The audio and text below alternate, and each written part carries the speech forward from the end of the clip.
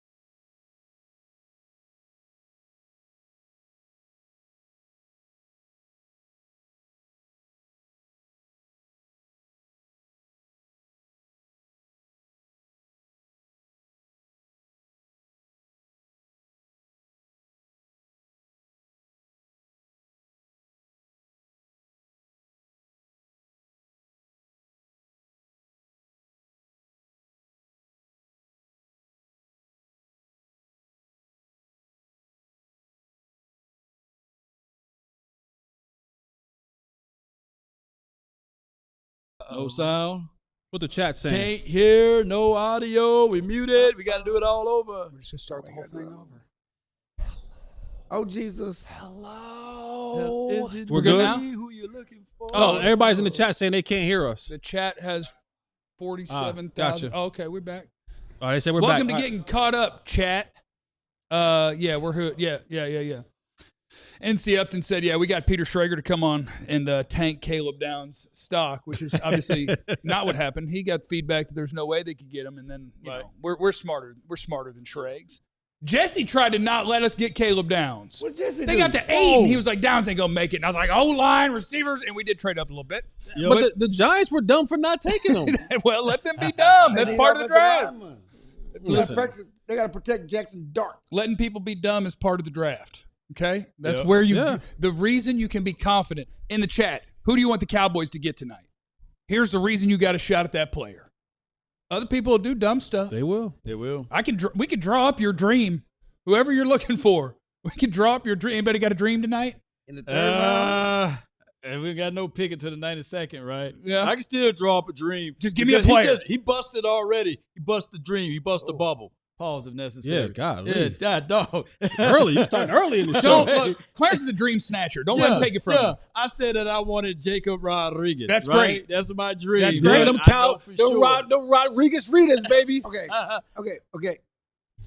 Okay, let me tell you guys one more time with this microphone, just hitting you right in the face with it. Hold on, I got to do some scrolling, boys. You gotta Got to hit get the up face to the with a top. microphone? Got to get up to the top. DLLS Cowboys is presented by FanDuel Predicts. Take a position on the spread, total points of the winning team. Follow the action in real time. DLLS Cowboys draft coverage is presented by the Fanatics app. Rep your team's newest picks and cash in on your fandom. How about that? Anyway, where were we? Clarence is having a drink, a little whiskey to get the night No, it's going, not a little whiskey. bourbon. Not whiskey yet. That's a spark. It was a long night last night, early morning. You know, working for DLLS, man. They work you hard, man. We're at WinStar World Casino and Resort. I'm proud of Jesse for getting back here. I didn't leave the start. Proud of John. I was Proud of stressed out. Tanner. I didn't get home in the bed till 3 o'clock in the morning. Oh. Well, that's Okay. a you Wow. thing. That's a you thing. That's It's it. not a you You thing. definitely, I worked. you We had definitely to- we had stopped. to You talk to- definitely stopped before you Did got home. not. Did not. You have to decompress. You got to talk about the draft. We talked to Jerry 3-4 times. Talked with Monk. You know, just driving home. Had to give me a water burger because I was starving. Yeah, I've been doing the same thing. I've been doing a lot of fast food lately, Clarence. I mean, and I got to tell you, it's not good for your energy it's levels not. or your belly. But he was talking about me busting his dream. You did. And I'm saying that Jacob Rodriguez is a second-round pick. Anthony Hill's a second-round pick. C.J. Allen is a second-round pick. They won't be available at 92. And Jerry told us today, he told us last night, he told us again, and I talked to Jerry this afternoon after we talked to Caleb Downs, and we got a lot of time to talk about Caleb Downs' interview and Lawrence and everybody else, but he said that it's too rich to move up into the second round. It's going to cost us too many picks. I'd rather don't give up that many players for that many picks, that many picks for one player. And it's too rich. We can move up in the third round, but we're not moving up into the second round. there's a different way you could do it. Do the Cowboys, because getting Caleb Downs is definitely a win, right? Like it ranks up there. Win. It ranks up there in when we look back at this and we start doing all the judging of who won the draft, what's the best player in the draft, all that kind of stuff. The conversation will be had. The Cowboys getting Caleb Downs at 11 will be one of the talking points that we go over consistently when this whole thing is said and done. Do they get fat and happy because they got Caleb and kind of take their foot off the brake and not be aggressive? You mean like come on the air last night and say we already won the draft, and they start the show today by saying we already won the draft, kind of like me? Yeah, I can see it. No. like do you? I can see we're good. Because I think getting Caleb Downs. Hey, man, you got glitter on your face. I see. Come on, man. I see. I mean, you're sparkling. It is shiny. It is shiny. I mean, I really didn't notice the first thing you're sparkling. Where you get that glitter from? Were you in the boo-boo room? Afterglow. Afterglow. Nah. I mean, I was just seeing it. Afterglow. Shout out to WinStar World Casino and Resorts. That's right. The W Tower. The W One Tower. of those women with the oxygen tank gave some glitter. Let me tell you something, brother. You know what I'm saying?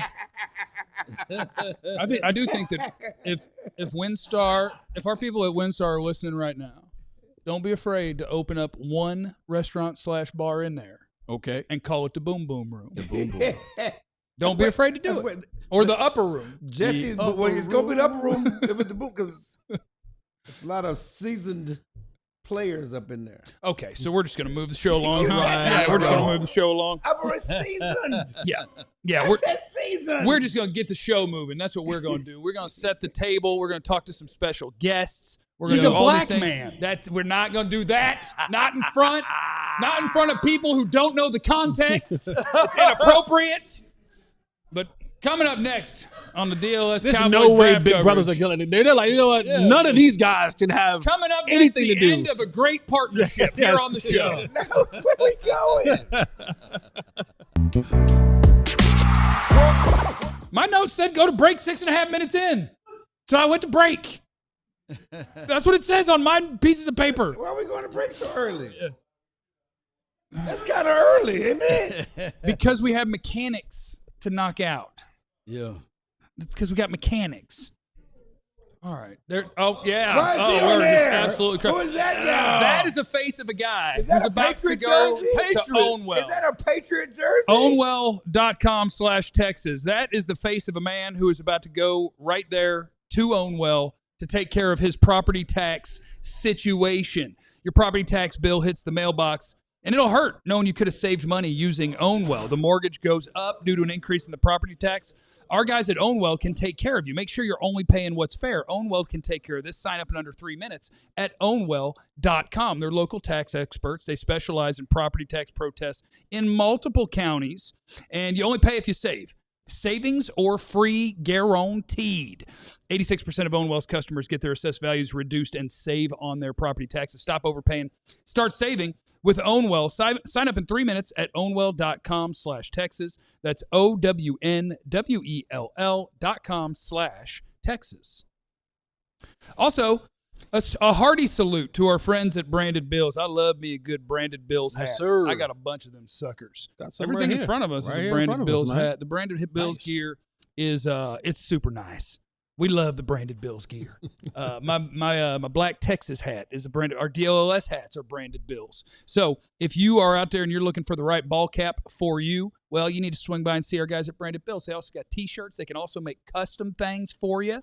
And so you just go to brandedbills.com and cruise around there. They also have a partnership with so many different colleges. You can see on our table in front of us while we broadcast a lot of those. And Branded Bills has a partnership with a bunch of different colleges where you can get sweet gear. So it all starts by cruising over to brandedbills.com. Take a peek at what they're working with and know that because you're here with us and you just use that little promo code BBDLLS15, you are going to get 15% off at Branded Bills.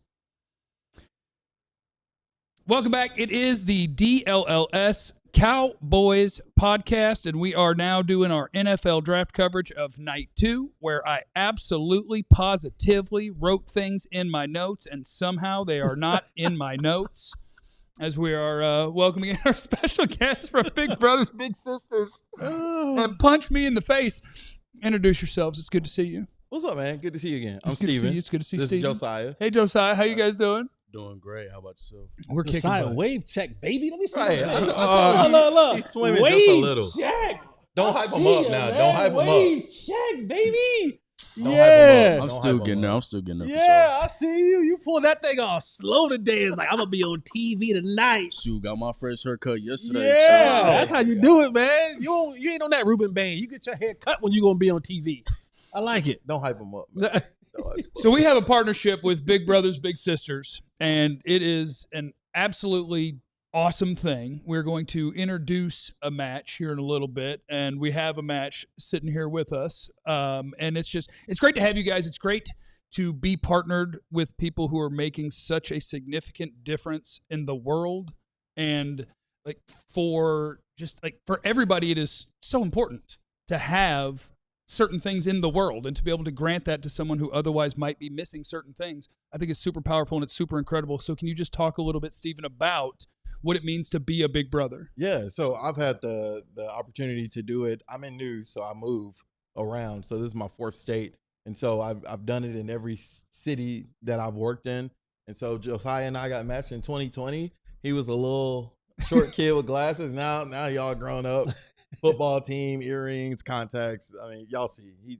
He sent the link to the show to a couple people. So Okay. he gonna try to be cool. Shout but- out to all the ladies that are all the ladies in the chat that's watching Josiah. I know you said it to him. You know what I'm saying? No comment. No comment. But we've been matched for 6 years now, and I mean it's really just everyone having that one-to-one mentorship.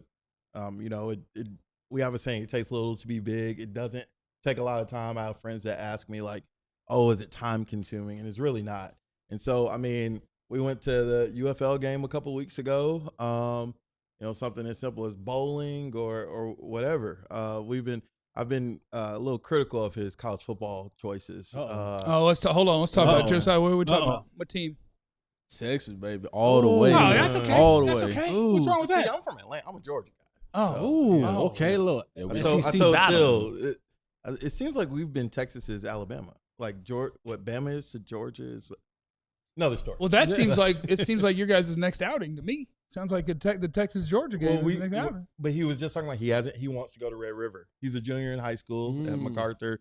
So it looks like if y'all got some Red River tickets for next year, let us know. I bet we can figure this out. Josiah, you've been matched up with Steven for 6 years, man. Give me a memory that's fresh in your mind that you can go, man, like that was a moment that I've had, whether it was you whooped him up in bowling or you took him down in pool or whatever it is. Give me one of those moments that you've had with your big and just, how that makes you feel. Definitely beating him in bowling for the first You got time. a deep voice. man. I know. It sounds like he went lower. Yeah. Nah, so Hey, it's all whoever, whatever the He young has woman people is- watching right whatever now. the young woman is watching, Josiah put on his good deep voice. Go ahead. I'm sorry. Nah, I'm he sorry. good, man. But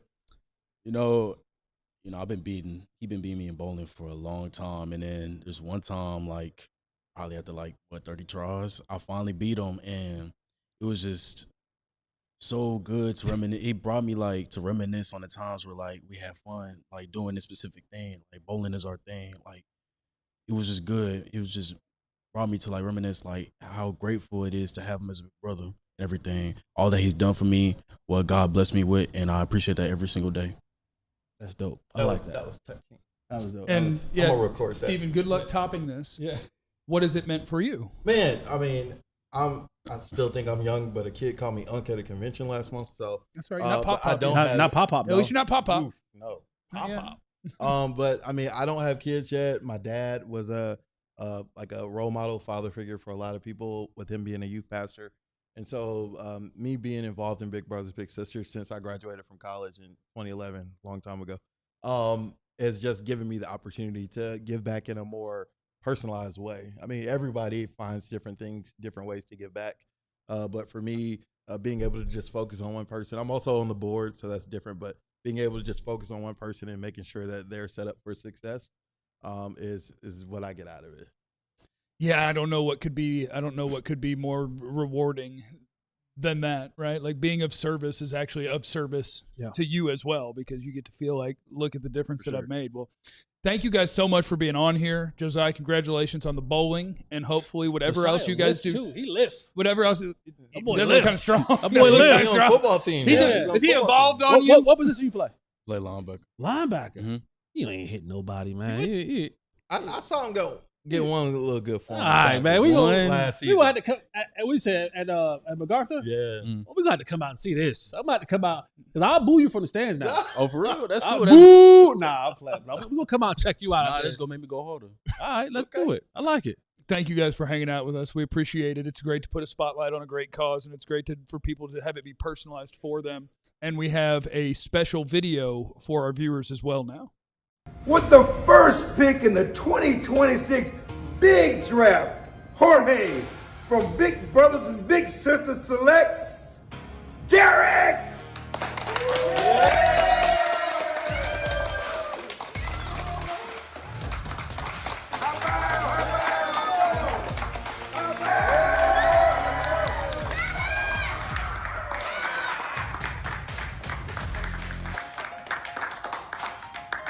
Jersey, man. How you feel? How's it feel to be drafted #1 overall?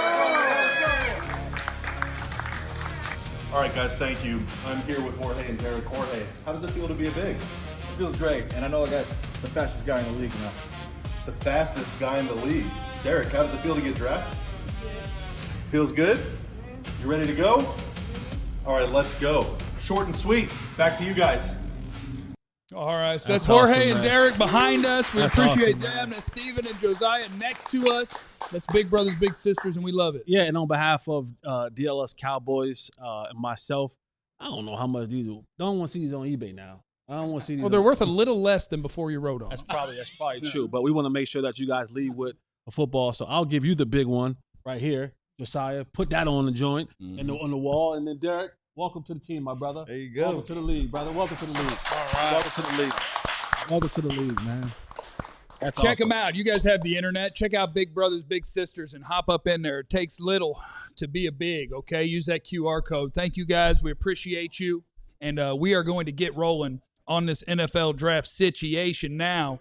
As the NFL draft is rolling along, we'll get the picks that have already happened, and we're working our way towards the Dallas Cowboys selection, which currently would be at 92. Yeah. Currently would be at 92, but we'll see what it ends up being as the night goes on. There's obviously going to be we are? Okay. All right. Well, then we will continue with the draft coverage next here on the DLLS Cowboys podcast. All right, shout out to our guys at FanDuel Predicts. FanDuel Predicts is freaking awesome because it's what you want to do. You want to get you an account on FanDuel Predicts, predict the playoff action all the way to the finals with FanDuel Predicts. All you got to do is sign up, and you'll get yourself a $25 bonus. Follow all the dishes, swishes, wishes, and misses. Every move's a potential plot twist. You can predict the spread, the total points, the game-winning moments that make the postseason, where one run, one rebound, one shot changes everything. From opening tip to the final buzzer, stay locked in with every pass, every play, and every moment that moves us closer to crowning a champion. Sign up now for your $25 bonus at FanDuel Predicts, offered by FanDuel Prediction Markets, LLC, a registered futures commissions merchant. 18 and up. Bonus is non-withdrawable and expires 7 days after receipt. Trading derivatives involves significant risk and may not be suitable for all investors. Manage your activity with our consumer protection tools. Restrictions apply. See terms at FanDuel.com/predict/bonus-offer-terms. Also, Mars Men. I probably need to get back into my. Yeah, no, I was waiting. probably need to get back I was into waiting the for my Mars Men. shipment to come in. I need that Mars Men shipment to get back in here. Mine is on the way because I got a little bit of the dad bod going on. I don't know if you guys know. 41 years old and I don't always eat right. And exercise isn't always right. Now I got a fake knee, so I hadn't been the most active. And Mars Men can help you out. You know, a lot of people think the dad bod just comes from drinking more beer, eating worse. Sure, that's part of it. That's part of it. That's for sure part of it. But as we get older, you know, we start storing more fat. We lose our muscle faster. And it's because of testosterone. The levels start dropping as early as your 30s. And when that happens, it's easier to gain fat. Mars Men can help you out. Natural supplement designed to support healthy testosterone levels. You want to get to looking good and feeling good. For a limited time, our listeners get 50% off for life plus free shipping and 3 free gifts at mangotomars.com. Mangotomars.com, 50% off, 3 free gifts when you check out. Available on Amazon. After you purchase, they're going to ask where you heard about it. Say DLLS, baby. All right, here we go. We're drafting. We're drafting night 2. Dezon Stribling, the wide receiver out of Ole Miss, is going number 33 to the San Francisco 49ers. Chase Besantis, Texas A&M guard, is going number 34 to the Arizona Cardinals. He'll be blocking for Jeremiah Love. He sure will. A little early for him, by the way. So Jeremiah Love, good luck. You know, I can't say that about A&M people. Not in Texas. I need to be careful. He was one of the he was one of the guys that I knew. Like just looking at people's mock drafts, like, yeah, he might be a first round pick, and I'm like, okay, I don't see it. That's all right. And I have a lot of those guys every year. Where there's guys where I'm like, okay, I don't see whatever you're seeing, and that's cool. T.J. Parker at 35 to the Buffalo Bills. Guy that could have been a top 10 pick if you were allowed to declare as a true sophomore, but you weren't, so you had to play football again, and it didn't go quite as well. So we're at number 36 overall, and we're going to be hanging out, and we'll let you know the guys who are picked, and we may talk about some of these players as we go through the night, but we're also just going to be talking a lot of Cowboys football and biding our time and seeing what happens. Yeah. Just waiting to see, are the Cowboys going to have anything absolutely insane happen? Did George Pickens just sign his franchise tag yesterday because it sounded good and it was a fun time? Or is there something afoot? Is there something afoot? And we don't know. So for the moment, we're just going to be hanging out with you guys, talking about football and the draft, and then we'll pick in about 55 picks. For now. Yeah. For now. So we got a couple of guests going to be booked. We got John Machoda's coming on. Bill Jones from Channel 11, who does the draft. You know, he had a big green book he has. Yeah, he does have a little notebook. Yeah, a little notebook. And Nick Harris is coming on. Okay. I did an interview earlier with Darren Woodson to talk about Caleb Downs. I don't know if we have that. We can play that at some point. But he was really excited about Caleb Downs because Caleb Downs is a little Darren Woodson. That's a little Woodson. Y'all making him Darren Woodson, man. No, we're not. I'm the one who said it, so I Let take him it. be Caleb Downs. Okay, you're right. And I personally, and if we want to go there, we can go there. I don't think he's Darren Woodson. Yeah, well, Caleb's going to go to the Hall of Fame, so. Well, somebody said it. But somebody oh wow, that's shade. That is shade. That is some shade. But there are people who've said that Caleb Downs is the surest thing to the Hall of Fame, though. There's been that kind of talk about him, and I would say this, and I talked to Woody about it. The things that made Woody great, the things that he don't get enough credit for, probably the reason why he's not getting the Hall of Fame, is what the Cowboys value in Caleb Downs. And that's why we connect to Woody, because Woody played the slot. Woody played, covered Jerry Rice in the slot. He was a safety that did that. He didn't play back to get all the interceptions like some of these safeties do. He was very versatile. They used him to rush. They used him to cover. They used him to play deep. He did it all. That's what CP sees in Caleb Downs. Yeah. That's why Woody is the perfect comp for him. He's not as big as Woody, but he does those versatile things that Woody does that made Woody special on those Super Bowl teams. So we got somebody in the chat who is on Team Law here, still holding out hope we get Jacob Rodriguez, hoping we make one more trade up to get him. And you're not going to be alone because, if you're watching for anything tonight, like at the moment they don't pick until number 92. A long time. And if you had to guess the position that the Cowboys are planning to pick at 92, probably a linebacker, isn't it? Or cornerback. Or cornerback. Did you say a quarterback? Corner. Corner, back. Okay, I thought you were looking for Nuss there. Well, something has to be done at linebacker. Caden McDonald is going to be the pick at number 36 to the Houston Texans. For my money, the best nose tackle in this draft class. Caden. Because he got left in the green room. He got left in the green room. I don't like that haircut. Oh, you think he's sad?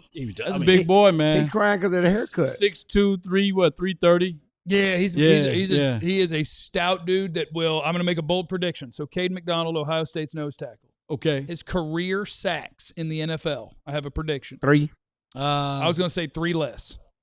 I think he'll have 0 for his entire career. Wow. Really? But he's going to be a good player. Good player. Like he is literally I am here to stop the run. Well, then you pay what you paid to Will Anderson. Right. And now you say go get me a 2 gap Go get me a two-gapper. Go get me a guy that's going to stuff the runs. Go get me a guy that's going to eat up some blocks. So that short corner for Will Anderson gets a little bit more shorter because you can't now push out and double team Will Allen because all right. Well, he did have 3 sacks last year, so I guess I got to say he'll have at least 3. That was Yeah. And his whole career he'll get 3. And the way he is, where did you have him at in this particular draft, as far as the interior guy? Because we know Peter Woods, we know the other guy, Caleb Banks, he was really good.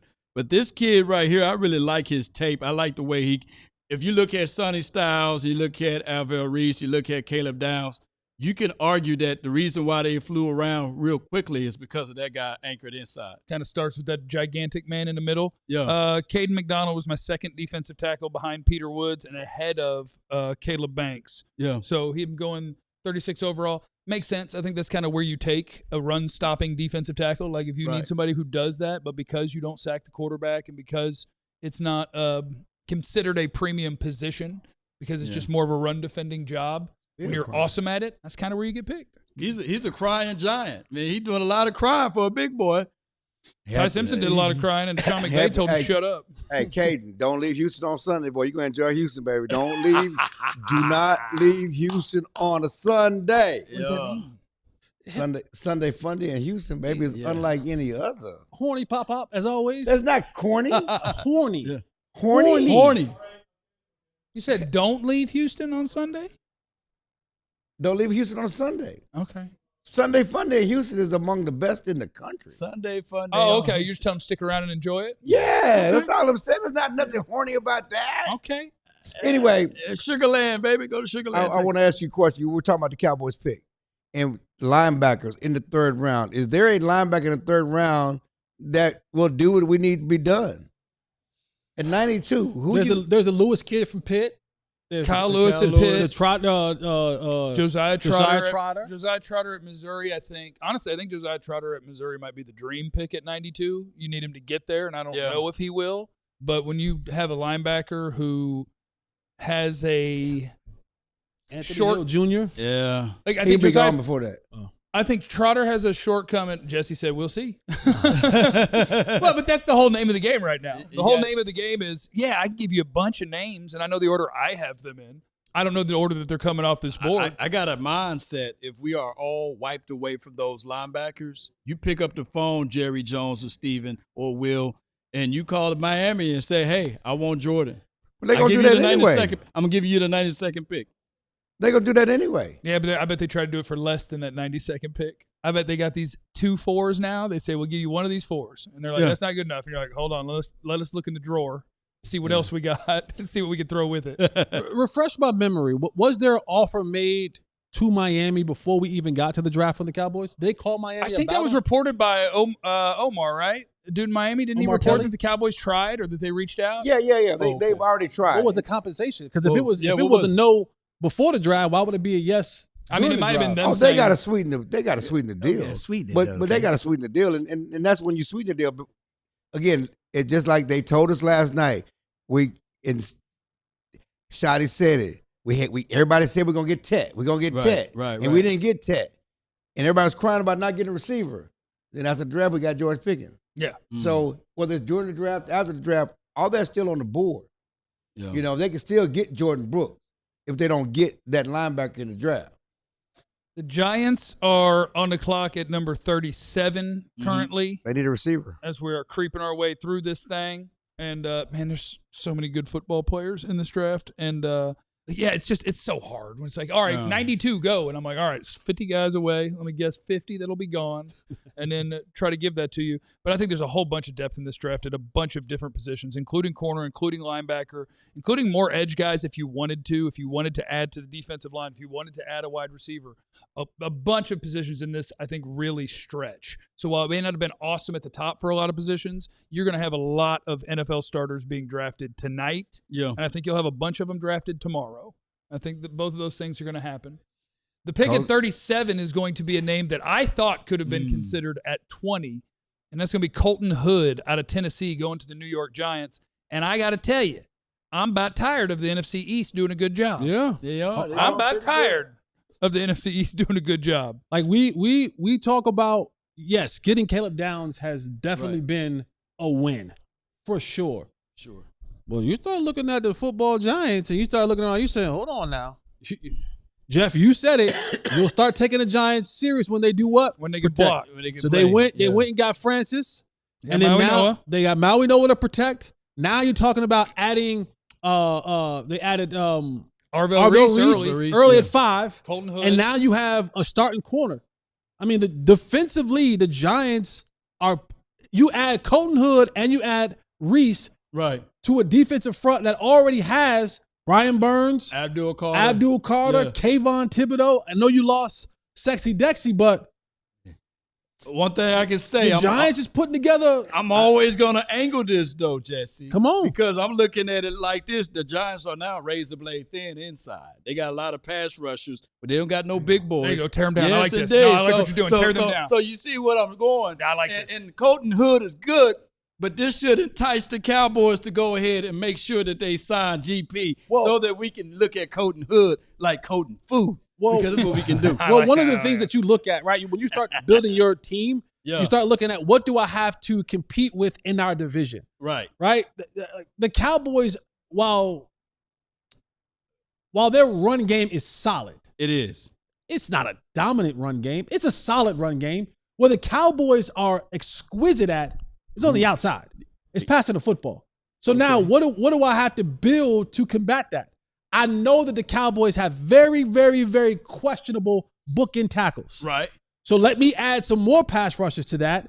And also, it is hell trying to come up with the game plan on the outside of how we're going to cover George Pickens and CeeDee Lamb. Yeah. So now I go get a Colton Hood that at least, hopefully, their thought process is probably, hopefully, that he is good enough to hold up. I'm not saying that he's going to be good enough to stop CD or stop George Pickens, but to hold up and that you're not food, maybe an appetizer, but not an entree, calamari, right? fried calamari, and then I let my pass rushers, Yeah.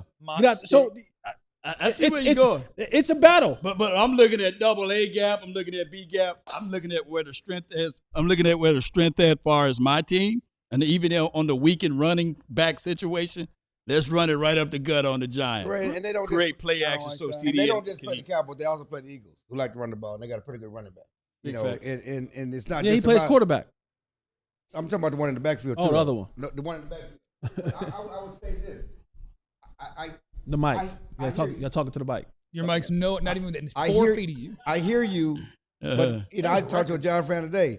Where are they downplaying Dexter Lawrence? I mean, Dexter Lawrence was one of the top players at his position, at any position in football.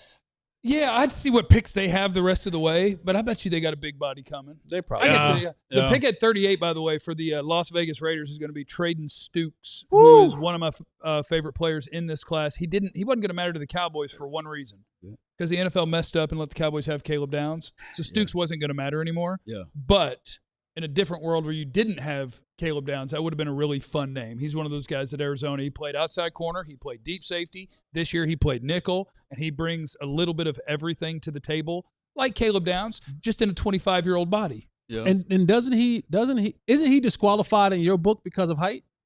Who, Stukes? Isn't he He's 6 foot? Oh, he looks taller than 6 foot. No, he's not big. No, he's not too tall. Okay, he looks like he's like 6'2". No, I had to come to what is too tall for me. Now, Sonny Styles is not too tall. Linebacker, I can get away with it. Corner, if you're 6'4", I'm out. If you're 6'3", I'm about 80% out. Yeah. I'm going to have to see some incredible footwork on tape if you're 6'3". I'm scared of the tall corner. Okay. And I want to get back to one thing from last night. It was Reese. Okay. And it was after Bailey had left, okay? And we talked about the guys that they coveted. They did not want to get out of there without. They covered it. It was Reese, and it was Down. Okay, Reese was the Cowboys' other guy? Yeah, Reese was the other guy. Because I asked, he said it was two pass rushers. It was Bailey, because Bailey went at 2. Yeah. So once Bailey was gone, then it was Reese and Down. Those are the guys that they really coveted, that they wanted. I think Reese going to be either hot or cold. I think that he's raw. And I think it's going to take a little time for him to really excel, to get to those things. Even though he's athletic as all get out, I just think that he's going to go to the next level, either hot or cold. Kind of like Thibodeau to a degree. Either hot or cold. Thibodeau really didn't show us a lot. Last year he did year before last, something like that, he did turn the corner. But I'm glad that we got Caleb Downs. I agree. Like, of all of those names, I guess if you'd have let me pick with all of them on the board, I guess I probably would have taken David Bailey. But there's also a part of me that is really grateful that you gave up less capital and got the guy out of those three that I'm so much more sure about. Yeah. I'm so much more sure about what Caleb Downs is going to be than I am about either one of those pass rushers. And I get that the value is huge if you hit on a monster pass rusher. But the amount of doubts I have about Caleb Downs is zero. Yeah. You will not have a average starter or worse in Caleb Downs, even as a rookie. Not going to happen. An impressive individual on and off the field. I mean, we did an interview with him today, and he's disciplined. He's intentional. He is, just so impressive in how he talks, how he speaks. Yeah. When they talk about coming in from day one and being the smartest guy on defense, being the quarterback of defense, you see why. Talked to his dad today, and he talked about how, they used to call him Little Nick Saban. When he was a rookie freshman, he was sitting next to Nick Saban in the meeting room. First year, and soaking up everything from Nick Saban, mannerisms, everything he talked about. He started every play at Alabama. Started last 2 years. And no true freshman had started in Nick Saban's secondary at Alabama until Caleb Downs. Yeah. Went to Ohio State, started every game at Ohio State, was the smartest guy on the defense. We talk about Sonny Styles. We talk about Reese. It was Caleb Downs, a Big 12 player, Big 10 player of the year. Yeah. I mean, and he is that special. And again, when you guys talk to him, again, he does not look physically imposing. Right. He's not Darren Woodson size. He's not Caleb Thielman size. But no, he's 6 foot 200, 6 foot 205. 200. But this dude is a leader. On and off the field, how he carries it. He's going to be a guy that's going to hold guys accountable. He was holding the media accountable. He was holding his family. I mean, I remember, he shut me down at the combine. I tried to ask him, I'm not talking about that. Yeah. And if you listen to his press conference today, when somebody asked me on change numbers, it's not the time to talk about that. He wasn't playing no games. I haven't offered that man his money yet. But he wasn't playing no games, But he's intentional about thanking his family. Sister's in medical school at Wake Forest. Dad played NFL. Mom, they're all there. But this guy, very, very, very impressive individual. The Cowboys, I said it last night, that the Cowboys finally got their Dak Prescott on defense. Yeah, that's what he is. They got their man of the year. They got their Walter Payton man of the year, their leader. You ain't going to get nothing messy out of him. No. You got the guy that, one of the things, we kicked the back end of Matt Eberflus last year. Right. And for those who wanted to have it, he deserved some of the back kicking. Correct. But I was on many of weekly shows, post-game shows, and I just kept saying, when I hear players or coaches or what have you keep talking about confusion, keep talking about lack of communication, so on and so forth. For me, as a former player, a lot of that falls on the shoulders of the player. Because if you're not communicating on the field, that means somebody don't know what the hell is going on. That comes from film study. That comes from the ability to understand what they are doing down in and down out. And I think when you add Caleb Downs into this mix, I think you now have that vocal leader, that guy who's going to be in the film room, that guy who's going to be on the football field and pushing those other guys to want to know what to do, how to do it, when to do it. He, as a rookie, he might be the guy that just like, hey, let's go out there and get some more film in. So an impressive young man, and I can't wait to see him in action. Number 39 overall to the Cleveland Browns is Denzel Boston, the wide receiver out of Washington. Now, he's a big one. Now, big receivers are allowed to be big. Corners are not allowed to be too big. Receivers are allowed to be big. Second receiver they've taken, right? Yeah, they're loading up for Deshaun Watson and Shador. They're going to fight That's going to be the most hilarious quarterback competition of all time. Denzel Boston, son of David Boston. David Boston, who was a freak. David Boston was a freak, and then later in his career, David Boston had like 40 pounds in off season, and we went, we're just going straight Balco, huh? We know why. We know why. He was a freak before that. That's what's so crazy. I remember him coming out of high school. I did his recruiting. So he was a 5-star freak before he took all that extra medicine. We talked about the Giants and what they had on defense, and just one of the reports coming from Jordan Schultz. So the Giants have engaged in trade conversations involving Kayvon Thibodeau, and the Saints are among the teams showing strong interest. A deal could happen as soon as tonight. So the Giants may be looking to move Kayvon Thibodeau. Right. That makes sense. What they have in there now. I was seeing something. Let me piggyback on that real quick. Go ahead. Because last night the Giants said we weren't trading Kayvon Thibodeau. Yeah, that's what you're supposed to say. Right. Yeah. So just because the Cowboys says we have no intention of trading Pickens. If the Cowboys trade George Pickens, they can get the right offer. They're going to do the same thing the Giants do, what I'm saying. Kansas City Chiefs just picked R. Mason Thomas at number 40. Right. That's Oklahoma pass rusher. I'm a big fan. Big fan. If the Cowboys had picked R. Mason Thomas at 23, I would have been happy. You'd been happy with that. I think he's a good player. Like, he's a little bit undersized, but that dude plays with speed, quickness, power. He plays with all of it. He's just a little undersized. Yeah. And then where was I going? Yeah, now we're at pick 41 in Cincinnati. Getting close. Anything that I heard about George Pickens at this point in the draft, and that's what if you traded George Pickens for something in this range of the draft, I'm leaving. Yeah, it wouldn't be the same. And in the draft is what you're gonna get your George Pickens. Why did you keep George Pickens? You take Jacob Rodriguez. Right? Jacob Rodriguez versus George Pickens. Go. That's what we do. If you want him out, I just want to. I wanted to fire. How about 2 second-round picks? You put this year, next year. We're talking about something. Before we weren't doing anything good. Now we're working on it. We got a little run on pass rushers, it looks like, at 41. He plugged in. What, we got a problem with my mic? All audio. I love the story of Thomas is one, and you put me on game about him. His first name? Yeah. His family wanted to all have R names, and they couldn't come up with an R name, so they just put R.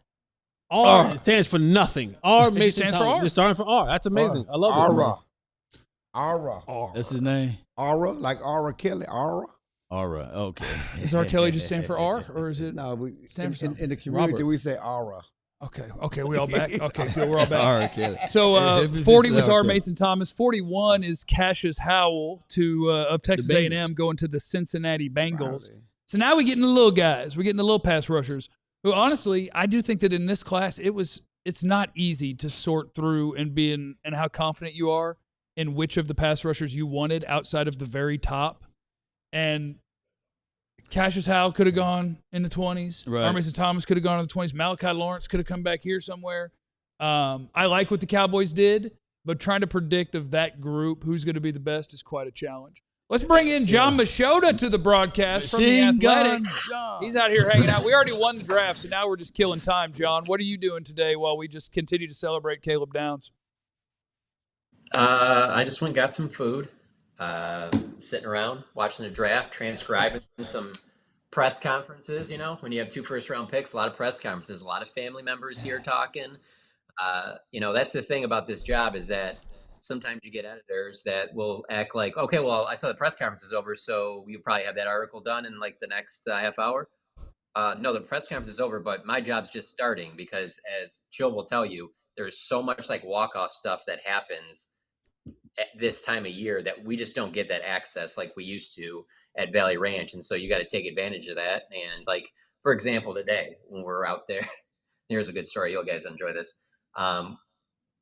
Caleb Downs' family's leaving. They're kind of meeting with Malachi Lawrence's family. Next thing you know, you see Christian Parker's out there. Christian Parker talks with some reporters for a little bit off the record stuff. And then what do you say off the record? Like I can't. I mean, it wasn't really football stuff. Clarence will tell us. It's fine.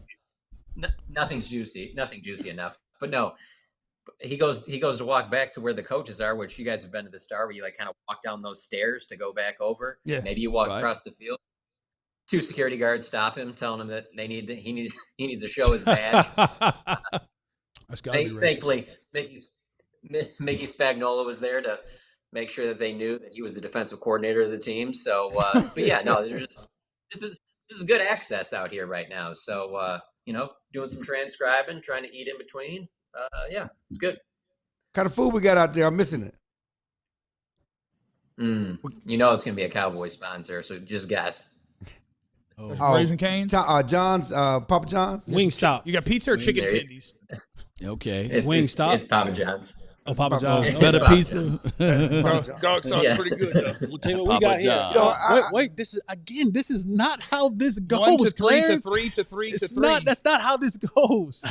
3. John, being there at the start, any updates from what's happening over there about the Cowboys potentially moving up into the second round, or are they willing to stand pat and stay right where they're at third? They sound very willing to stand pat. Now, maybe if you can get one of these CJ Allens, as last I checked, is still available. He was to maybe make it to the tail end of that second round. See, because Steven said this, I guess it was this morning on 105.3 The Fan, that they don't have much interest in trading up into the first 3/4 of the second round, but potentially at the back end of the second round if there's a player they really liked, or potentially early in the third. So I think that's where you would maybe see some movement, but I really think they like having those 3 4th-round picks. And so because of that, I think that they're fine with sitting there, which I'm surprised that we haven't heard much mention of. Well, our second-round pick went to be Quinnen Williams. Our third-round pick went to be George Pickens. So a little bit of that mention, but not nearly as much years past, like after they traded their first for Amari Cooper. So I don't see them trading up right now. So it's probably going to be a while before they pick. Most certainly. John, so with that being said, you don't know how it go either, right? I thought you said 1. Well, I went 1 to 2 and then 3. Well, we went 1 3 2 4. I think. Yeah. Clarence already did one. Go ahead. It's my turn. Go ahead. All right. So when will it be? Do you think the Cowboys will focus on another outside corner or a linebacker next coming up with the 92nd pick? Because especially I haven't seen a run on linebackers yet. You think that could be the next angle, linebackers before outside corner? I did not think there was any chance Caleb Downs would fall to 11. And so I didn't think there was any chance any of these good linebackers would fall to 92. And I was wrong about Caleb Downs, so maybe I'll be wrong about that. Maybe that, I don't know, Josiah Trotter. I don't know. I don't break down the film and stuff like others, like Jeff does. So I can't sit there and tell you exactly if he's a early third round, late third round type guy. But it is something where I'm sitting there going, is there a chance one of these linebackers fall? That'd be a good chance. Tom Pelissaro is announcing that there's a trade that the Cowboys are acquiring linebacker D. Winters from the 49ers. Okay. I just saw that. Breaking news. I was just looking at on that one. Yeah. Does D. Winters? Does D. What Winters? do you guys know about him? I mean, I know that he played. I know that he played. I can give you a full scout report tomorrow, but I mean, I can give you snap count right away, and his snap count is he played a ton of snaps. Can you tell me how he can? Can you tell me how is he better than Kenneth Murray? I don't know, like a Kenneth Walker. Yeah, that's what I was gonna say. Kenneth Murray. Where does he compare on that level? Yeah, that'll be tough to say. But yeah, the Cowboys are trading for a linebacker. But I mean, look, they need bodies in the room. So like, sure, today if the Cowboys are trading for D. Winters from the San Francisco 49ers, he played almost 1,000 snaps last year, so he was a full-time player for them. He's a smaller guy, under 6 foot tall. He's 25 years old. TCU Horned Frog. Is he? Yeah. Let's get to TCU. Bring him on. Get them up there. So today. Well, today he's starting. Well, today he's starting. How much did he play last year? 1,000 snaps. That's a lot of snaps. So again, we wanted the inside linebacker. You talk about Jordan Brooks. You look at the guys you couldn't get in the second round. Does D. Winters satisfy that need? Probably not. I wanted. But I mean, they're. Oh, sorry. I guess, John, you're still. As soon as news broke, I started doing a show instead of remembering we had a freaking guest here. No. You're good. I don't think that would be enough. I think that's and I will maintain this too. I never thought they needed one inside linebacker. I thought the whole entire time they needed at least two. I mean, what else do you have right now? You have Shamar James and what's his name? Barron, DeMarvin. Yeah. Overshown. overshown. John quit the show. Machota? John, throw John Machota off the James. show. He's quit the show. Machota? John versus John. You're breaking up on us. Can you get us? That's all right. We'll just cruise right along. Do we have the compensation for D Winters? The Cowboys are trading. Let me see. I heard a rumor of Fred Warner at first, but now it's D. Okay. Don't do that. Yeah. Don't do that. Let me tell you something right now, Law. Don't do that. Let me tell you something right now. This iPad, 5th round pick. if it was Fred Warner, Warner. this iPad would be on the roof. Yeah. I would be. Oh, we shut the whole show down. Man. Shut the whole show down. Okay, so the Cowboys have moved a 5th round pick for 49ers linebacker D Winters. So now you at least have a 4th body in the room that plays inside linebacker. And if you had to guess today, I would probably guess that if you were playing a game tomorrow, he's starting over Shamar James. Yeah. So they've done something. They put a guy in a room. I would still be incredibly interested in trying to find another inside linebacker for this team in this draft. Yeah. But if you're using a 5th round pick to get a guy where it's like, hey, what if we completely strike out and we don't end up with anybody that we feel great about? Okay. Well, your Jacob Rodriguez dream just died. Yeah, Miami, you jerks. It could be a twofold thing. Since they got the youth, they said that they want to go younger, so they might just say, hey, Cowboys, we give you Jordan Brooks. Yeah, we'll take that. Yeah, We'll take that. I'll take that. Hey, you know or what? Jordan Brooks can Play next to Jacob Rodriguez. Yeah, because Jacob is more. He's more of that kind of will type linebacker, right? See ball, right. get ball, Yeah. play the passing lane, play the can cover some backs out of the backfield. Yeah. And Brooks, did Brooks go to Tech too? Yeah, Texas Tech. Yeah, Jordan Brooks is Texas Tech. So yeah, Jacob Rodriguez, Jordan Brooks, Texas Tech. You know, one of the great Miami linebacker went to Texas Tech. Miami. I'm Zach Taylor. Okay. I'm sorry. I'm Zach Taylor. Zach Thomas. Zach Thomas. I was like that win with the A&M with the Cowboys. Yeah. Zach Thomas. Zach Thomas, Zach yeah. Thomas. Texas Tech. Yeah. Linebackers go to Miami. Okay, yeah. Yeah. 5th round pick for D Winters. And I like the guy in the chat that just said we got our linebacker in all caps. Yeah. We got they got a linebacker. You got a linebacker. You did. You have But, a linebacker. but check this out. Were you going to get an All-Pro? What were you going? What your expectations to get a linebacker anyway? I think Bobby Okorike is still out there and Bobby Wagner. Both of those guys perform better than D Winters. D Winters, I just looked up his stats, and I haven't looked at his tape yet. But he passer rating when target 104. He had 16 missed tackles. He had 85 tackles. He had 85 solos. So I don't know. We'll see when we turn on the 85 tape. solos is not. That's good. That's good. now. That's good. That's good. And 16 missed tackles over 17 games. See, you had 1,000 snaps. That's not bad. Ratio. No. But I'm with Law. I will not look into a camera and lie to anybody. Right. I can't tell you. Yeah. I just watched D Winters. Right. And we're good. No, Or you're D not Winters good. sucks. Like I can't But tell you. Getting Jeremiah Trotter, you won't be good either. We're talking about this year. Josiah. I'm sorry. Jeremiah would not help this team. No, he would not. Well, Jeremiah, a little old, little Jeremiah long. in prime would though. No, Jeremiah's prime, for sure. Help the hell But out I'm of this just team. saying, getting Josiah Trotter, he wouldn't be better than D Winters this year. We're talking about this year. I do want to congratulate D Winters. Coming on. So last year, the Cowboys had a defensive coordinator that I'm prepared to blame everything on. Right. I'm just going to blame everything on Flus. Flus got to San Francisco, and D said, can I go where you just left? Can I get up out of here? Because I know you won't be back there. I know we had at least one super chat, John. Can I hit that thing? I know because it said the pool fund on it, and that's really near and dear to my heart. Okay, Pumbaa's in there. Gave us one. Which means we need one from Timon later. Okay. 3rd and Sam, how we feel about giving Philly Lemon. We can talk about that because the way that went is hilarious. William Cooks in the super chat. Would they look at Caleb Proctor, D-line, Southeast Louisiana? They could. That was one of the guys that went to the combine. You went, holy cow, that sounds like a incredible. relative. It's an incredibly athletic large man. I know. But Could be a relative. Somebody asked, it could be a relative. Wyatt said a little 5 for the pool fund. I'm down to about 22.6 that I owe on the pool. And the people on my little tiny YouTube channel know you hit me with those. We're trying to whittle that down a little bit. Come on, man. Trying to whittle it I'm down. trying to build one up. Yeah.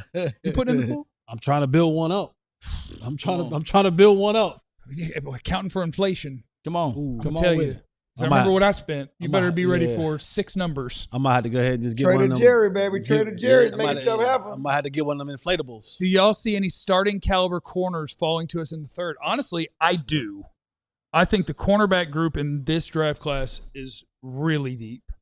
I think I can give you a list of names, and this is just according to Jeff. The things that while you're looking that up, the things that I like about the DBs that's out there, they are all small though. Keontae Scott, D'Angelo Pons. Yeah, but Keontae Scott doesn't know he's small. They play with heart. Yeah, he's you're just right. under 6 foot and he's 190 something, but he plays like he's 6'3", 240.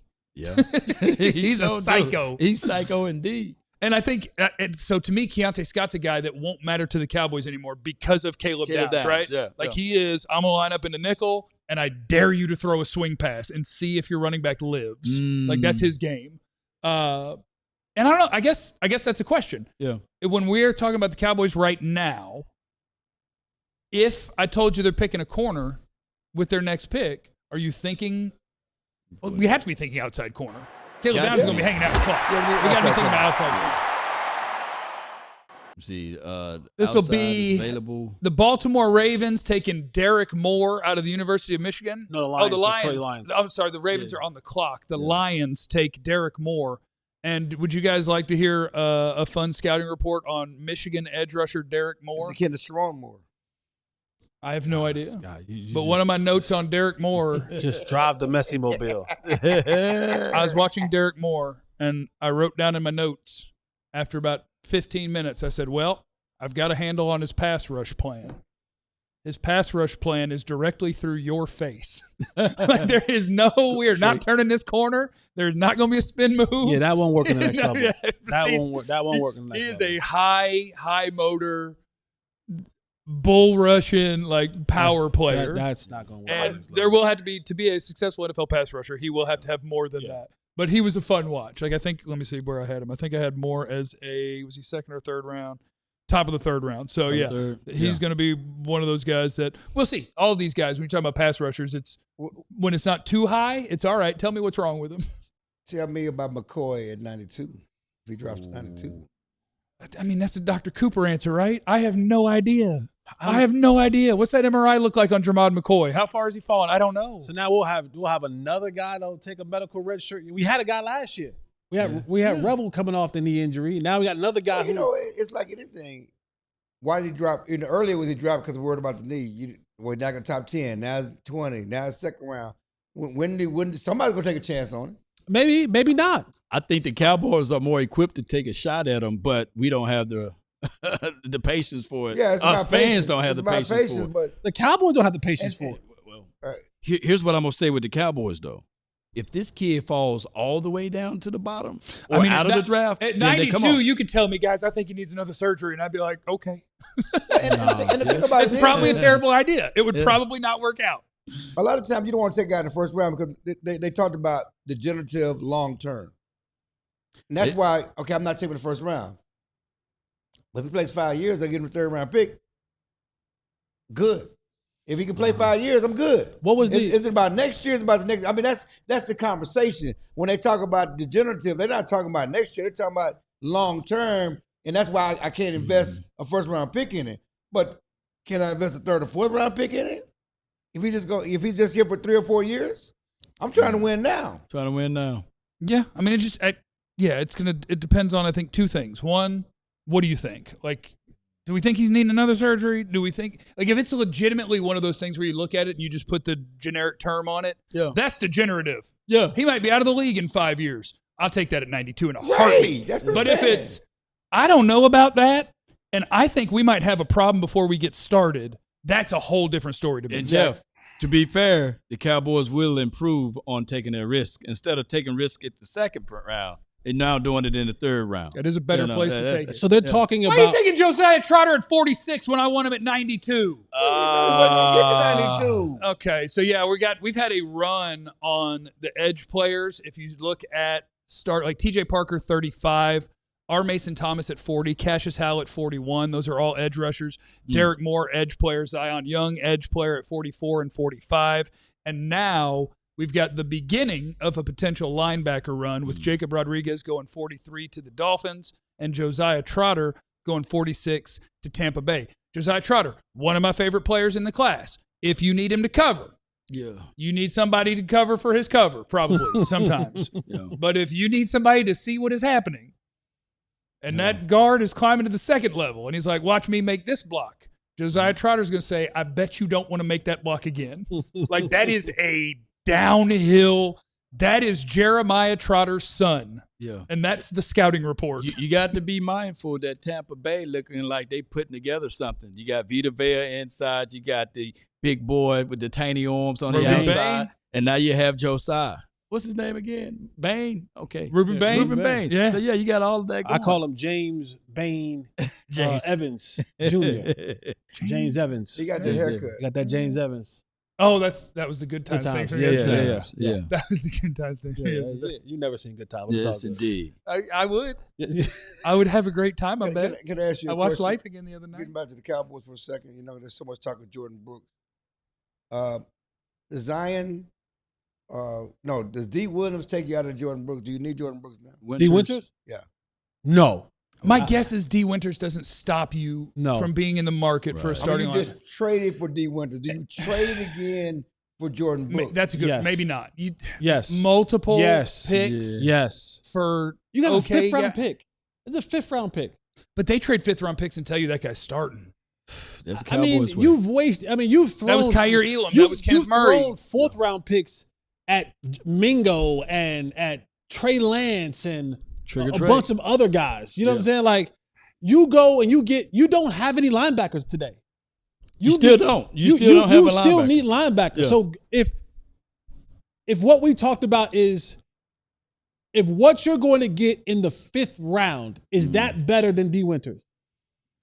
Maybe so. I'm guessing not. No, I'm guessing not. No. I'm guessing not. Otherwise, you just kept pick. It's not good enough. Even if it's not physically, it ain't good enough mentally. Right. D. Winters is a guy who's been around this league, who understands football concepts, right? Correct. And I want to be able at least to have that. Remember, we're talking about Christian Parker here. And the thing that he keeps and consistently talks about is, we're going to be multiple. We're going to be versatile. They're going to be different looks, whether it's base or whether it's some sort of nickel or dime or whatever it is that they're going to be in. I need guys who are smart football players, who are versatile football players. So D. Winters may not come to this team and be a starter or play 1,500 snaps, 1,200 snaps. He may be a rotational guy. But the knowledge alone, I take him today over whoever I was going to get in the 5th round. I feel where you're going. And if Brooks is available, give another pick. You're giving me guys, and Clarence, you should be nodding with me because you talk about right now. You want to win right now. Give him one of these two. The 5th round pick or the 4th round pick that you may get today is not going to help you win tomorrow. Facts. Okay. These guys have a better chance. Brooks being traded for, D. Winters being traded for, have a much better chance of helping you today than the guy in the 5th round. Yeah. That's why I asked the question, though. I'm trying to get your mind. What y'all think about that? That's what I'm saying. It's still, are you out of that sweepstakes? I want to hear what you got to say about it. I'm not disagreeing with you, but I'm going to hear what you got to say about it because, I don't know, if D. Winters is enough. He's not. It's definitely not He's enough. not enough. It's not a needle mover for us at all because we still got a gaping hole right there. But like you said, the wisdom and knowledge of the game. It's duct tape. Yeah. It's fix a flat. It's fix a flat. Hey, you shouldn't go 100 miles an hour with this spare tire, but it can get you to point A to point B. Get you right there. It gets you to your check comes, you can get a new tire. You know what I'm saying? So I think D. Winters is a placeholder. He's a guy who's on the roster that if you went to sleep tonight and you had to play a game tomorrow, he could go out there and be a player. And I heard your stance on everything. Last year, we beat the hell out of Matt Eberflus. And you said if Christian Parker, if he can live up to the name that he said he will do, we can't have it both ways. So if we trust him, we trust what he's going to put together on this team, especially in the linebacker room and as well as their front. They're going to have to get better for his secondary to work. Absolutely. I would guess, my guess is that a trade, I'm not saying shouldn't, but I'm saying I would think they won't anymore. Right. Like, all right, we traded for a guy. Right.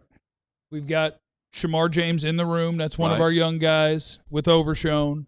And the Cowboys are good for every year, drafting at least one. Most certainly. So I think you will have another guy that will be in that linebacker room that will hear his name today or tomorrow, and maybe two of them.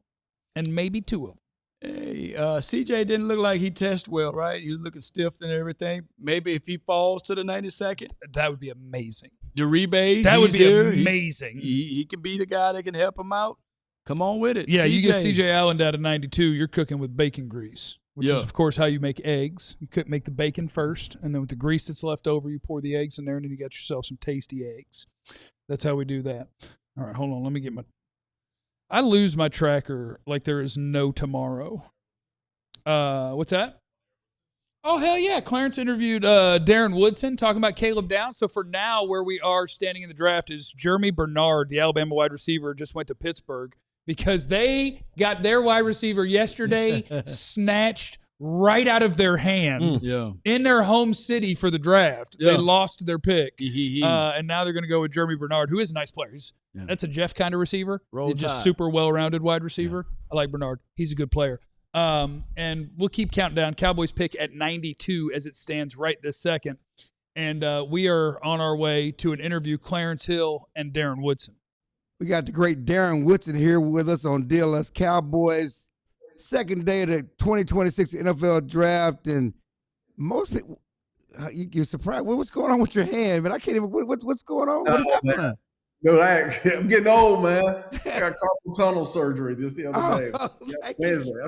That's why I'm working from home. Oh, I'm so sorry, man. Carpal tunnel. Like, man, what is going on?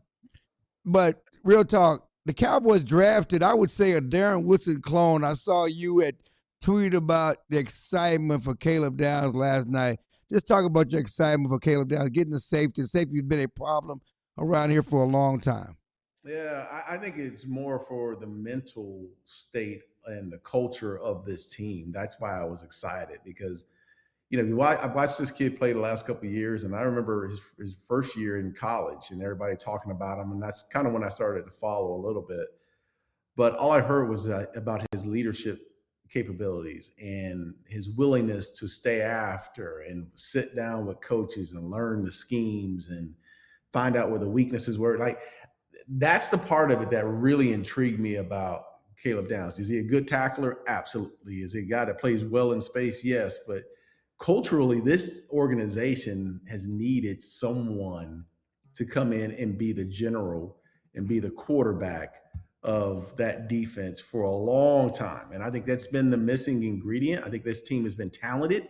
Even back in the Romo days, I think this team has been very talented as far as pass rushers, good corners and all, but it's that one guy, it's that one little it factor that you need that's going to hold everyone accountable, even himself, but who's going to line people up. And I've watched this team the last couple of years, and this team could barely get lined up. Right. And they bust coverages consistently. That is, I'm hoping that's the first thing that changes with this new addition of Caleb Downs.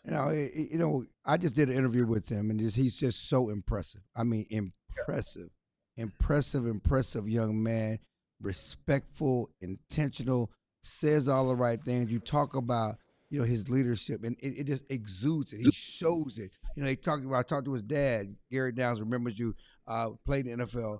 And, when he was a rookie, when he go to team meetings, he was sitting next to Nick Saban. They used to call him Little Nick.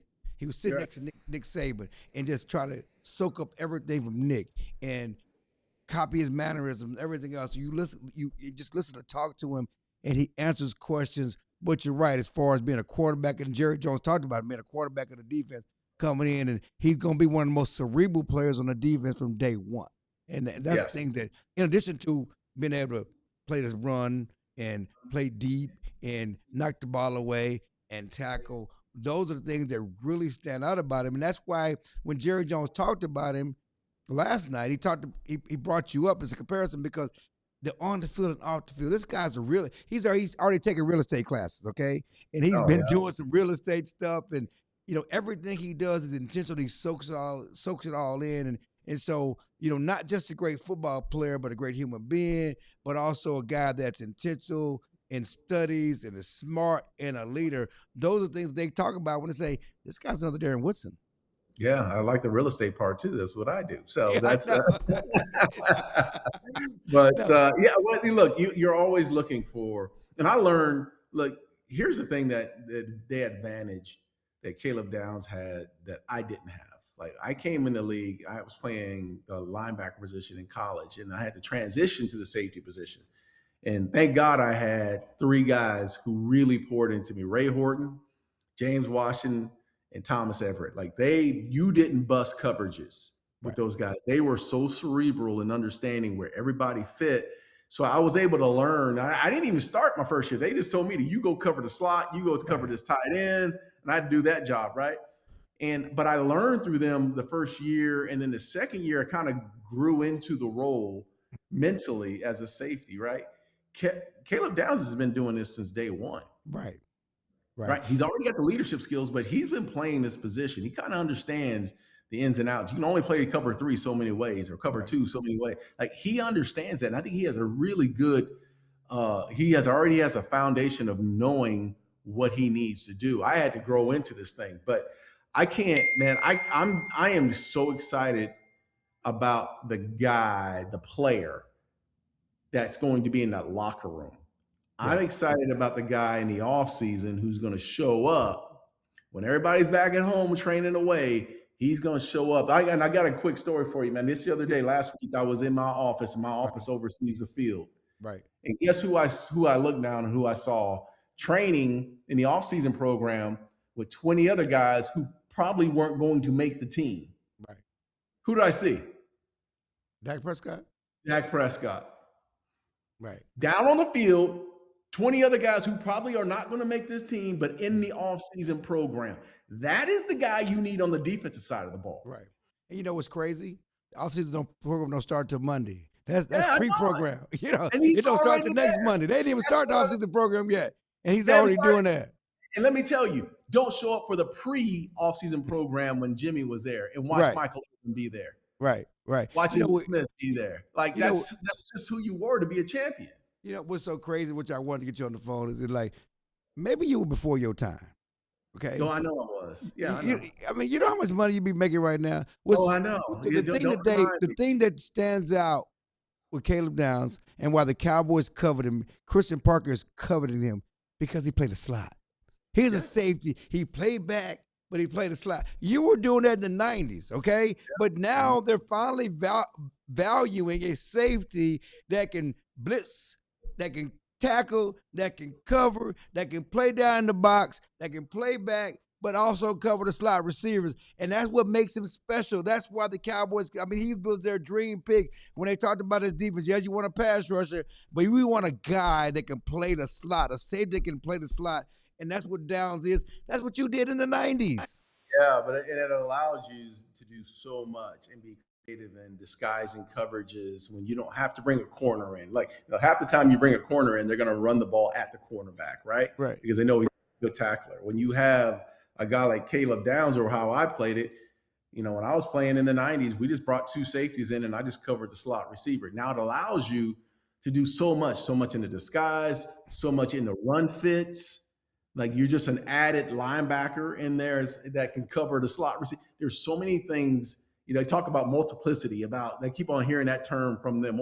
He's able to multiply and be able to do so many things that helps you navigate through there without showing your hand. I got to bring a cornerback in. You got to, they're playing this defense. Like, now they're going to be able to, Christian Parker's going to be able to disguise. He's going to show different looks. You're not going to know if he's coming on a blitz. He's covering the slot. There's so many things that you can do. And that's the advantage. Yeah, I think I was before my time, but Mike Zimmer and Dave Campo and the head coach, Jimmy Johnson, knew exactly what they were doing. Right. I'm glad you talked about multiplicity, because that's what they call him, a force multiplier. That's what he does. He's a force multiplier because of all the things he's able to do, how he's going to show up things on the defense. Again, a smart guy. Last year, guys were running butt naked wide open in the secondary. I know you were pulling your hair out. I mean, you ain't got much hair no more, but I know you were pulling your hair out. Watching guys run butt naked wide open in the secondary. Yes. And that's the biggest issue that I think the first thing we're going to see is a defense that kind of settles down in itself.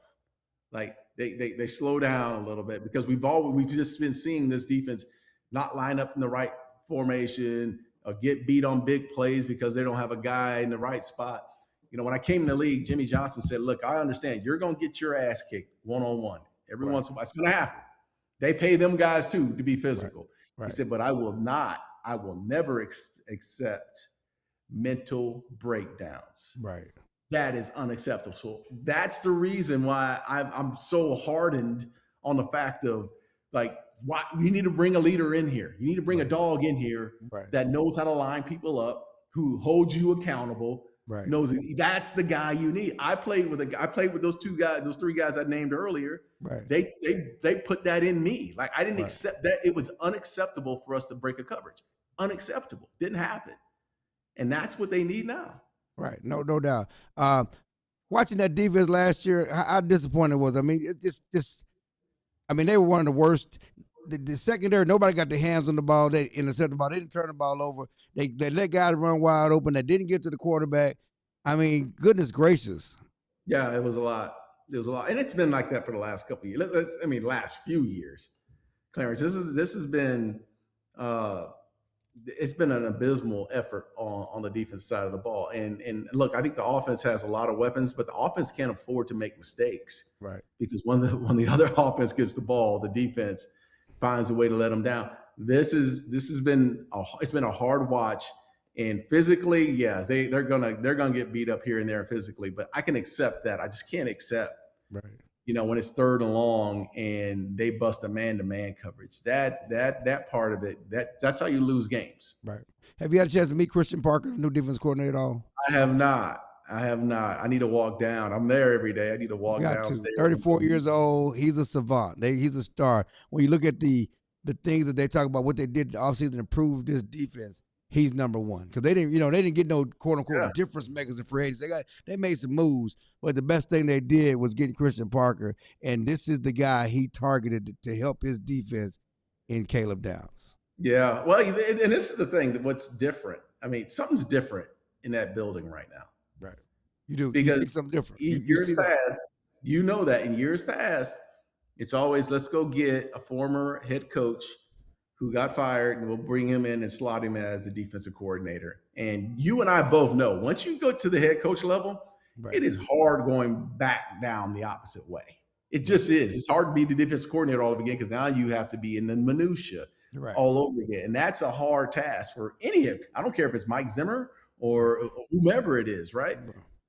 I like the fact that they said they stepped out of their box and they said, look, we're going to go get a young guy who's different, doesn't look like all the other defensive coordinators that we've had around here, and we're going to lean on him to build the personnel and bring the culture of this defense. You can say what you want in the locker room. People always say, well, we're a team. Yeah, you are a team, and you come together as a team. But you know what?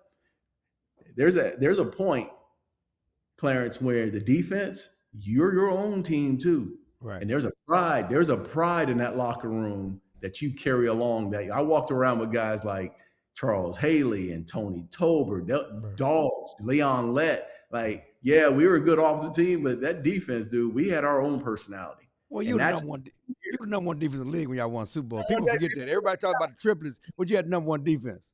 Absolutely, and that's what they need now. They need those dogs on that side of the ball. I think they got one. They got one. We'll see. I think they got one. 30-year drought. Is it time? I know it's. It ain't gonna happen overnight. Season 96 Super Bowl, 30-year drought.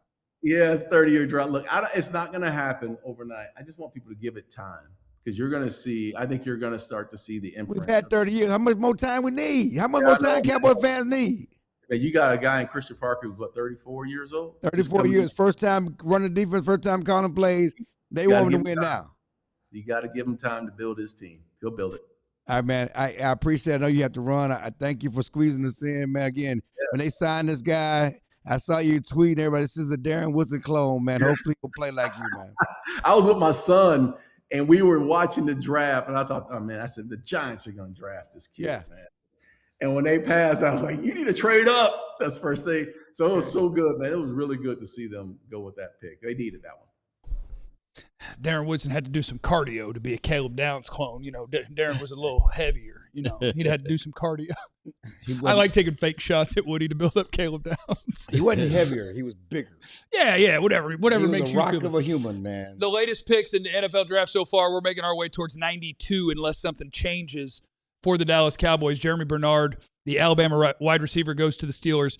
Avion Terrell goes to the Falcons. That's sweet. Wow. That's amazing. That's pretty sweet. To go play the nickel while his big brother plays outside. That's awesome. That is awesome. I don't have to get a crib. I don't have to get a car. Like, everything is already right there. I'm at my brother's house. Yeah. My brother going to teach me the defense.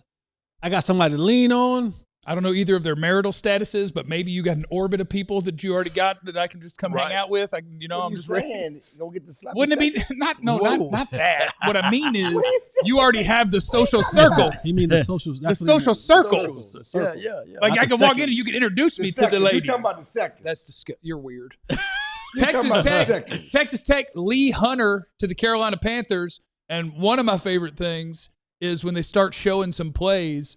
And if Jesse hadn't seen that guy yet, just watching him look at the guy and go, oh. Yeah.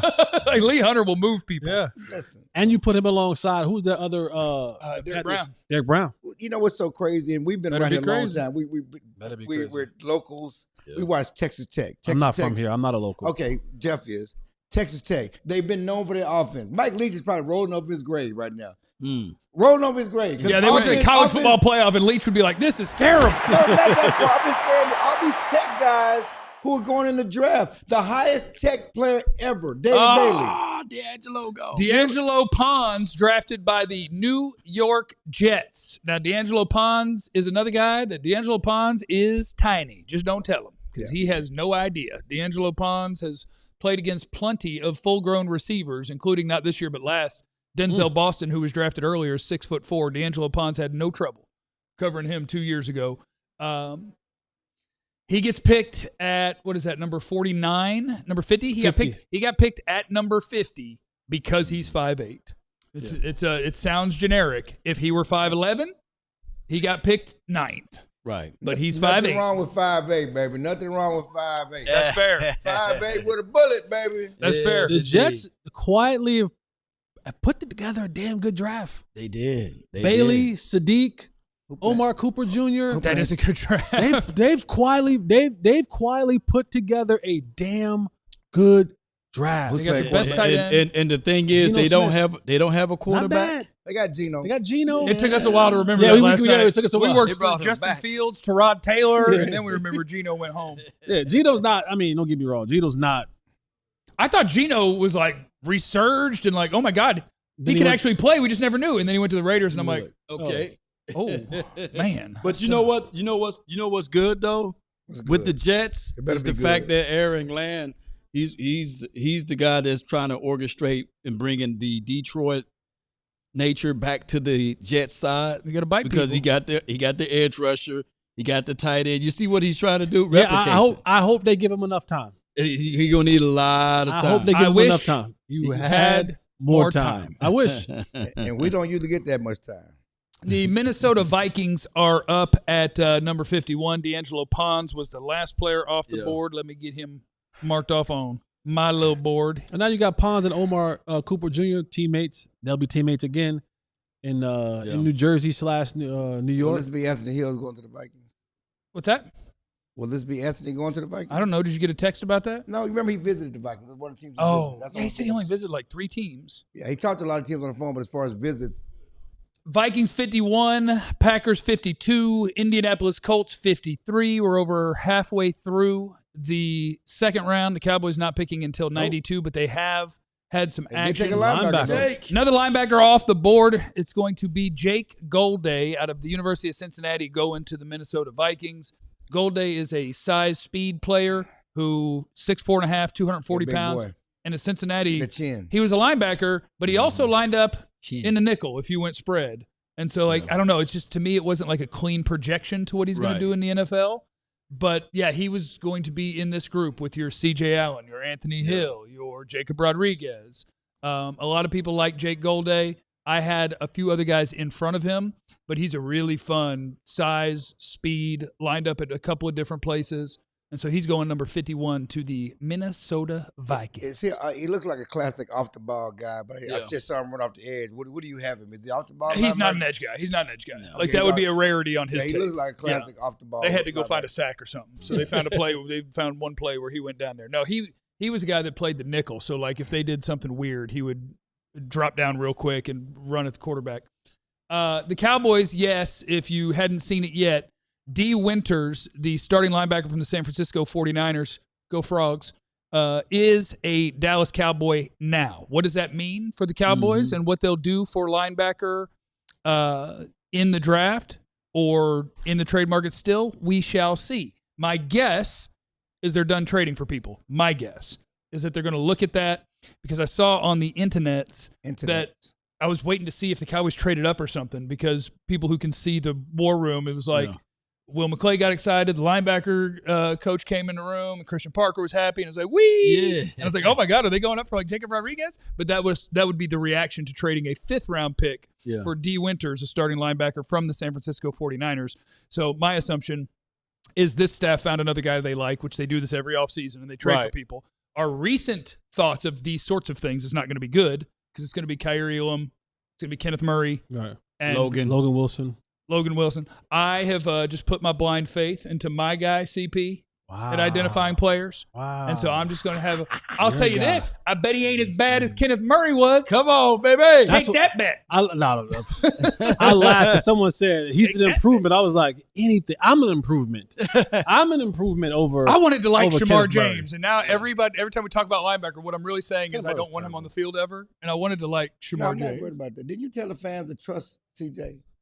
Yeah, what happened to that? Not Christian Parker. Yeah. Did I tell them that? Yeah, didn't you tell them I told them to make up their damn mind. No. He didn't tell you about his mind. He told them. I told them to make up their damn mind. You can't have it both ways. So you're saying they should trust Christian Parker? That's what y'all told me to do. If they want to.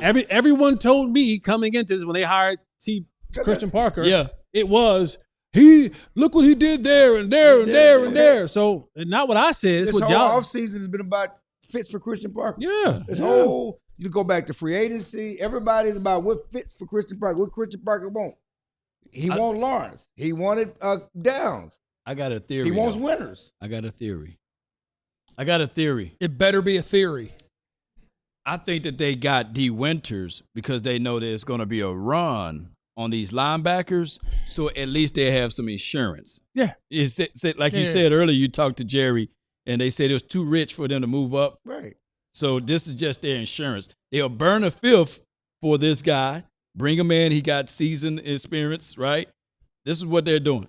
Well, and you're right, because we talked about that. Theory. The linebackers that were going in the 2nd round. Right. Okay, so you talk whatever run or not, they were going in the 2nd round. Jerry said, I'm not trading multiple players, multiple picks to get one guy in the 2nd round. Well, they traded one and a 5th round pick. Right. Brandon Cisse, the run on corners continues. Carolina Panthers going with Brandon Cisse out of South Carolina. So if you are looking for the Cowboys to pick one, I don't think he was ever going to be an option when you got all the way down to number 92 anyway. But if you are tracking and you're cheering for certain positions, we are starting to see we've got runs going on edge rushers. We got runs going on cornerbacks. We've had a couple of linebackers go off of the board. And so we just continue to track as we make our way to number 92 and see what kind of options the Cowboys could still have on the board. And in the spirit of, and I saw somebody say this name in the chat. Oh, and it's in the super chat. So let's do Justin first here. Justin said, #school fund. I don't care. I'm not going to school. For a 5th rounder, just let me not see what I saw last year. Give me new pain. There you go. There you go. Worst case scenario is you get to start your level at 0 again. The meter is empty. And I am Dabaste. Would be really cool to get, and that's going to be Elamzor, at 112 to have a TCU pairing at linebacker with D. Winters. Is that not – is that GM Ben? Nah, I don't know if that's GM Ben on a pseudonym. But Elamzor is a good player at TCU, and I don't know if he'll make it to 112, but we'll see. But that would be fun. If Avion Terrell gets to go play with his brother, and if the Indiana dudes, Pons and Cooper get to go play together, Why can't we slap a couple of TCU kids in there together? I think that'd be fun. I think it'd be good. Yeah. DBs are flying off the board. I trust Downs in the box in a Wilson role. That's blasphemy. I'm going to tell you one thing we're not going to do today. What we not going to do? One thing we are not going to do today is pretend that Caleb Downs can't play backwards. Just because he's incredible as a missile and a route diagnoser in front of him does not mean we're going to pretend he can't play backwards. Not on my watch. Yeah. We're not doing it. Can you neutralize Caleb Downs? I mean, I think any DB, if you really want to, you can avoid him. But I think as the nickel defender playing primarily zone responsibilities, it does make it a little tougher because he can patrol. Like, you think you want to use the middle of the field? I'm there. Yeah. You want to use your running back? I might be there. You want to throw it to the flats? I might be shooting out there right now. I think it does get a little bit tough in the modern NFL. I just love the creativity that we can do now. Right. With the disguising, he going force side, and now he can be back on the roof. You can put him down in the box. You can manipulate it. You can peel out at the last minute. There's so many things we can do with Caleb Downs, which is very intriguing. Caleb Downs may play so well, and Christian Parker coaching his team so well that I can finally hear you call him, Jesse, CP. That's what I'm rooting for. I'm rooting for the day that you call Christian Parker CP. Hold on. What is the Cowboys' defensive ranking in points or yards or whatever? And what ranking, how many weeks into the season can he be CP? 13. Yeah. If they need to be 13? Yeah. How 13. Far into the year? How far into the year? Yeah. Like 13 through 5 weeks? By week 10. Okay, you got to go 10? Man be CP. That's his nickname. His name is Christian. Because we don't know him. CP. We don't know him. I've never met the man. What has he done? He's Mr. Parker. He's coach. done nothing, but that's what they call him. He's CP. Well, I call him like Christian. Day on Friday. It's Day. I call him Christian. Daddy called Clay. I'm going to call him Clay. Mom call him Clay. I'm going to call him Clay. Mom called Clay. I'm going to call him Clay. You know? CP, man. What's wrong with calling him Christian? What's wrong with calling him CP? I ain't disrespecting him. But everybody calls him CP. I don't want to. You know what I think? He's being defiant, though. You know what I think? Coming from a defiant king. Prove it. That's right. You know why I think? You know why I think Clarence calls him CP? Getting a little older. Can't remember. You start forgetting names. Yeah, it's a lot easier if it's just a couple letters. Yeah, I've had several names. Some people call me Chills. Some people call me Clay. What else? He's a black man. Okay. Pop. No one calls me that. That's a lie. That's a lie. That's a lie. That is a lie. That is a lie. Uncle Daddy. That is a lie. That is a lie. No one calls. Yes, Nobody they do. on the street calls me that. Yes, they do. No, they don't. I've been out with you and people walk up to you like, "What's up, Pop?" That's because no one called me that. Yeah. Is it our fault? Okay. Yes. But does it happen? Yeah, okay. Yes. How about this? How about what? No one that knows me. Okay. None of my friends. Yeah. And no one who considers themselves a friend. They will. They don't regularly call me that. They will. Okay. So I'm just talking about the people who know CP. He gone, man. In all the locker room, everybody that talks to you, you can't have a conversation with anybody, do an interview with him. All they call him is CP. That's okay. And that's what they call him. So that's who he is. The Indianapolis Colts have made a selection at number 53 overall. Got a fat face. Yeah. And if you're still trying to hunt linebacker, you are no longer hunting C.J. Allen out of the University of Georgia, as he is going to be an Indianapolis Colt. Man, yeah. You need to put a T-shirt on. You don't have the right build. He got the belly. You do not have a six-pack. Don't do that, dog. 6 foot 230, and in the little promo thing on TV, he was wearing a vest with no shirt underneath. He was dogging a vest. That's he crazy. don't have no six-pack though. He was not exactly chiseled up. He got that NIL. I can tell. He got the NIL. Here we go. I'm sorry, Lizzo. You can't have your stomach out. Oh my. C.J. Allen, good player. C.J. Allen. You can't have your stomach out, dog. You know that. Call the man You work Lizzo. out every day. You know that man should not be having his stomach out.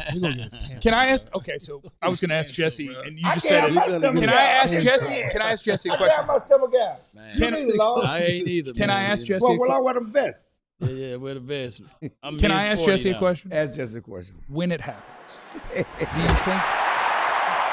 You got picky in the.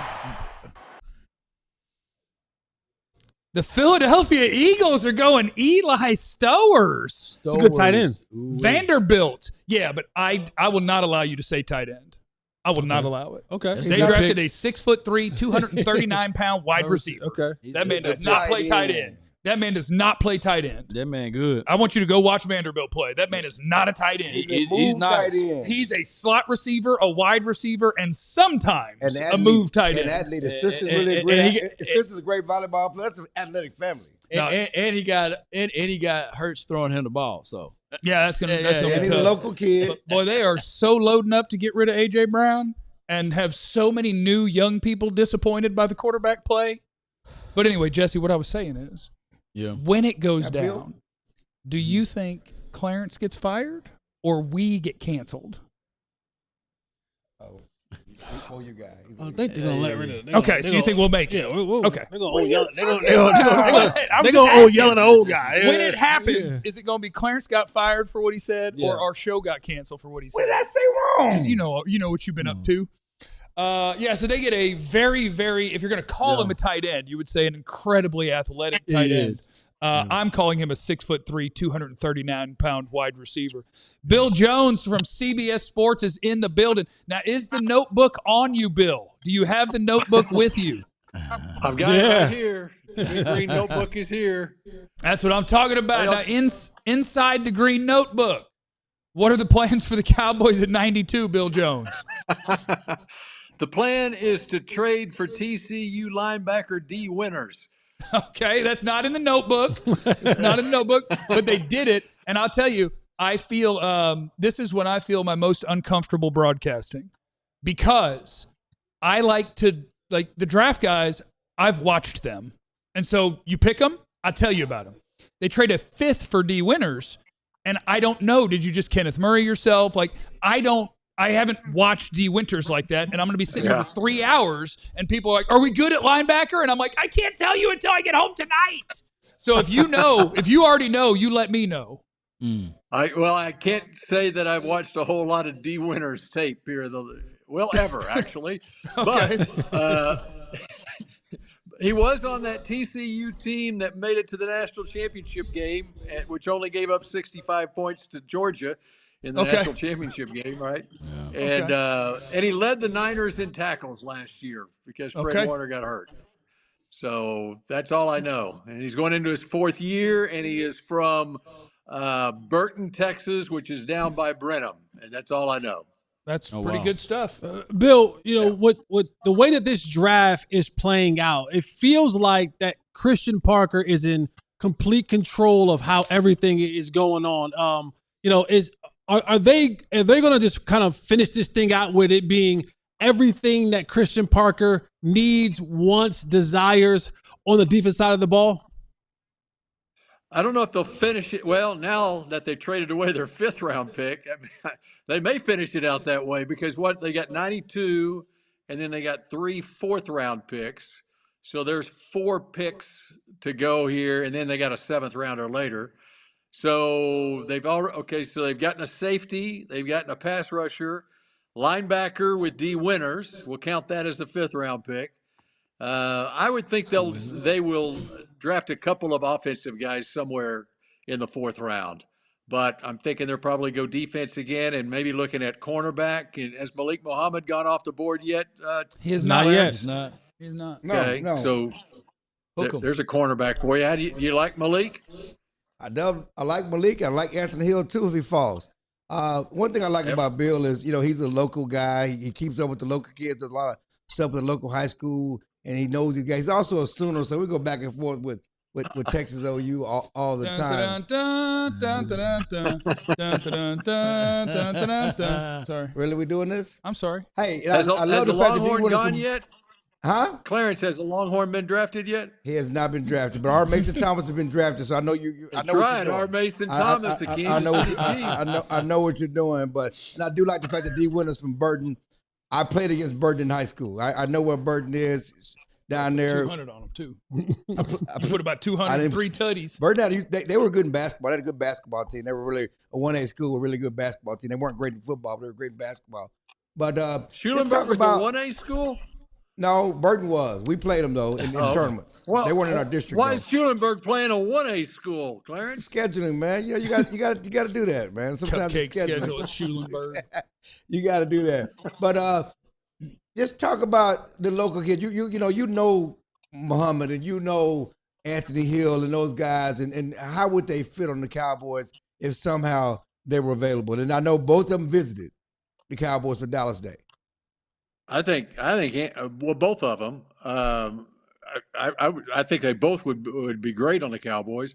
Anthony Hill, in one of my numerous unpublished mock drafts that I did, Nice. I had Anthony Hill. In fact, I did in a published mock draft have Anthony Hill going to the Cowboys, and I think it was a trade down scenario, like early second round. But for both those guys, and you look at Caleb Downs, he's like this too, a guy who can go to a major university like Anthony Hill did at Texas, and he's an immediate starter at middle linebacker. He walks in the door, and he's your starting linebacker, and for 3 years is your starting linebacker, and then he turns pro. I mean, I think I put those guys up real high on my list to really check out, because it tells you, I think, a lot about the player, not only his athletic ability, but his ability to deal with transition, and the stage isn't too big for him. I had heard a rumor about Anthony Hill having a knee issue. I'm not sure if that's true or not, Clarence. Maybe you've heard it, and maybe that's why he hadn't gone yet. But I really like him. And you look at his production. I mean, he had 8 or 9 forced fumbles. He's a guy that he can come off the edge. If you could use him in a sub-package role to start off with, if you weren't starting him off and use him almost like a joker in your defense too. I really like him. Bill Jones, you're a beast. We appreciate you hanging out with us. We appreciate you letting us peek inside the notebook, and look forward to the next time that we talk to you. Thanks so much, man. All right. Thanks a lot. Have fun. It's Bill Jones from CBS 11. Bill's awesome. Yeah, we got some breaking news. The Eagles traded for Jonathan Greenard from the Vikings. Okay. Yeah. So they're just doing everything. Okay. They're all over the place right now. Well, they're just a super active front office. What pick was it? Do we know what pick they traded? I don't know the compensation yet. Okay. So a potential, we thought, once upon a time, Cowboys option, Jonathan Greenard. Wow. Okay, so that's a lot of, 2 threes for Jonathan Greenard. Dip on like that. That is an aggressive, and they're signing him to a contract extension. Okay. Ooh. So that is a very Philadelphia sort of thing to do. They will aggressively pursue whatever they view as a weakness, and then they'll cut that check, and then they'll keep it cruising. So let's talk about it. The winners are Greenyard. Oh, Greenyard. Yeah. That's not even. Yeah. Well, but I mean, obviously, completely different positions. Yeah. The Cowboys were going to make a trade to fill a hole where they need a starter, and then we have not starting. Well, he's not starting at a place where you're like, who the hell is taking the field for us? Thanks. Like right now, the Cowboys didn't have that guy at linebacker, so they traded for a linebacker. Gabe Yakis out of Illinois is going to be the pick by the New England Patriots. Congratulations to John, who gets another one. I don't know if you guys remember a long time ago on this broadcast. A guy named Derek Moore from Michigan got drafted. Gabe is the same guy. Here's your scouting report. That dude plays hard as hell. He's very strong, and he's going to run through your neck to try to get to the quarterback. That's his game plan. He's going to be a nice little player. He's going to be a nice little rotational piece. $100 million extension for Greenyard. Yes. Boy. That's a lot of dip on it, man. Now, we do have Marcus Dixon here. He played under him. So that would have been nice to have Greenard here, but I would say you had to give up picks plus pay him. I wouldn't have done He's that. a pass rusher, outside linebacker, so Greenyard or Gary. Rashawn Gary? Oh, Jonathan Greenard. Yeah. Okay. Jonathan Greenard. Yeah. Why are you doing this? Why are you doing this? Why am I doing what? Shout out to our friends at Big Brothers Big Sisters, inspiring you through sports. Scan the QR code so that you can make an impact today. We had some guests in earlier from Big Brothers Big Sisters, and it's awesome what they do, so get yourself involved. Thankfully, Nick Harris is here so that Clarence can stop asking leading questions that try to get us to bash the Cowboys. Nick, how you doing, man? It's good to see you. I'm good. Sorry about this angle in the service. Y'all can hear me and see me all right? Yeah. You're crushing it. It. We got us a new linebacker. What do we know about the Cowboys making a trade for a linebacker? Yeah, D Winters come in and he can at least provide a safe floor for that Mike spot, right? And you can still work in the draft with the idea that, hey, you still need depth, you still need competition in that room. And D Winters is a really good starting spot this weekend, I think, to throw a guy in there who really stepped up when Fred Warner's been battling injuries these last couple of years and stepped up in a big way. You know, the run game discipline is really what stands out with him. And I think that's going to be the bulk of what they are going to be asking from this Mike linebacker. I don't think there's going to be as many coverage responsibilities with these linebackers in this scheme compared to most Vic Fangio-esque or adjacent schemes. And so you're going to see, I think D Winters really, pin his ears back and go after the backfield. Well, what is the prototypical linebacker that Christian Parker is looking for? Like, what does he want? Does he want a run stopping guy? Of course, we would all love to have a Fred Warner in our lives, right? Like, of course, that's the obvious question. But what is Christian Parker looking for at linebacker? Because it seems that has been something that is having answers really with enough emphasis this offseason. Yeah, they want big, long linebackers mostly. And so you look at a couple of these guys that they've prioritized during the process. Sonny Styles obviously has the 6'4.5". And then Jaden Duggar is a day 3 linebacker that they brought in on a 30 visit. And typically those are good candidates where you can kind of look and see like, okay, why did they bring that guy in specifically? And he meets that physical profile, the 6'4.5", 255. He's got this long wingspan. And so it looks like that they want to have these guys flying up the middle and playing in the run game and making things happen like that. And I think D Winters doesn't necessarily feel that, but he has the skins on the wall of being the NFL veteran with 101 tackles last year. But if you see them draft one, I think this weekend he's either going to be uber athletic or he's going to meet those, rangy physical traits. Nick claim to fame was he replaced Clarence Hill at the Star Telegram. So I just want to let y'all know that's my guy. That is true. That's my guy, Nick. I got 2 questions for you. I always got to have 2 questions. Number one. We know. Clarence, 2 questions. They've been mad at me from the press conference, but we've been fighting. But I was so impressed with we kid because we love. Yeah, I know. That's my line. I was so impressed with Caleb Downs. Can you tell the people about Caleb Downs from the press conferences and how impressive he and his family was, first of all? Yeah, stand-up young man, the high IQ that we see him play with on the football field, it makes sense when you meet him and you get to understand who he is off the football field too. Comes from a football family, but also comes from a smart family. His sister's in medical school. His mother was super cool to talk to today and get to know her as well. But then his dad was sitting there holding court with us reporters for 10, 15, and they were trying to pull him out like, we got to go. And he's like, I'm cool though. But yeah, Caleb Downs, really phenomenal young man. He's somebody who, they explained in the press conference, when they're on the 30 visit and they see other guys, come in with Caleb Downs, they all gravitate to Caleb Downs. And that's pretty impressive to see, a guy in a top 30 visit with other top draft prospects and they're following him. And so I thought that was pretty notable. And Caleb Downs, I think, is going to be an exceptional player here. And one other thing, Nick has some intel on why the Pittsburgh Steelers may be mad at the Cowboys. Are Pittsburgh mad at the Cowboys for their trade with the Eagles? Can you give us a little intel on that? I truly think Pittsburgh was looking for someone to blame other than themselves about how the Mekhi Lemon thing situation got handled yesterday. That's how I see it. And they put some blame initially on the Dallas Cowboys. I think those waters have been smooth since then, and there's no bad blood or anything. But initially, they felt like the Cowboys intentionally got the Eagles involved so that they would take their player. There's apparently a story that goes back to 2014 with Ryan Shazier, where the Cowboys were hoping to trade up just one spot to take Ryan Shazier, and with the Cowboys on the phone, the Steelers selected Ryan Shazier. And so there was a thought that maybe there was like a 12-year grudge being held over this. Again, I think there was just too much. That sucked. Yeah, I know, right? Like, gosh, that didn't work out for both sides. But I think there was just a little bit too much, misdirection as far as where the Steelers needed to apply their blame when it really should have probably been within. But yeah, fascinating to see how that all came about. And yeah, just fun draft lore to add to this weekend. Most certainly. Nick, what's your thoughts on Malachi Lawrence? Because he's been, I guess, in the shadows of Caleb Downs on today. What are your thoughts on him?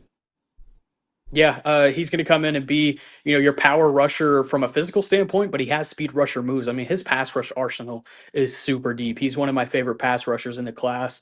I had a second-round grade on him for whoever cares about my grades. No one does. But I think with what he brings from a pass rush perspective, think about what Dante Fowler did back in 2023, like that snap count and that kind of usage where he came in exclusively on pass downs, again, to pin his ears back and go after the quarterback. And he was successful in doing that. I think back to that game where he had the strip sack where Leighton Vander Esch picked it up and ran it in for a touchdown against the Patriots. I kind of see a similar type of impact or a similar type of vision, at least early on with Malachi Lawrence, and hopes that he can develop his run game as time goes on. They must feel confident about their run game with their edges right now. I will say that. Rashawn Gary, Donovan Ezeraku, I think let me double dip right quick on something. Is it long two questions? Let me double dip like Clarence. Will the next pick be a linebacker or a cornerback, outside guy? No. I don't know. I'm gonna go. I feel like I'm just throwing spaghetti at the wall here. Offensive line or defensive tackle. There we go. We like that. Wow. All right, I don't Nick, know. Again, I'm just throwing spaghetti at the wall. Thank you, guys. We appreciate you. Jesse and I had Thank a couple more questions, but Clarence 2 questions Hill and Law Y'all 2 got 'em? questions. I got me. time. If y'all. No, I was just kidding. I was just talking crap to them. I was just talking bad to them. We have the Chicago Bears on the clock, and their pick is in, and the Chicago Bears have selected Logan Jones, center, Iowa. He looks like a center. Right. If there's a center look, he got the center Look look. like kind of little center. They Kinda look- little Yeah, center. we look like a center. Linderbaum. If you want to pick offensive linemen, it's okay to just pick from Iowa. It's not a bad Yeah. place You to know, pick. get you somewhere Midwest. I Linderbaum, was huh? doing Yeah. Iowa linebackers last year when Iowa's not a bad place for a tight end. It's not a bad place. It's not a bad place for people that you want to block people. Yeah, That's where it's not a bad place for. So we're moving on to the San Francisco 49ers are going to be pick number 58. And yes, I love what the Cowboys did and how they got Malachi Lawrence. Mhm. And I love how mad the Steelers got, especially considering the draft is in their city and that Mekhi Lemon was on the phone with the Steelers, who were like, congratulations, but they weren't up yet. Right. The Cowboys were up, but they're like, I guess they were just like, well, the Cowboys aren't picking right. Mekhi Lemon, so let's just call him and get ready for this. And he looked and he's like, why is Philly calling me? Yeah. And the answer is because they're jumping you to take your guy while the draft is happening in your city while you're on the phone with that player. Yeah, That's a good move. And that's their fault. Yeah, it's Don't call their somebody fault. before you're on the clock. But just to bring it full circle and bring it back home, that's specifically why the Cowboys moved up from 12 to 11. Right. Jerry said this happened to me before. Yeah.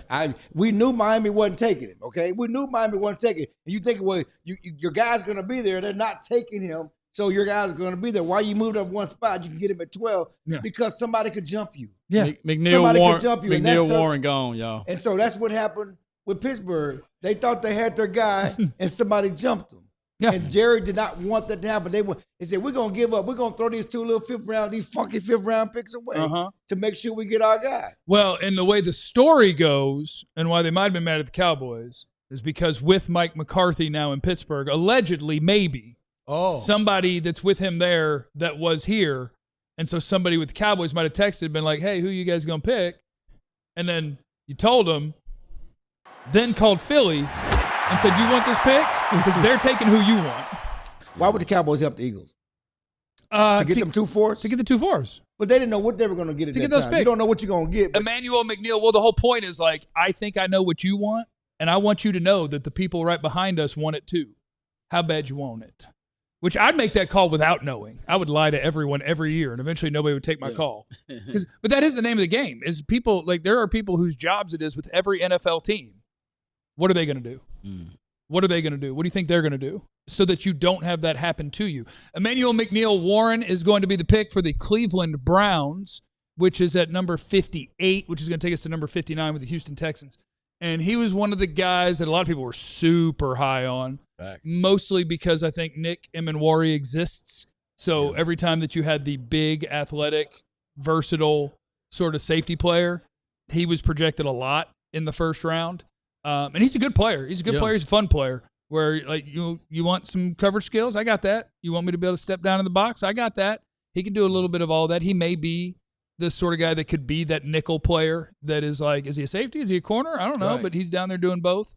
So he's going to the Cleveland Browns, and we are onward to number 59 with the Houston Texans. And Clarence is judging people who are crying. What are you doing? I'm not judging anybody that's crying. I did the same thing about that crying. You're not allowed to I have said, emotion? looks like they cook good over there. Huh? Like they cook good over there. Oh, did he have big people with him? I didn't say that. See, he did that. Don't hit me. Don't put. I'm not in this. They eat I'm not in this. What? I'm trying to get a pool. Greens. Adams in the super chat. He said, "Is there a future Kenny Clark replacement on your board in the 3rd or 4th round? If you wanted a defensive tackle in this class, you got Big Citrus. I mean, if you're looking for a nose tackle to take some snaps, we could go Big Citrus, Dominique Orange. Yeah. I got some D tackles on there. As we get closer to it, we go through a few of them, but that's the first name that jumps to mind. If you're talking, I want somebody who's going to take up space. Big Citrus. What number we at? We are on 59, and the Houston Texans are the team that is selected. And now we're just rattling off kind of, real generic tight ends and in the second round. I hope Anthony Hill comes to the Cowboys, but I was told the Cowboys thought he should have stayed in school, and I know that they thought they were going to go early second round, and the more he drops, maybe he should have stayed in school. And I don't know if he could have improved his ranking or draft position by staying in school. Yeah, he probably would have made more money at Texas than he is making now. Now. Right, with the NIL. And really that's something that's happening. Guys that said I'm staying in school because I can make more money. The pick is in. There he is. Take it in. Anthony Hill Jr. Oh, wow. Anthony Hill Jr. gets to go to the Tennessee Titans. You spoke it up and brought it up. There you go. I'm happy for him. He didn't want to go anywhere cold. Tennessee's not cold. Remember he told us he didn't want to go anywhere cold. He's getting a little nippy. Minnesota. It's not Chicago. It ain't New England. Yeah, they got a new. Well, they better get a new stadium in Tennessee too. They can get a little bit. Get a little nip. Get a little nip. Good job. Hey, family, go. Hey. That's not the family. Come on, man. Stop it, man. No, it's still Emmanuel McNeil Warren on the screen. Cornbread. Okay. Clarence. Wow, you know that he's good over there. He's good. What? All right, everybody. This Thursday, join us. Sign up to be a diehard. What are we doing? We got the draft discount going, $32 for your first year. Sign up today or this Thursday, whenever you. Yeah, let's find out this Thursday if Caleb Downs could be a Dallas Cowboy, or we'll figure out why is Reuben Bain in this graphic.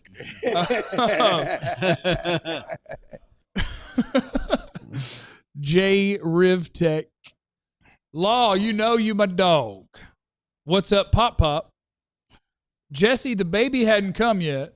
What? Ahora con Jeffrey. What? Will Jermod McCoy slide out into the 3rd round?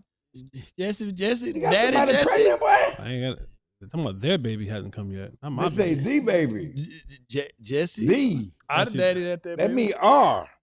No, I don't mean R. That where that glitter came from? I don't know what they talking about. I'd have pa. The peppy. That there my youngin' boss. I'm the peppy. It's a boy. Yes, sir. So, boy. DK is in the super chat. Shout out to everyone on the panel. 100. Appreciate Best coverage. Yeah, we just got big news about Jesse in the last super chat. You know, Wow. Jesse, congratulations. No, don't start that. Boy or girl? No, Boy or girl, man. man. Don't start that. Don't start that. Don't start We that. know our junior. Don't start No that. juniors, Don't y'all okay. start that. Don't y'all start that. You guys are J names, right? Yeah. We are. Don't y'all start Got that. the J, baby. Don't y'all start that. J Holly Jr. Send another super chat to let them know that you ain't talking about me. Dro Nose has a good point in the chat, as he so often does. Yes. Someone take Clarence's flash. Yes. It's not a flash, brother. It's a purple cup. Somebody probably needs to take that from him. It's interesting. Somebody earlier. Better be interesting. They literally Somebody put early in- congratulations in the chat. Somebody early in the chat called you eye candy. They said, how did everybody else? They call you eye candy. No, I Are appreciate you the that. eye candy? I think I'm Got good the looking. hair sleeve, came from the wedding. I don't think that there's. Are you and Jesse the eye candy? Y'all the pretty boys up here. I'll be honest with the panel and with the audience. I don't think there's a bad looking dude on this panel. but also that includes me, and I do think that I'm fairly good looking. Like, I don't want to scale a 1 to 10 it, but there's no way it's under 7. There's no way. There's no way. Oh, what? Matt Mosley's in the building from Fox Sports. And I like to look him in his eye when I talk to him, though. Hold on, let me take a peek at him. Now I got you. Now I got you loud and clear. What's happening, Matt Mosley? Fellas, great to be on with you, especially with the excitement of this second round and trades abound, and perhaps the Cowboys have landed somebody from Brenham, Texas. This is very exciting times. Thanks for having me. How are you guys? Of course, we're kicking butt. Yeah, right now is the time in the draft where people are picking incredibly generic tight ends at the end of the second round as we're waiting for the Cowboys to get closer at number 92, and that'll be good. So Caleb Downs, Malachi Lawrence, traded for a linebacker. Just your overall thoughts of what the Cowboys are up to today and yesterday. Well, I really loved a lot of what happened yesterday, and Clarence has been covering the team a little bit longer than I have, but I still was covering him early enough, the tail end of Woodson's career, and have gotten to know him well. And when you finally do something that you haven't done in forever, which is go for a guy that has that kind of amazing background, pedigree, everything at safety, it's kind of exciting. And when you go 24 years, it makes us kind of go like, are they really going to do this? And then, of course, they didn't just do it. They felt like we got to really do it. We got to come up a spot to do it. So I'm thrilled with him. The Lawrence thing, I do what's different to some of y'all guys. I start calling around, and I'm trying to ask some of the GMs and some of that. I can't say that I've watched a ton of film on him, although because he plays in the Big 12, I did get to see him in person a couple times. He gave Baylor the business, Matt. I may have to put on my respond to that. He gave Baylor that was the first game I watched was against Baylor. Yeah, they were so great in that game. Baylor won 30-3. It was one of our few wins. It's a team sport, Matt. Last season. So I don't know how dominant he was, but it's a team sport. And if you saw Baylor's offensive tackles throughout the year, if he's walking those guys back, I don't know if that's the biggest accomplishment he's ever had. I will say, from a size and speed standpoint, and like what people are saying about him, I mean, there's some things that are just awesome in that area. But then also the things that keeps coming back is like raw, very raw, sort of some awareness issues of sort of not being able to diagnose things always, and sort of getting caught out of position. So there are some negatives with him. But again, I do think it's probably worth. Now, again, what's going to happen now. We're gonna tie this thing to the receiver from Philadelphia. We're going to tie it to Messidor forever, because that's what we do. I mean, that's the guy who went right there in front of him. And so we'll watch those guys throughout their careers and see how it plays out. I really do like him. I mean, that was a bad team he was on. It's kind of fun to, when a guy actually in this kind of place, when people could afford him and would have offered him a ton of money to leave there, for someone to stay as long as he did, it's just sort of unheard of. And so there's something to that. I don't know if anybody cares anymore, really, but I do think the Cowboys kind of like that about him. I was fascinated in listening to some of y'all's stuff and other stuff last night, and like what was happening before that pick, and like some of the things that happened in the war room. And it looked like Will McClay was, kind of being pretty animated. And so, and kind of doing, and I'm sure y'all have found out the same thing. I mean, it really does seem like there was some disagreement probably between, like, if Bain was going to be there, or if Malachi Lawrence. Now, Bain was gone by 15, obviously. But I think even before that, there was some discussion about, wait, do we like this guy more? Do we like that guy? And so, but that's okay. It's okay to have a little disagreement in there. And from what I can tell, Shoddy's kind of stepped up and maybe even had a little more. And Christian Parker obviously has a big say. But I thought there were some theatrics last night, and it was really fun just to have those two picks. And then I get worried when Jerry starts trading down, and I saw Buffalo just trade right out of the first round. It's like, okay, let's trade down. We don't like this guy. Let's just keep trading down. And then you end up picking 35th. And I'm sure in Buffalo, maybe they're saying, oh my gosh, great pick, unbelievable. But it's kind of frustrating when you just start trading right out of there. And so I think like both of the picks. And then their move to get a linebacker, obviously tremendous need there. It won't preclude them from taking a linebacker later in the draft. I don't think it should at all. But at least they have something to kind of work with where you don't feel like, oh my gosh, we've got to get another starter. We're going to have to get a guy after the draft. It sort of takes a little bit of the pressure off to me.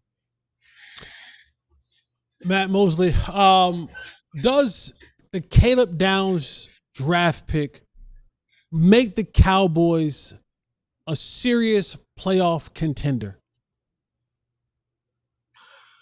Yes, because I just don't right now. Nothing in this division. Let me say blows this: me away. Does that draft pick make the Cowboys a serious contender to get to the NFC Championship and beyond contender? Oh, yeah. I mean, something they haven't done in 30 years. I'm not ready to make that leap. Does it set them up, and could he become? But I mean, like that's putting a lot on him because you're saying he's going to step in. I do think he'll be great, and I believe all this stuff. I usually kind of all this culture building, culture stuff, kind of like, I've heard enough of that. I do think he is that person, and so he can have an impact in a big way in the locker room. But I would not be ready to take that leap and say that single addition makes them sort of some contender to be, play for an NFC title. Again, people sometimes go, when are the Cowboys going to get the Super Bowl? And I'm always like, even an NFC title game would change everything. It would be, and again, I'm not ready to say that it certainly helps with I think they're on their way to being a decent defense. And with Christian Parker and some of the excitement of like what he could do and lining people up in different places, certainly they are a playoff contender. NFC title contender, I would stop short of that. Matt, I just want to let you know, tell your coworker, your partner, Ed Werder, he didn't have time for us, but you had time for us, so we certainly appreciate you. That's nice. No, I love had a commitment tonight, and I thought it was going to be doing a Doomsday podcast, but it wasn't Doomsday. He got something else going on because you're here, and we appreciate you being here. No, I appreciate your honesty, letting me know that you tried somebody else before me, and I was your fallback option. I think that's fine. No. We do multiple. I think we had you and Ed last year. Don't do that. Both, don't do that. Don't do Doomsday. We had both you last year, so don't do me like that. Doomsdays at the same time. But you've been following the Cowboys for a while, and certainly you've been there with me, early on in your career, before you just went national. How do you believe the Cowboys are handling the George Pickens situation? I find it funny that people say what they did is like there's not going to be any drama now. It's like people who say that don't follow this team and don't understand. And I think we've done it long enough to know that whether it's Pickens, someone in his camp, someone in his family, someone like this is not over. It's not like, oh my gosh, he's going to sign the tender, he's going to sign the franchise, and everything's fine, and it's hunky-dory, and he's going to go enjoy himself. That doesn't really happen across the league. I think what they like to do is go, hey, see what Dak did? See the way Dak handled it? Well, not everybody's going to handle it the same way, and every situation is different. And Dak ended up getting them over a barrel and having huge leverage with an injury. I mean, when does that ever happen? When like a huge injury gave a player even more leverage and he ends up getting a massive deal. Well, the quarterback and the wide receiver are very different positions. And so, again, this tells me, they want him to play this year. No, they don't feel comfortable doing a long-term deal. And no, having what he probably deserves after last year, the market value, if he was a free agent, he'd probably come in at like $35 to $38 million a year. The Cowboys are like, we're not doing that. We love the player. We don't want to get into the George Pickens business right now. So even a 2-year deal, let's say but the deal was interesting because the Cowboys love dragging things out and letting things happen, over the course of time. So this sort of, we've got closure here. I think it sent alarm bells off for everybody. Like, are they going to trade? Is this going to be a trade? And again, I still would not rule anything out. And anybody who thinks because he signed this that there's going to be happiness with the player just doesn't follow. I don't think that's true. So I do not buy. We are so cordial with David Mulugeta. We have a wonderful relationship with the man. We know his name now. I'm not buying that. So there are troubled waters ahead. Is the way I would put that. Most certainly, Matt. Looking at this team and especially this division, knowing that the Eagles are doing what they're doing and the Giants did what they did, where do you place the Cowboys at in this division? Removing all Cowboys love to the side. Oh, yeah. I don't have much Cowboys love. So that's not that hard. No, I mean, I did as a kid, obviously. But no, I would say I would still probably, and boy, this is going to be interesting because the Eagles are about to make a deal on their wide receivers. I would say Eagles 1, Cowboys 2. Giants did some weird stuff last night. There was one at 10. I'm going to put Commanders 3 and Giants still 4. All right, Matt, we appreciate you joining us. Matt Mosley, Fox Sports columnist. We appreciate you joining us. Now, we got to go because we think we might be able to get Ed if we got rid of you. We think Ed might join us. So thanks for joining us. Now that he sees me on, I think he will be. I'll just stay here in case you guys need me later. I'll just be in the bullpen, okay? Oh, okay. Well, appreciate you. Thank you, man. Yeah. We're on to pick 63, and that is the Los Angeles Chargers. We're making our way towards the end of the second round. Let me get my little tracky. There you go. John's got me covered at all times. Max Clare, the Ohio State. Oh, back-to-back Ohio State. Max Clare, the Ohio State tight end, to the Los Angeles Rams, who the head coach hates the next quarterback that he's going to have to coach. If you saw how that phone call went and what it looked like in their war room wasn't it? when they picked Ty Simpson, and McVay was like, I will kill all of you. I'm trying to win the Super Bowl, and you're trying to find the next quarterback? And Davison Igbinosun, the Ohio State corner, goes to the Buffalo Bills, and we're onward to number 63 as we're creeping our way to 92, baby. We are creeping our way. Speaking of that, the tight end that was taken, over or under better than Luke Schoonmaker? The Ohio State, he'll be better. Yeah, he's better. He's better. Yeah, Claire's not a bad player. He's a decent little player.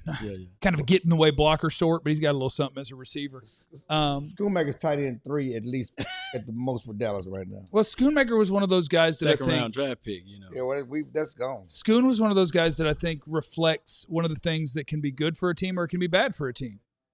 The general manager of this team will listen to a lot of people. So if there is someone in that organization that wants a dude, if that's the last dude to talk to Jerry, you might get him. And if I remember correctly, I think it was that a McCarthy? Like, that might have been a guy that McCarthy wanted. Like, he wasn't a good college player. He's a blocking tight end. McCarthy wanted that. Was he a blocker? Is he a blocker? Yeah, he's a better blocker than Ferguson. Maybe. Yeah. Call it a push. No, it ain't a push. No. Whatever you talk about Star Wars, Ferguson's not far off.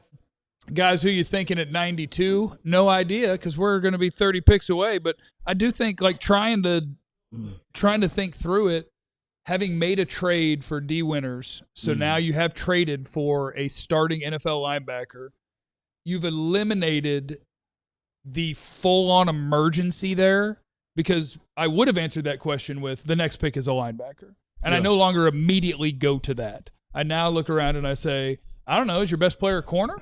Is your best player a defensive lineman, like one of the big defensive linemen to work into that rotation? Like, is D Winters the Kobe Durant? Because Kobe Durant covers you at corner, right?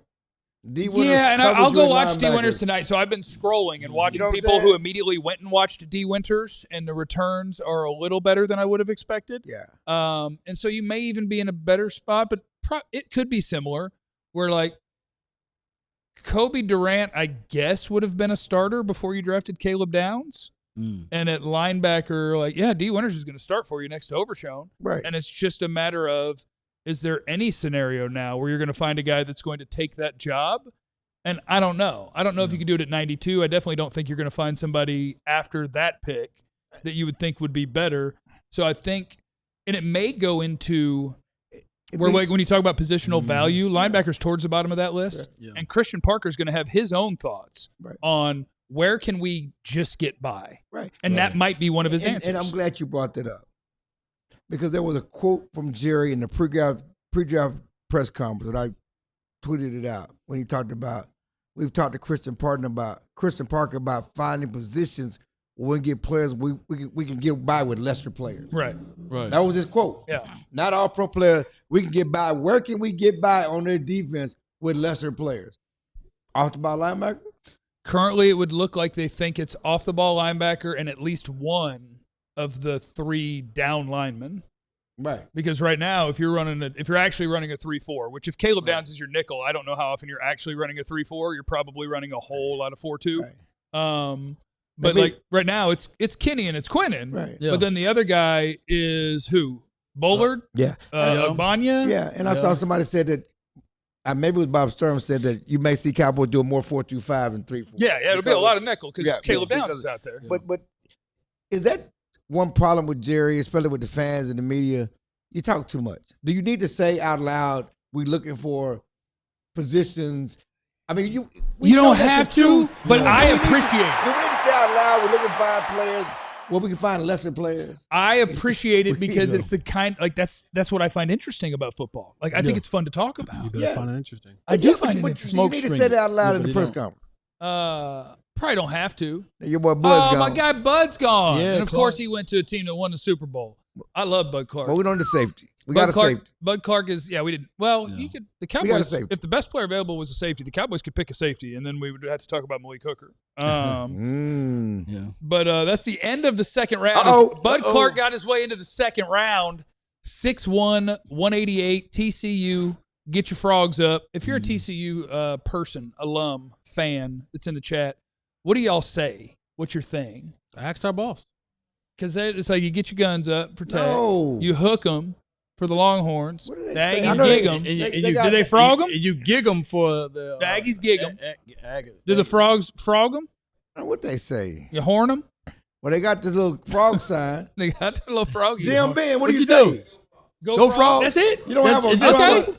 I support that. Simple. Go Frogs. That's simple. End of the second round. So we are into the round where the Cowboys do have a pick. I'm not stopping until I talk about Bud Clark some because I like Bud Clark. Bud Clark was in college for 400 years. And Bud Clark, with a smile, kind of talked mess to Joe Hoyt at the Combine. Joe was like, you were in college for 6 years. Like, where does that help you? And Bud Clark looked at him and goes, watch the tape.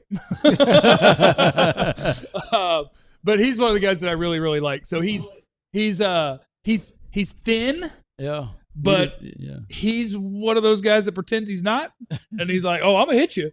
That might not work quite as well against bigger people. Right. But he's a risk taker. He is a ball production dude. He's a risk reward safety, and it's usually reward. Yeah. He'll give some stuff up, but it's because he's hunting. And he's going to go find the football. He needs a sandwich, huh? I'm a big fan. Yeah. Drums is in the super chat. Does anyone get the feeling the coaches are more involved and have some control and being aggressive in this draft? Coaches have always been involved. To a fault. Well, to a fault, but the facts are they've always been involved. Right. And so as a Cowboy fan, is it fair to say, Jesse, you just really need to hope that whoever that coach is good at this? Right. I need you to be an evaluator. If we are all being completely honest, come on with it. We are hanging a lot of hope and the future on Christian Parker panning out. CP. We are hoping that Christian Parker, Coach Parker, in his first year ever coaching a defense from the defensive coordinator position. And I tried to explain to folks there is a major difference than you being a DB coach opposed to you being in control of the entire defense. You don't have as much time to focus in on one position group. You now have to worry about everything.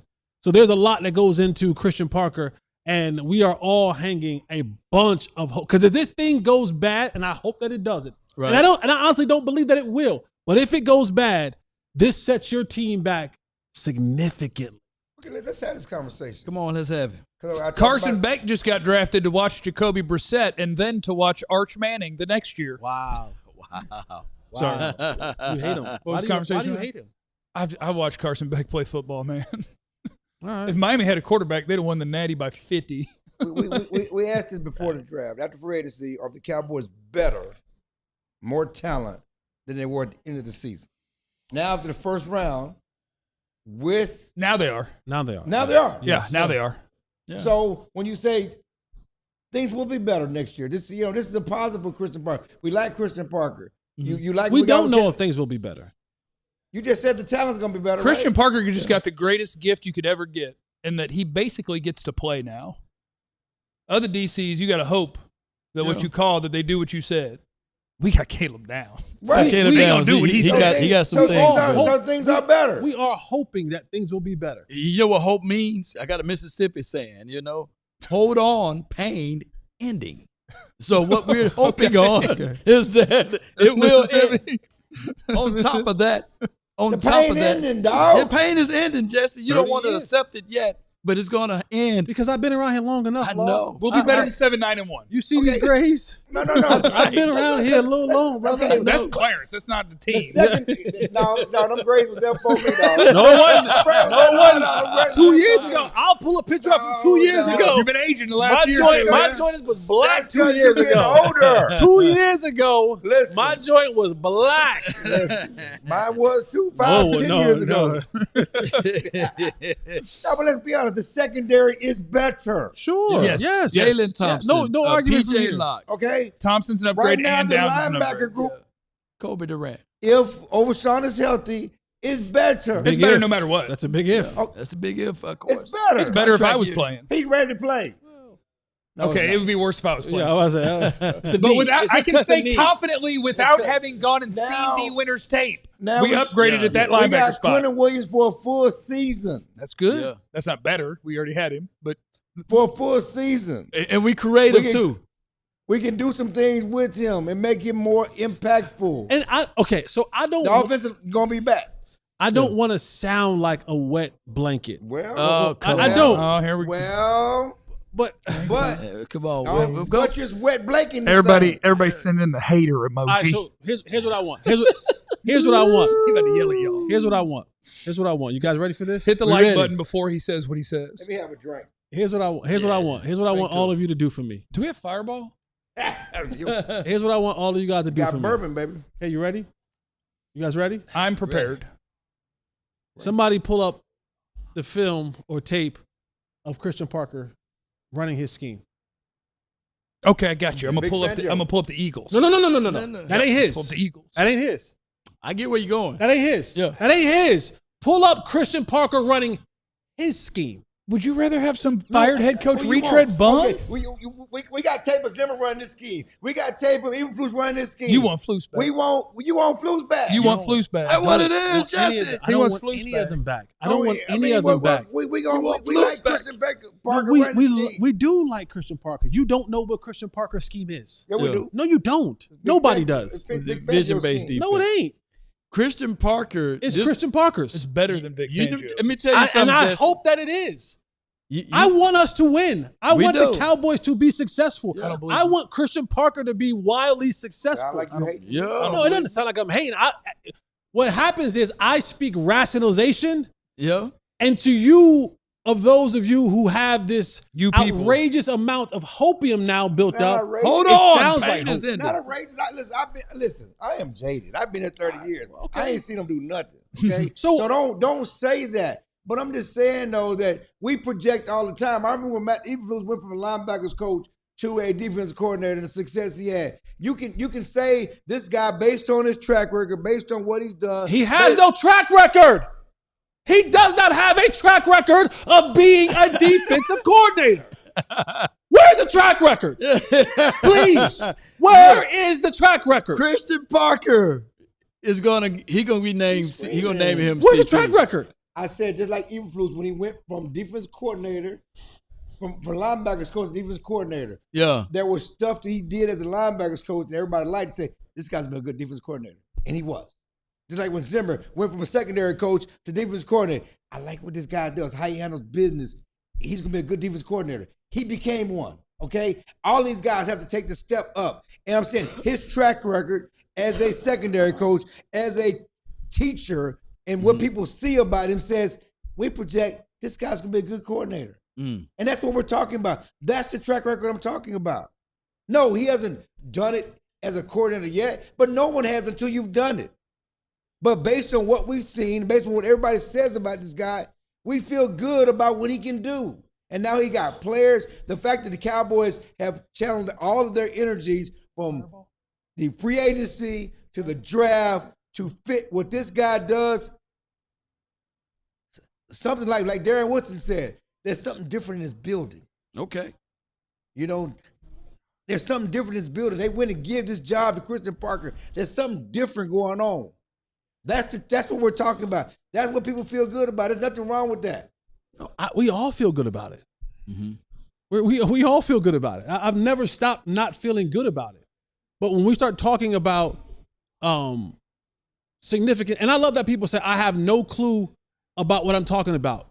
But neither do y'all, because you have not seen the man operate. All we're going off of is, now, he's aced the press conferences. Right. He said all the right things. We like the energy. Yeah. All of that stuff, right? Right. And now we have to hope that it translates. That's the only thing we got. We got hope because there's no evidence yet. But here's what I can say. He's creative. He done got a group chat with Jerry Jones and Willie. And what he's doing is sending pictures saying, make sure you get this guy. Make sure you get that guy. Cowboy way, baby. I think he's creative. I think he's creative. I'm finna buy a house in Dallas. You know, he believes in what his scheme. He's very confident. Or Jerry got to him and told him how to be a real estate mogul. That's true.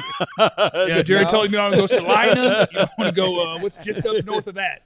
This thing out. This is one of the things, whereas I hate during this time of the season because we got to wait till the cake to be baked. You know, we looking at the ingredients, Jesse, and you can't tell me that little sprinkle of Caleb Downs. Yeah. That's more than a sprinkle. That little sweetener. That's more than a sprinkle. Maybe ice cream. That's the whipping ice. What, some ice cream in there? But it's not just him. It's all the coaches, all the people they've added. Yeah. There's something about these guys that you talk to guys around the league. They love them. They have high hopes for them, and they're all here together. It's like the young guns. Remember that old Western Young Guns? I sure do. With Keanu Reeves when they were young. We got some Was young Keanu guns. Reeves in Young Guns? I think so. It was Emilio Estevez. Yeah, those guys. That's where the Regulators, the beginning of that song, comes from. We got some Regulators, baby. Hey, yo. The talking part in the beginning is from that. Listen, we got a T-shirt idea. Young Guns? Young Guns. I don't know. That might not be appropriate. Why? It's a Red River rivalry now, right? It can't be the shootout. I don't know if we could put guns. You call them Regulators, then. How about Regulators? We got some Regulators. I like Regulators. How about some Regulators? Regulate yourself on over to that QR code for Big Brothers, Big Sisters. Make a difference in somebody's life. We had a couple of guests in earlier, which was super fun. Go be a big brother to a young gun. Go be a big brother to a young gun. Hey, Jesse. They sending super chats in because of your outburst. I love that. Oh, that's good. We got some money. Yeah. Kieron Crawford is going to the Raiders. It's going to be a lot of losses for him. But he's a fun pass rusher. Like, that's one of the guys that when you watch Keldrick Falk on tape at Auburn, you see the guy on the other side, and you go, oh, there's the explosive rusher on this team. Yeah. And that's Kieron Crawford going to the Raiders. Justin's in the super chat. Raw and trouble diagnosing the play. Tell Matt Mosley that Malachi Lawrence sounds like a Cowboy defender already. Damn. Come on with it. It's messed Damn, up. Justin. Damn, Justin. And there is some of that. There is some of that on his tape. I didn't like when Mosley brought up something that I wasn't thinking about when he was like, and we're always going to compare him to Mekhi Lemon and the other guys who went right there. And I was like, that hadn't crossed my mind. But if you ask me which guy is going to have a better career, I don't want to answer on this broadcast because Mekhi Lemon's good. Yeah, Cowboys just weren't going to pick a receiver. Yeah, but Mekhi Lemon has to deal with his shortcomings. Well, yeah, he's going to have some problems. Right. That's He's going what to I'm have saying. some problems. Yeah, he's not going to have a quarterback. Yeah. He's not going to have a quarterback. Yeah, you have some shortcomings. R.H. Lewis. This jumped out to me when you asked what they're looking for, what Christian Parker's looking for on defense at linebacker, and it was like long, like big and long, because D. Winters is 5'11". Mm-hmm. Yeah. Nakobe Dean is 5'11", and those are two of the guys they targeted this offseason. Right. So I don't know what he's looking for at linebacker necessarily. But the super chat is D. Winters Nikolai and Nakobe Dean are the same size. Yes, and both of them are large is the size that we're talking about. The good news is Dean was talking to you a multi-year deal. D. Winters is just a 1-year tryout. Markel Bell is going to be the pick to the Philadelphia Eagles, and that is a large human being. That's a Philadelphia Eagles special, honestly. God. Like they know that you have when you have an offensive tackle who is not done yet, but he may be done soon. They will go find the next one. They know how to do it. Markel Bell is a really good candidate for that. Where as an NFL rookie starter, you might be like, well, we may take some lumps here. Yeah, take some, yeah. But if you want tools and traits and an offensive lineman, that dude 346 is huge. 6'9"? What is that tall? 6'9". Yeah. He's not just 6'9". He is. I think he is disproportionately leggy. Yeah. He's a long-legged 6'9". He looks leggy. Yeah. We call that high cut. He's a high cut 6'9". Where you place him at on that Eagles roster? I think he'll be the right tackle in 2 years when Lane Johnson is gone, would be my guess. Probably in a year. Lane Johnson. That's what I meant. A year after this year. Yeah, gotcha. Yeah. Dirk's in the super chat. Remember the last 2 times we went with a guy where we saw the film of their scheme? I do. Flus is gone. You can't hurt me. No. Hope. What was the hope thing? Help. Hold on, pain ends. Hold on, pain ending. Yeah. Ending. And it ain't coming back. Yeah. It ain't coming back. He's That's not coming the hope back. we got right here. J. Riv. Jesse, you wasted a tense moment. You know you're supposed to show the arms and flex to show the tension. You're right. Respectfully, of course. Elias. Somebody likes your body. Holly must have applied for a wide receiver coach job and got the thumbs down. Now he on a journey of hate. Damn. Magic Man, at what point do we start thinking about McCoy still being there? Bland's feet are cooked, and none of us want to watch Carson. So you want to get rid of a bad feet dude to get a bad knee dude? Man. I would say the longer a guy who could have been picked in the top 10 has not been picked, I mean, I get it that at some point you're like, but he's super talented. But I think the longer it goes, the more you're finding out what teams are thinking about his knee. So I looked up this thing. They said he's having this Oates. He may need this Oates knee surgery, his Oates knee procedure. It's what he needs. That's what they're saying that he might need in the If he needs anything, I'm out of here. Boy. Yeah, and so it's one of these procedures that's a cartilage restoration procedure for young active patients, typically under 50, with small localized full thickness cartilage defects caused by injuries. Oh, do you know what I had done for that exact injury? It involves transplanting healthy bone and cartilage plugs from a non-weight bearing part of the knee to the damaged area to reduce pain and restore function.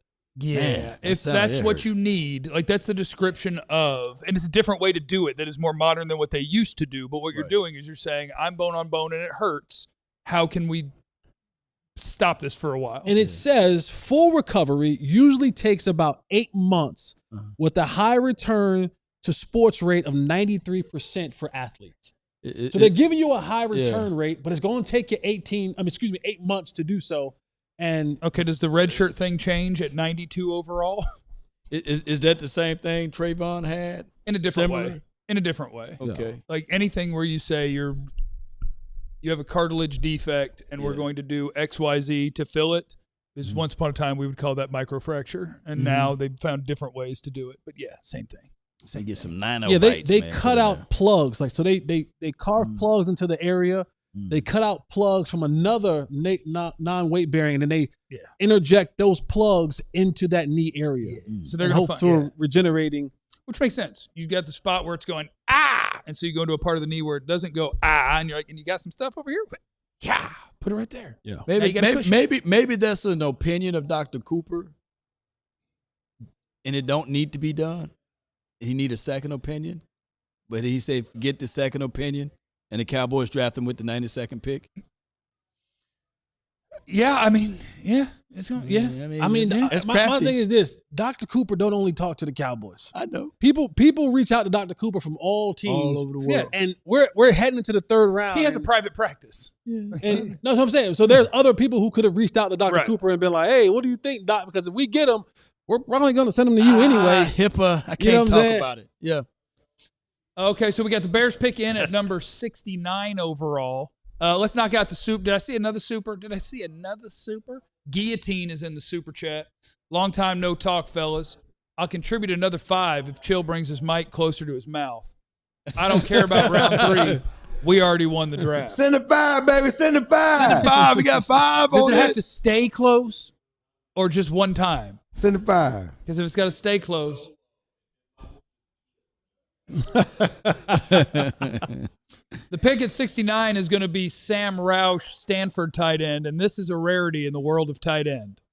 He can block. Yeah. That boy can move, too. Look at him. Bam. No, he's actually, I think he's a better player than multiple tight ends who got picked before him. Like, he's a guy that has a little bit of that. You get it to him in the underneath, and he's got a little bit of juice to him, and he can actually block. See him. You and catch that ball, too. See him. So, yeah, that's Sam Roush, 69 to the Bears. We'll be on to San Francisco at number 70. Another tight end in that Bears. Look at it. Offensive We're gonna try to do repertoire. Look at it. Look at it. Get that big boy. I like that. Whoop. Who were they playing against? Was that Central Florida? Stop it, that man. right? Stop it, man. You boy. I was just looking. Justin is in the super chat. Former ultra marathon runner. I had the same oat surgery. Very complicated procedure to move pain to the side. Let's get it out of there. Let's put it over there. God before money. Here's the 5. Here's a 5. So let me ask you this, though. So when Jamad was working out and all of that, he was doing that through the pain? I guess it just kind of hurt. He was doing pretty good. Good drugs. Good drugs. And drugs. I think that's what happens with NFL teams where, get your guns up. Romello Height is going to be the 70th pick. What I was trying to say earlier, the fact that Tech has so many defensive players, this is not the Tech that our grandfather and fathers and older brothers watched. Well, because Mike Leach wasn't allowed to cut checks in the same way anyway. Not that they weren't paying people. All these defensive players. Yeah, they bought Mello. awesome Texas defense. Tech had the best defense money could buy. Literally. Where'd Height come from? Was he from Houston? Yeah, Bailey they came always from transferred. Stanford. Yeah. Lee Hunter was Lee Hunter always there? He came from somewhere too, I think. Yeah. Yeah, they imported an entire defense, and then nobody got deported. They just let them stay and play the entire season. They imported a whole defense. Did somebody get deported? And then nobody got deported. They just let them all stay there and play, which was really Texas nice. Tech, they got that money, too. They was giving some money. Oops. Guillotine, he sent in the 5. He said, stay close. We want to hear your opinions, good brother. Thank you, and man. You never know when we get another classic drop from you. NPHC love. Is that going to be a drop now? That's good. I appreciate that. D9 love. Thank you, man. We're at pick number 71. Washington's got about a minute and a half to make their pick. We're on our way to 92. 06. I like Romello Height. He's going to – NFL's just a weird fit when you're that light. But when you're just talking about, hey, guess what? It's third down, buddy. Go. Yeah. Have a good time. 234 is tiny. One thing that Micah found out, even at 240 and 250, 17 game season, fourth quarter, and that light, it wears you down. It does wear you down. We certainly don't miss him. Did you hear we had a great defense as soon as he left. Did you hear the advice Michael Parsons was giving? Oh, yeah, fans were crazy because Michael Parsons was interviewing Caleb Downs and gave Caleb Downs some great advice. Kitchen and cocktail? Yeah. What? You like that? As far as food? Yeah, he's giving food advice. recommendations. I don't think Downs is going to have an issue with his diet. And I ain't worried about diet. It's just the fact he's telling him where to go in Dallas. Oh, okay. Oh, soul food wise. Yeah, he's just having spots to go to in Dallas. Okay. Surprised he didn't tell him to go to the film room. Go figure. Boy, you was a hater, man. You a hater, man.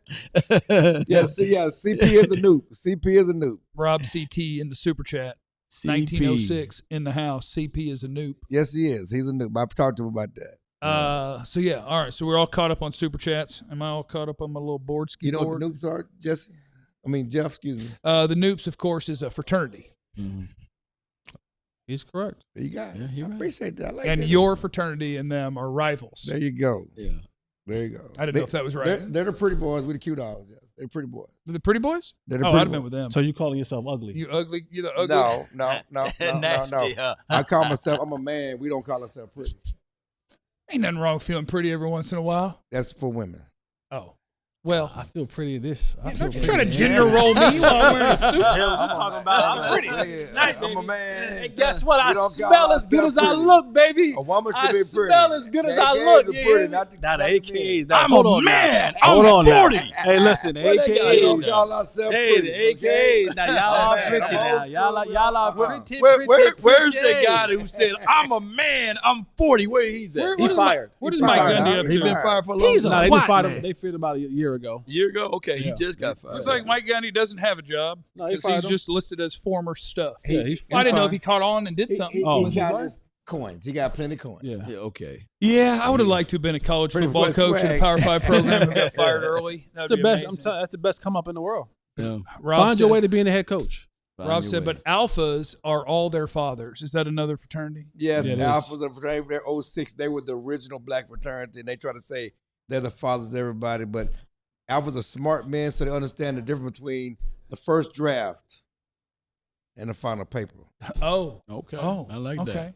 I like that. Y'all work on that stuff, huh? Oh, yeah. Listen, I always tell people. Y'all work on that. I don't want to live in a world where I can't talk trash to Alphas and Cowboys. I don't want to live in a world where Longhorns and Sooners can't talk trash. I mean, you like it's like Duke and Carolina. We're going to talk trash forever. For sure. What about Cowboys, man, for the last 30 years? Cowboys, Eagles. I mean, we're going to talk trash forever. This is a lifelong rivalry. We're going to do that. Yeah. We're on pick number 71. We're waiting on the Washington pick. I'm just perusing things. Your guy hasn't gone yet. On my man. little stupid board. Yeah, so the Cowboys are technically. Oh, that's okay. Zachary Branch, he can go 92. Cowboys are the Omega Psi Phis of the because they are the youngest, right? Okay. Antonio Williams, slot receiver from Clemson, is going to the Washington Commanders. And they, what did they do? Is that two receivers for them or one? They were 7, right? So, no, they took Styles. They got Styles. Yeah, they took Styles at 7. Hey, Sam, man, I was a Longhorn before you back in the 80s, sir. Don't do that. Uh-oh. Rob said that Charles Haley's listening, and he will pull Hook up. him. What fraternity is Charles Haley? Charles is this Haley's about to be a $2 a pop fraternity hour? Charles, the fraternity club. Get that money. Get that money. Charles Haley's an alpha, and he's crazy. Oh, you can't say that? He ain't crazy. He ain't what? He ain't crazy. We're all a little crazy. Oh, 6. Okay, he ignorant.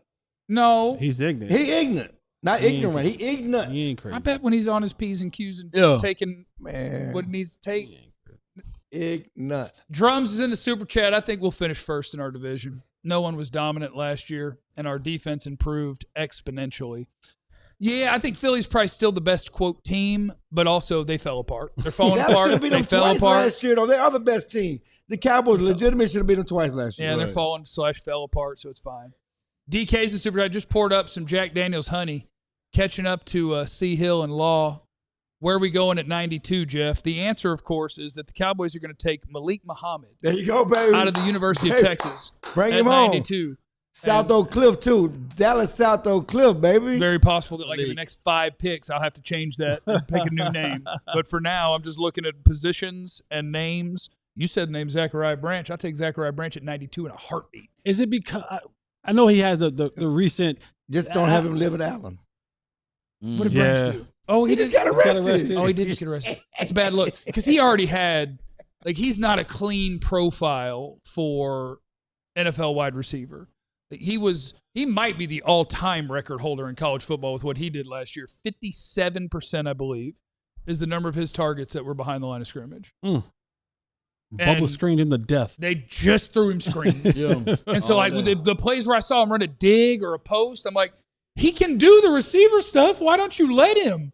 He's also a body catcher who jumps to catch it while he's body catching. But he's hell on wheels once he has the football. Do you think his arrest made him drop?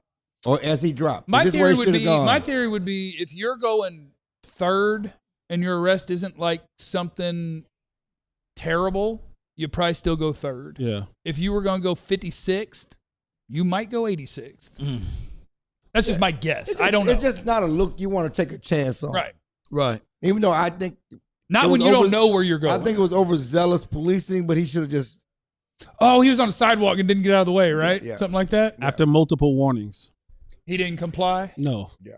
Let's get Clarence wound up real quick.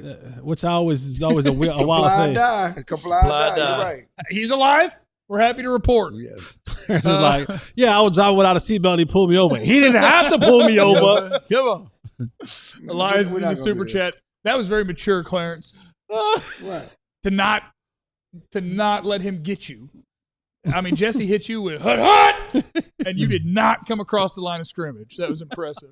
Eagles traded for Greenard. Yes, they did. 2 third-round picks, and they're going to pay that man. Dirk's in the super chat.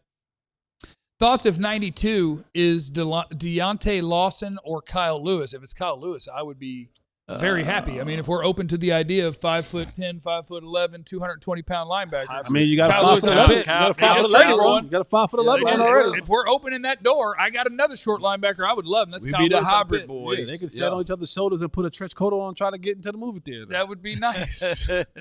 See, an R-rated movie or something. J Riv Tech. Hey, my only request is that before we close, we have a beard and buff off. Who has the best beard and who has the best pose? Well, we got some zesty stuff coming in today. Wait a minute. We got the best beard. He got the best beard. Jesse gonna say he got the best. Oh, I do. But that's, I mean, are they talking about that buff? What buff they talking about? Jesse hadn't seen my poses. What talking about? Pose? I'm going. What kind of buff they talking about though? It doesn't matter. Whatever buff we go on to, I like my chances. Yeah. Boy. And I'm going straight heartbreak kid pose. So I know that you can't do it. You can't do it right now. I think I could. You can't do it right now. If I leave the right one as the long one. You can't do it right now. I think I could. You can't. Can you? I think I could. You gonna rip the pants? You just need this one to be the straight one, Yeah. right? Yeah. You can't. Okay, come on with it. You're gonna be stuck. You can't. Yeah. You don't have the dexterity. You don't have. That ain't it. I told you. Turn the other way. I'll ruin it for you. Couldn't quite get there. Yeah. And the groin wasn't ready for that. I know. You ain't been stretching, brother. Groin wasn't ready for that. Okay, get the next J. Phil. J. Phil. Been at a father-daughter dance. What'd I miss? Chill, try Mama Down's white chicken chili. And listen, and I'm glad you brought that up because I did talk. My God! You met the mom? Yeah. I did talk to Mama Down. She said We like mamas. She said that nose ring in, right? She said that nose ring. Said that She nose ring said that Nick Saban had her chili wrong. It's not a white chili. What? It's white beans. But it's a chicken chili. It's white beans. It's a white. But you don't call it a white chili. White bean. But it's white beans. She's putting beans in the chili? We're going to fix that. She got beans in We're in the chili. Texas now. About to say, she's in Texas she was now. happy that he shouted out her chili. We're in Texas But we now. did talk about that for sure. Okay. David Williams is in the super chat, and that looks like a hippopotamus coming up from underwater. Trovon is in there. Mark Rippon just cemented why I hate the Commanders so much. Shut up and draft. That's why I'm glad we don't have volume. I don't have to see what the people who go up there and talk for too long are doing. Only Drew Pearson's allowed to talk when he's up there. He's there, so he might. He did was amazing. He might be. Is it Drew or Tony? I think Tony Dorsett's going to be next because he's from They're both doing it. From They're both doing Pittsburgh. it. Okay. Oh yeah. Okay. I did see both of their names, so I know that they're both. I have a wild. I've told you. I can't say it on air, but the wild Andrew Hawkins, who was the runner-up to me in fourth and long, I thought he should have won. Had a great. Damn, listen, I'm not mad at that. But he wasn't going to make the team if he did. He had a great NFL career though. He did. At Cincinnati and with the Browns, and was on ESPN TV now. I guess. But he's from Pennsylvania as well, and his mom went to Pitt, and it's a very funny story about Tony Dorsett. Trying to holler at his mom. What he said to his mom in the lunchroom was, listen. Oscar Delp is the pick to the Saints. And this, Oscar Delp is one of my favorite tight end prospects because you're just going to project. Like I've seen him catch about 3 passes in his life. And I'm like, why the hell did they not throw to him more? Because he could run and he looked like he'll beat people up. and he wants to jump over people all the time. He looks like he can really play. And I'm like, let me see them stats. And it's like 4 catches for, I think it's like 20 catches. They also had a quarterback issue too, right? They did have a quarterback issue. Yeah, they had a little bit of a quarterback Who was issue. it? Bennett? Was it not Bennett? No, Bennett's on the Rams now. Yeah, Stetson Bennett I don't was remember the name of the guy this year. Yeah, small quarterback. He wasn't really good. He was okay. DK is in the super chat. Dolphins linebacker still a trade option. Eagles are cooking. The Eagles aren't cooking. They're actually falling apart. And they're further committing themselves to 2 years of death, 2029 and 2030. Oh, yeah. Malachi Fields, 6'4", 218 pounds out of Notre Dame, going to the New York Giants. I don't like. Yeah, They Gunnar needed Stockton. a receiver. I don't like what the NFC East teams are doing, if I'm being honest. They're playing some football, man. Well, neighbors won't be ready for the start of the season, though, right? Hope not, but I like Malachi Fields. He's one of the kind of big receivers that isn't a bad mover. Like at 6'4", you expect a certain thing, and you watch him, you're like, oh, he's just actually got a little something. Man, Downs would eat that chest up right there. They thought they had that with Hyatt. What's my man's name? The tall, fast guy. Which one? With Hyatt. Jalen Hyatt. Yeah, couldn't run routes. Yeah, Cowboys this couldn't run a route. And Fields had to make progress in that regard too. But he is a jumper.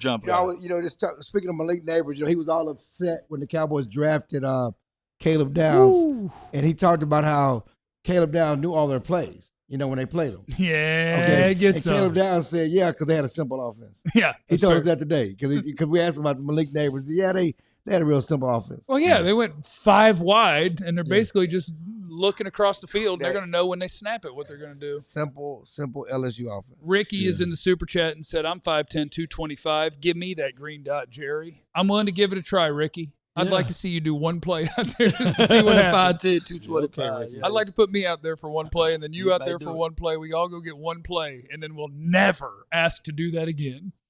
The truth is in the super chat. Are you offering one of your fourths to the Dolphins for the linebacker? Yeah. I would do that. My guess is they wouldn't, because they'd be like, we already did it. We traded a fifth. We got D Winters. That's the trade we made for a linebacker. Like competition. How far out are we? How many draft picks? 92. 75 to 92. That's 17 number difference. So about 17 picks away, about a half a round away. The Miami Dolphins. Malik Muhammad is coming like a blinking light. Malik Muhammad would be a nice pick. Hold on, I got to highlight. He's tall, long, fast. He would be a good corner here. Outside corner. I would like that on pick. The opposite side of Rebel. You don't have to start him, but it's insurance. Yeah, I don't think 92. My expectation at 92 would not be a starter. That you're drafting a starter. You can be drafting a future starter. He's better than Seatbelt, who was a third round pick. Somebody who's competing. That boy disappeared. That Seatbelt need a recall. Yeah, he's better. Seatbelt was a third round pick. He's better than Seatbelt. You hear that, Pops? Well, I don't call him Seatbelt. I call him the Sheather. The who? The Sheather? No, I'm talking about his daddy too. I don't know his daddy. Oh. Because Broadus told me that he got confused because he always thought they were sheathing a sword. Oh, okay. Like they were putting their sword up into the holster. He didn't know what the seatbelt thing was. Oh, so and I thought that was funny. Who didn't know that? Broadus. And so he didn't know it was a seatbelt. He thought they were like putting their sword away. So I think I call it the sheath. Okay. Sheathing. Well, that Carson, that seatbelt was like. That's why it's 2 Americans. That's why it's 2 Americans. That's a great point. That's a great point. That's a great point. That's a great There's point. more than 2. David's in the super chat. Does D Winters move the needle for you at all? Would you have been more happy with Jordan Brooks? My immediate response is yes, you'd be more happy with Jordan Brooks. Yeah. And then you just wonder, like, they got to want to do it. They got to want to do it too. Why are they doing Jesse like this, man? Come What on, they man. say, man? And first of all, you messed up his name. And I stopped second reading of all, after that you part. disrespected his game. This dude truth played for a national champion. The truth misspelled someone's name and said, does Dez beat you in a one-on-one in hoops back in the day? Seen Dez play at the 24-hour fitness back in the day. Here to tell you, without having seen Jesse play ever, Dez does not beat a collegiate national champion basketball player, and it ain't close. Well, that's what we You get hear that, Daz? No, So we want to put it on wax right now. Come Dez on, wanted to pull up from 35 feet and didn't hit the rim. But the bottom line is we get so excited about football players because great athletes that used to play in high school and they can dunk. This dude was a Division I athlete. It's not even close. Yeah. Why we have it's like me racing you. I mean, why would I lower myself to race somebody I know I can beat? That's fair. That's a fair point from you.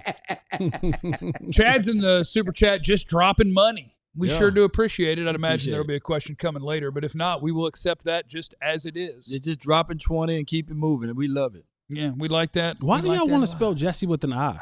It doesn't. There's no I with Jesse. No please. He don't like nobody misspelling his name. It's just no reason to put an I in there. And we know it. By now, we should know his name is no I. People who spell Jesse with an I. Let me see. They have breast. That's it. People who spell the name Jesse with an I typically use it as a feminine given name. That's what I'm saying. A common nickname for Jessica. Can I say that? Jessica? Or a feminine diminutive of the unisex name Jesse. Yeah. It's not. Okay, he brought some cold ones. It's no I in my name. Yeah, you guys got to get it together. Or why? They drinking beer over there. I need my liquor. What you guys got? What you got? What you got? I need my liquor. Liquor re-up. This episode is brought to you by Oh, nice. Fireball. Are we going to pick Caleb Downs? Are we picking Caleb What Downs are again? Jaeger bombs? A Jaeger. We got to pick Caleb Downs again for me to enjoy that. Yeah. Well, hey, who knows with the 90 Somebody said their grandpa's name spelled with an I. We're not going to talk about your grandpa, Hancock. Somebody We're asked. so sorry about your granddad.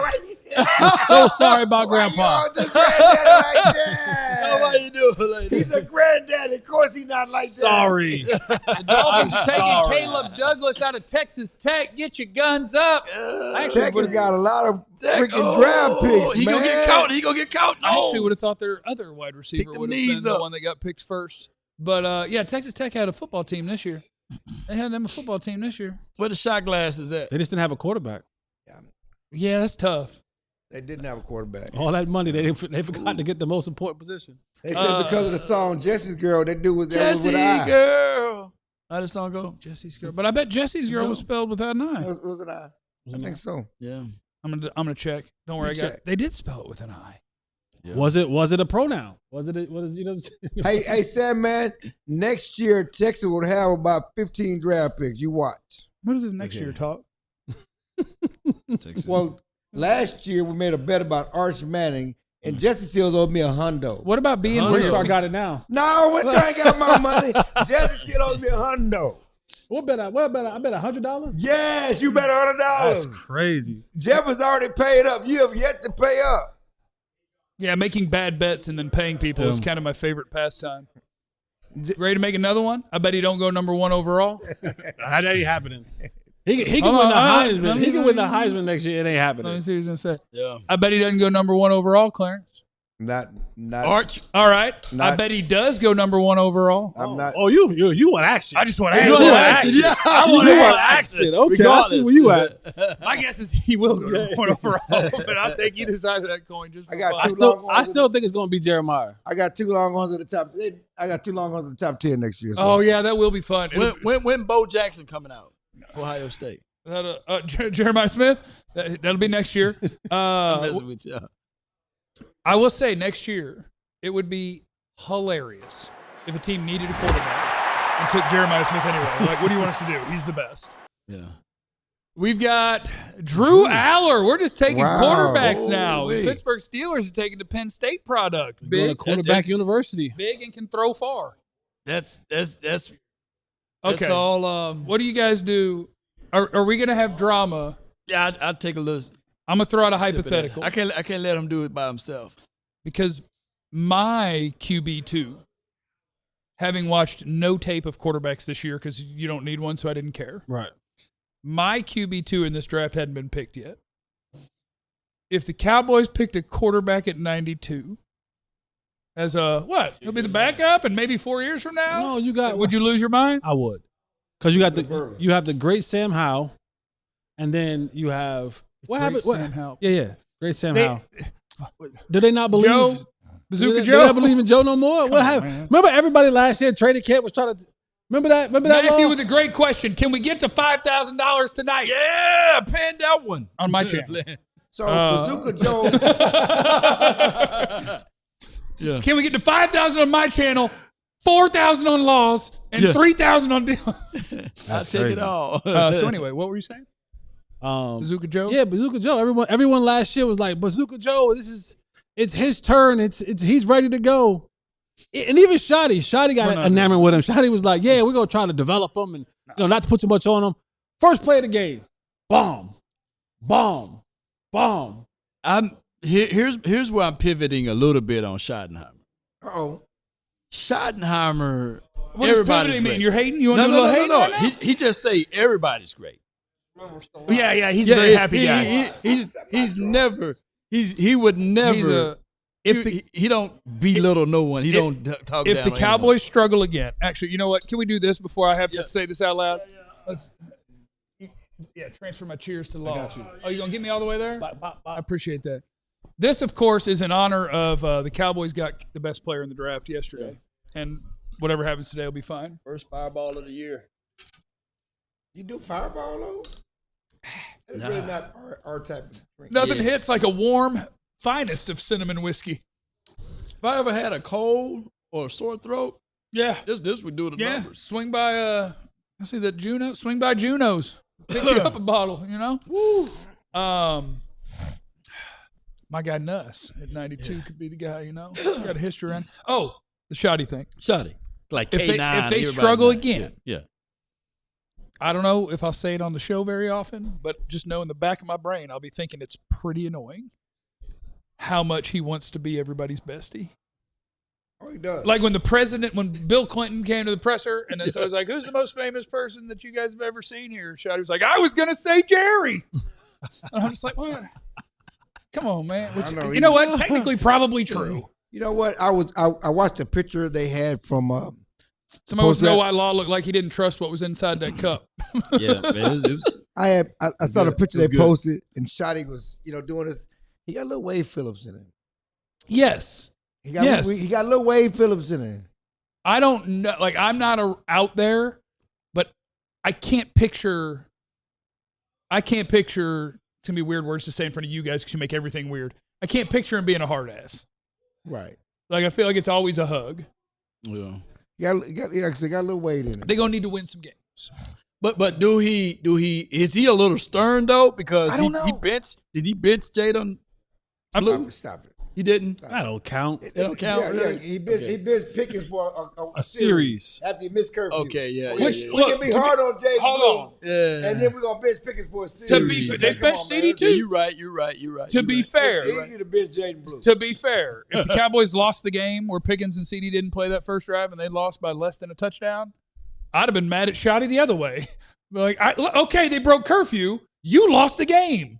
Because they missed one opening series? Yeah. What if I needed points on that drive? No, man, stop it. That wasn't no discipline. It was against the Raiders. So who we played that week? It was a bum team, wasn't it? Yeah, because it was absolutely Vegas because of the way it went down. That was no discipline. Which, if you want the details, ask me if you see me in public. Okay. They were just having a time. Super Bowl champs 2027. I like that. Hawk League on. I'm with 2020. I told you guys, in this economy, let's go ahead and wait 2027. You know what I mean? Yeah, you think a year from now would be a good time to travel to the bowl? So go to Atlanta? So Atlanta? technically, this year's Super Bowl will be in 2027. Yeah, technically. Yeah, but Well, that's not what we're talking about. You know what we're talking I about. know what y'all talking about, but I don't know what he's talking about. He might be talking about this year, LA 2027. But I believe this Super Bowl gonna be the crunkest one. Well, you know, Super Bowl. People still using that word? Well, I'm old school. What they using now? Litty? See, I knew the word, and I was going to tell you I don't want to be crunk. Yeah. Like, tell me, when's the Super Bowl going to be in a small town? Yeah. Do you know the Super Bowl is going to be on Valentine's Day this year? As if you care. As if you care. In fact, that even works in your favor. What are you saying, Jesse? What you mean? What am I saying? You have a built-in excuse now. I'll be gone for a week. Media Row in LA. The problem is they probably want to go with you. Not you don't bring Take Sam to the beach? you don't bring that to work. You want to take Sam to the beach? Not to work. LA, the Super Bowl? You keep what? that. Not to work. Take Sam to. It ain't got to Sam to the beach. People are dropping names in the chat now. We're getting closer to 92. People are trying to get guys on this team. Somebody said Abney better than Muhammad. Terry's in the chat, and that would be technically my rankings would agree with you, I believe. Yeah. But when you're doing something like that, Abney is Arizona State small corner, and Muhammad's big and long, fast. Now that I have Caleb Downs, I'm probably looking outside corner. And I'm not saying you can't do it if you're 5'10", but I'm looking for me a 6-footer. I like I like this right here from Johnny Jackson. I like Keontae Scott. We already did that job. He's gone already? No, he's not gone. He's not gone. Okay, Caleb Downs is playing that spot. I want more killers. I want Scott over Muhammad. No offense to him though, but I want Scott. I got a question for you. We know Muhammad visited. Did Scott visit? Did the other guy visit from Arizona Keontae State? Scott was a visit. He was, but I don't think he's going to play corner. Like he would be in the nickel. Where are y'all on? My guy. Oh, who we Indianapolis Colts took A.J. Halsey, safety out of LSU. The game has gotten soft on us. I'll spell it for you. S-O capital F-T, or I forgot what letter was S-O-F capital T. Soft. Soft. The game has gotten a little soft on us. And now we're looking at safeties, and we're like, look at how nimble his feet are. And A.J. Halsey's like, what about if I break you in half every time you run across this field? And gets interceptions. A.J. Halsey, to me, is one of the more underrated players in the draft because he's 5'11", 215, and he probably played more at 5'11", 225. And so you look at him on tape, and you're like, that don't look like a safety build. And I'm like, what about the way that he just moved and diagnosed that play and picked that pass off? Did you like that? Look like a linebacker. Don't judge him because he's a little thicker with two C's. Look like N'Kobe Dean to me. Where are you with my guy Harold, Dan? Harold Perkins? Yeah, Perkins. He can't read no defense. Harold Perkins is the wrong guy to ask me about because I'm an accidental hater. He can't read no I'm defense. not hating. Yeah, 4 Can I use that? Go, Everybody can I threw right to him. forward? He had 4 picks and they threw it right to him last I'm year. an accidental hater because Harold Perkins is somebody that I don't know who in the Cowboys sphere. This is how it goes. Small. But somebody who's a big name in the Cowboys sphere must say something good about somebody because a day pops up where out of nowhere, it's 50 people are telling me I want this guy and I really like this guy. And like I watched Harold Perkins and I'm like, I get it that if I go watch his true freshman tape, you'll be like, man, look at this dude go get after the quarterback. I'm watching last year's tape and I'm watching a guy and I'm like, I don't know what I'm going to do with him. He's 225 pounds? And that's going to be my edge? He's playing off-ball linebacker at LSU this year, and I don't think he really looks great at it. Like, the coverage doesn't look natural. And so, like, I understand the appeal. Yeah. Like, he was 18, 19 years old, and he was raising hell in the SEC, getting after quarterbacks. Yeah. And I'm like, okay, I get it.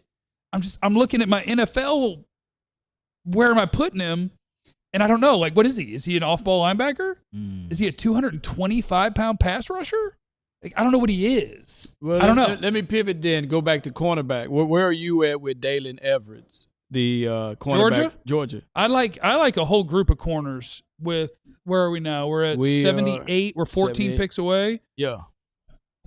Zachariah Branch just went to the Falcons. He's dead home.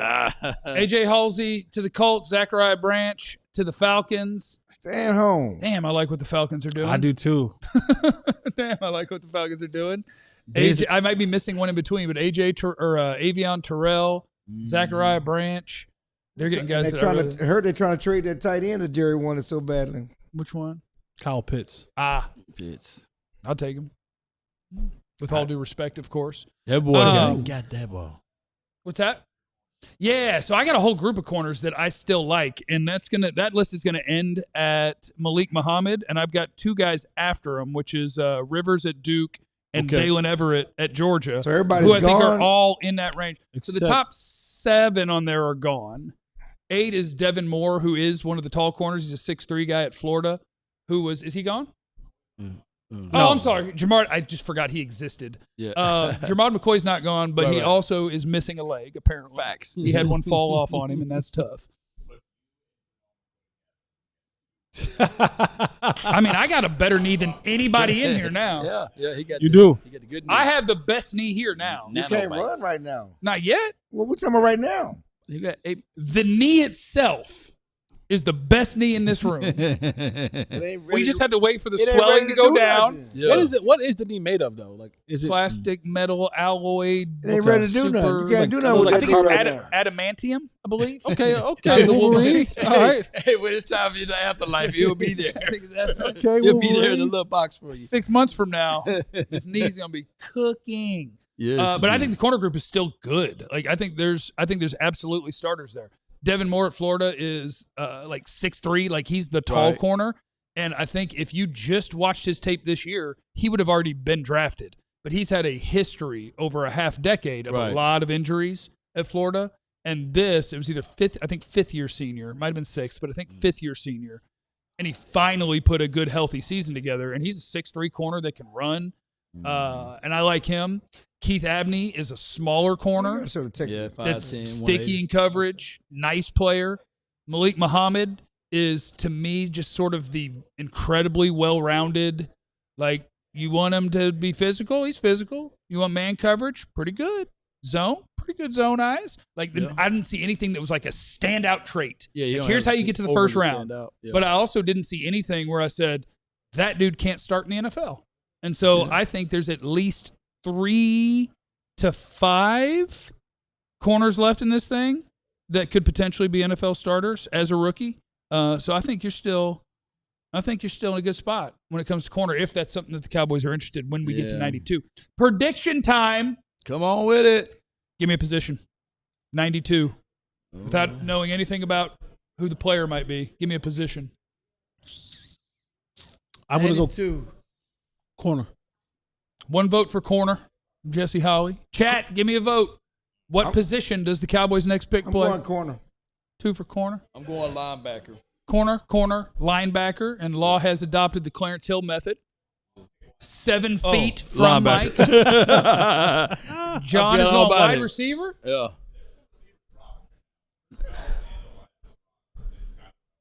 Chris Bell's coming off the knee injury, correct? Yeah. Chris Bell's coming up. Yeah, Chris Bell's coming off injury, but he's like 6'2", 225, runs a 4.4. He used to run track, I believe. His tape looks kind of A.J. Brownish. Yeah. Like, it's weird because it's hard to project guys where they run like 2 routes. And he's basically, is he running the slant or the drag? Right. And then is he outrunning everyone or is he smashing into somebody? But he's a good prospect. There are. Skylar Bell is another wide receiver that I really like. I like Jacoby Lane, USC. It's tall wide receiver. Yeah, I hate tall wide receivers. Yeah, I don't. It's nothing he did to me. How do you hate tall wide receivers? I hate tall wide receivers. Why? You hate Randy Moss? No. You hate yourself? I'll take Randy. I'll take Jeremiah Smith. I'll take the right tall wide receiver. What do you mean the right? You hate Chris Carter? It's the same thing as corners. Yeah. I now live in a world where the guy I want separates. I want separators. I don't care if you can win a ball. What's tall? 6'1", 6'2"? No. 6'4" is tall. And Jacoby Lane, I think, is 6'5". So you hate what's the kid from Detroit? My mind's gone blank. Megatron? Yeah, Megatron. Kenny Galladay. Yes, Megatron. I do. You hate Megatron. No. You hate Megatron. No, he's different. How he different? He's a tall separated. wide receiver. He's separated. This Generally is not clickbait. Generally speaking, I fear the tall wide receiver because most of them aren't getting open. It's like, oh, congrats, you took the ball away from another college kid. What about Try Larry that crap Fitzgerald? in the NFL. What about Larry Fitzgerald? Larry's nice. He's a separator. So you hate George Pickens? Larry Fitzgerald don't separate. I don't hate George. You don't hate George? Then you're a hypocrite. He's a little bit of a separator. No, he's not. No, if Larry you're Fitzgerald ain't no separator. I don't dislike a tall wide receiver if you're awesome. Okay. Now you know what happened?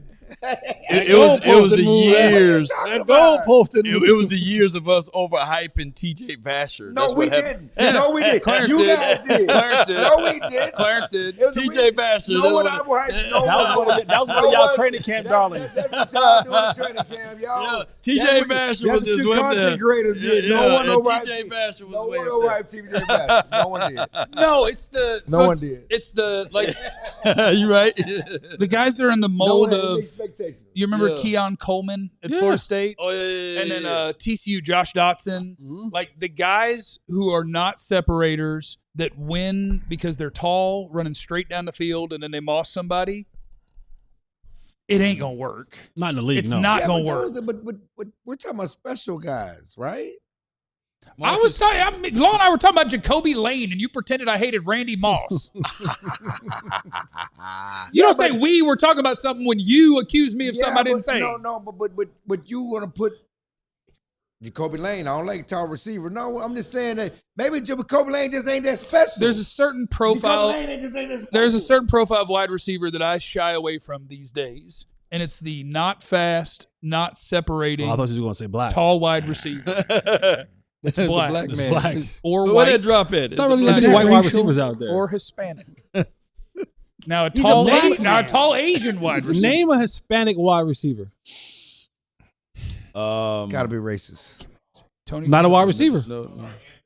Anthony Gonzalez, yeah. Colts back in the day. I think he had Isabella, 1,000 yards was it Isabella something? Andy Isabella. Is Andy Isabella, is that Hispanic? Maybe. Isabella? I mean, come on. Yeah. At this point, he with the name He went to Isabella. Cali, said, don't question what he said. They had math class together. He better be. Yeah. The entire interior of the Texas A&M D line has now been drafted. No. Jaguars are going no. Albert Regis. The killer? Texas A&M.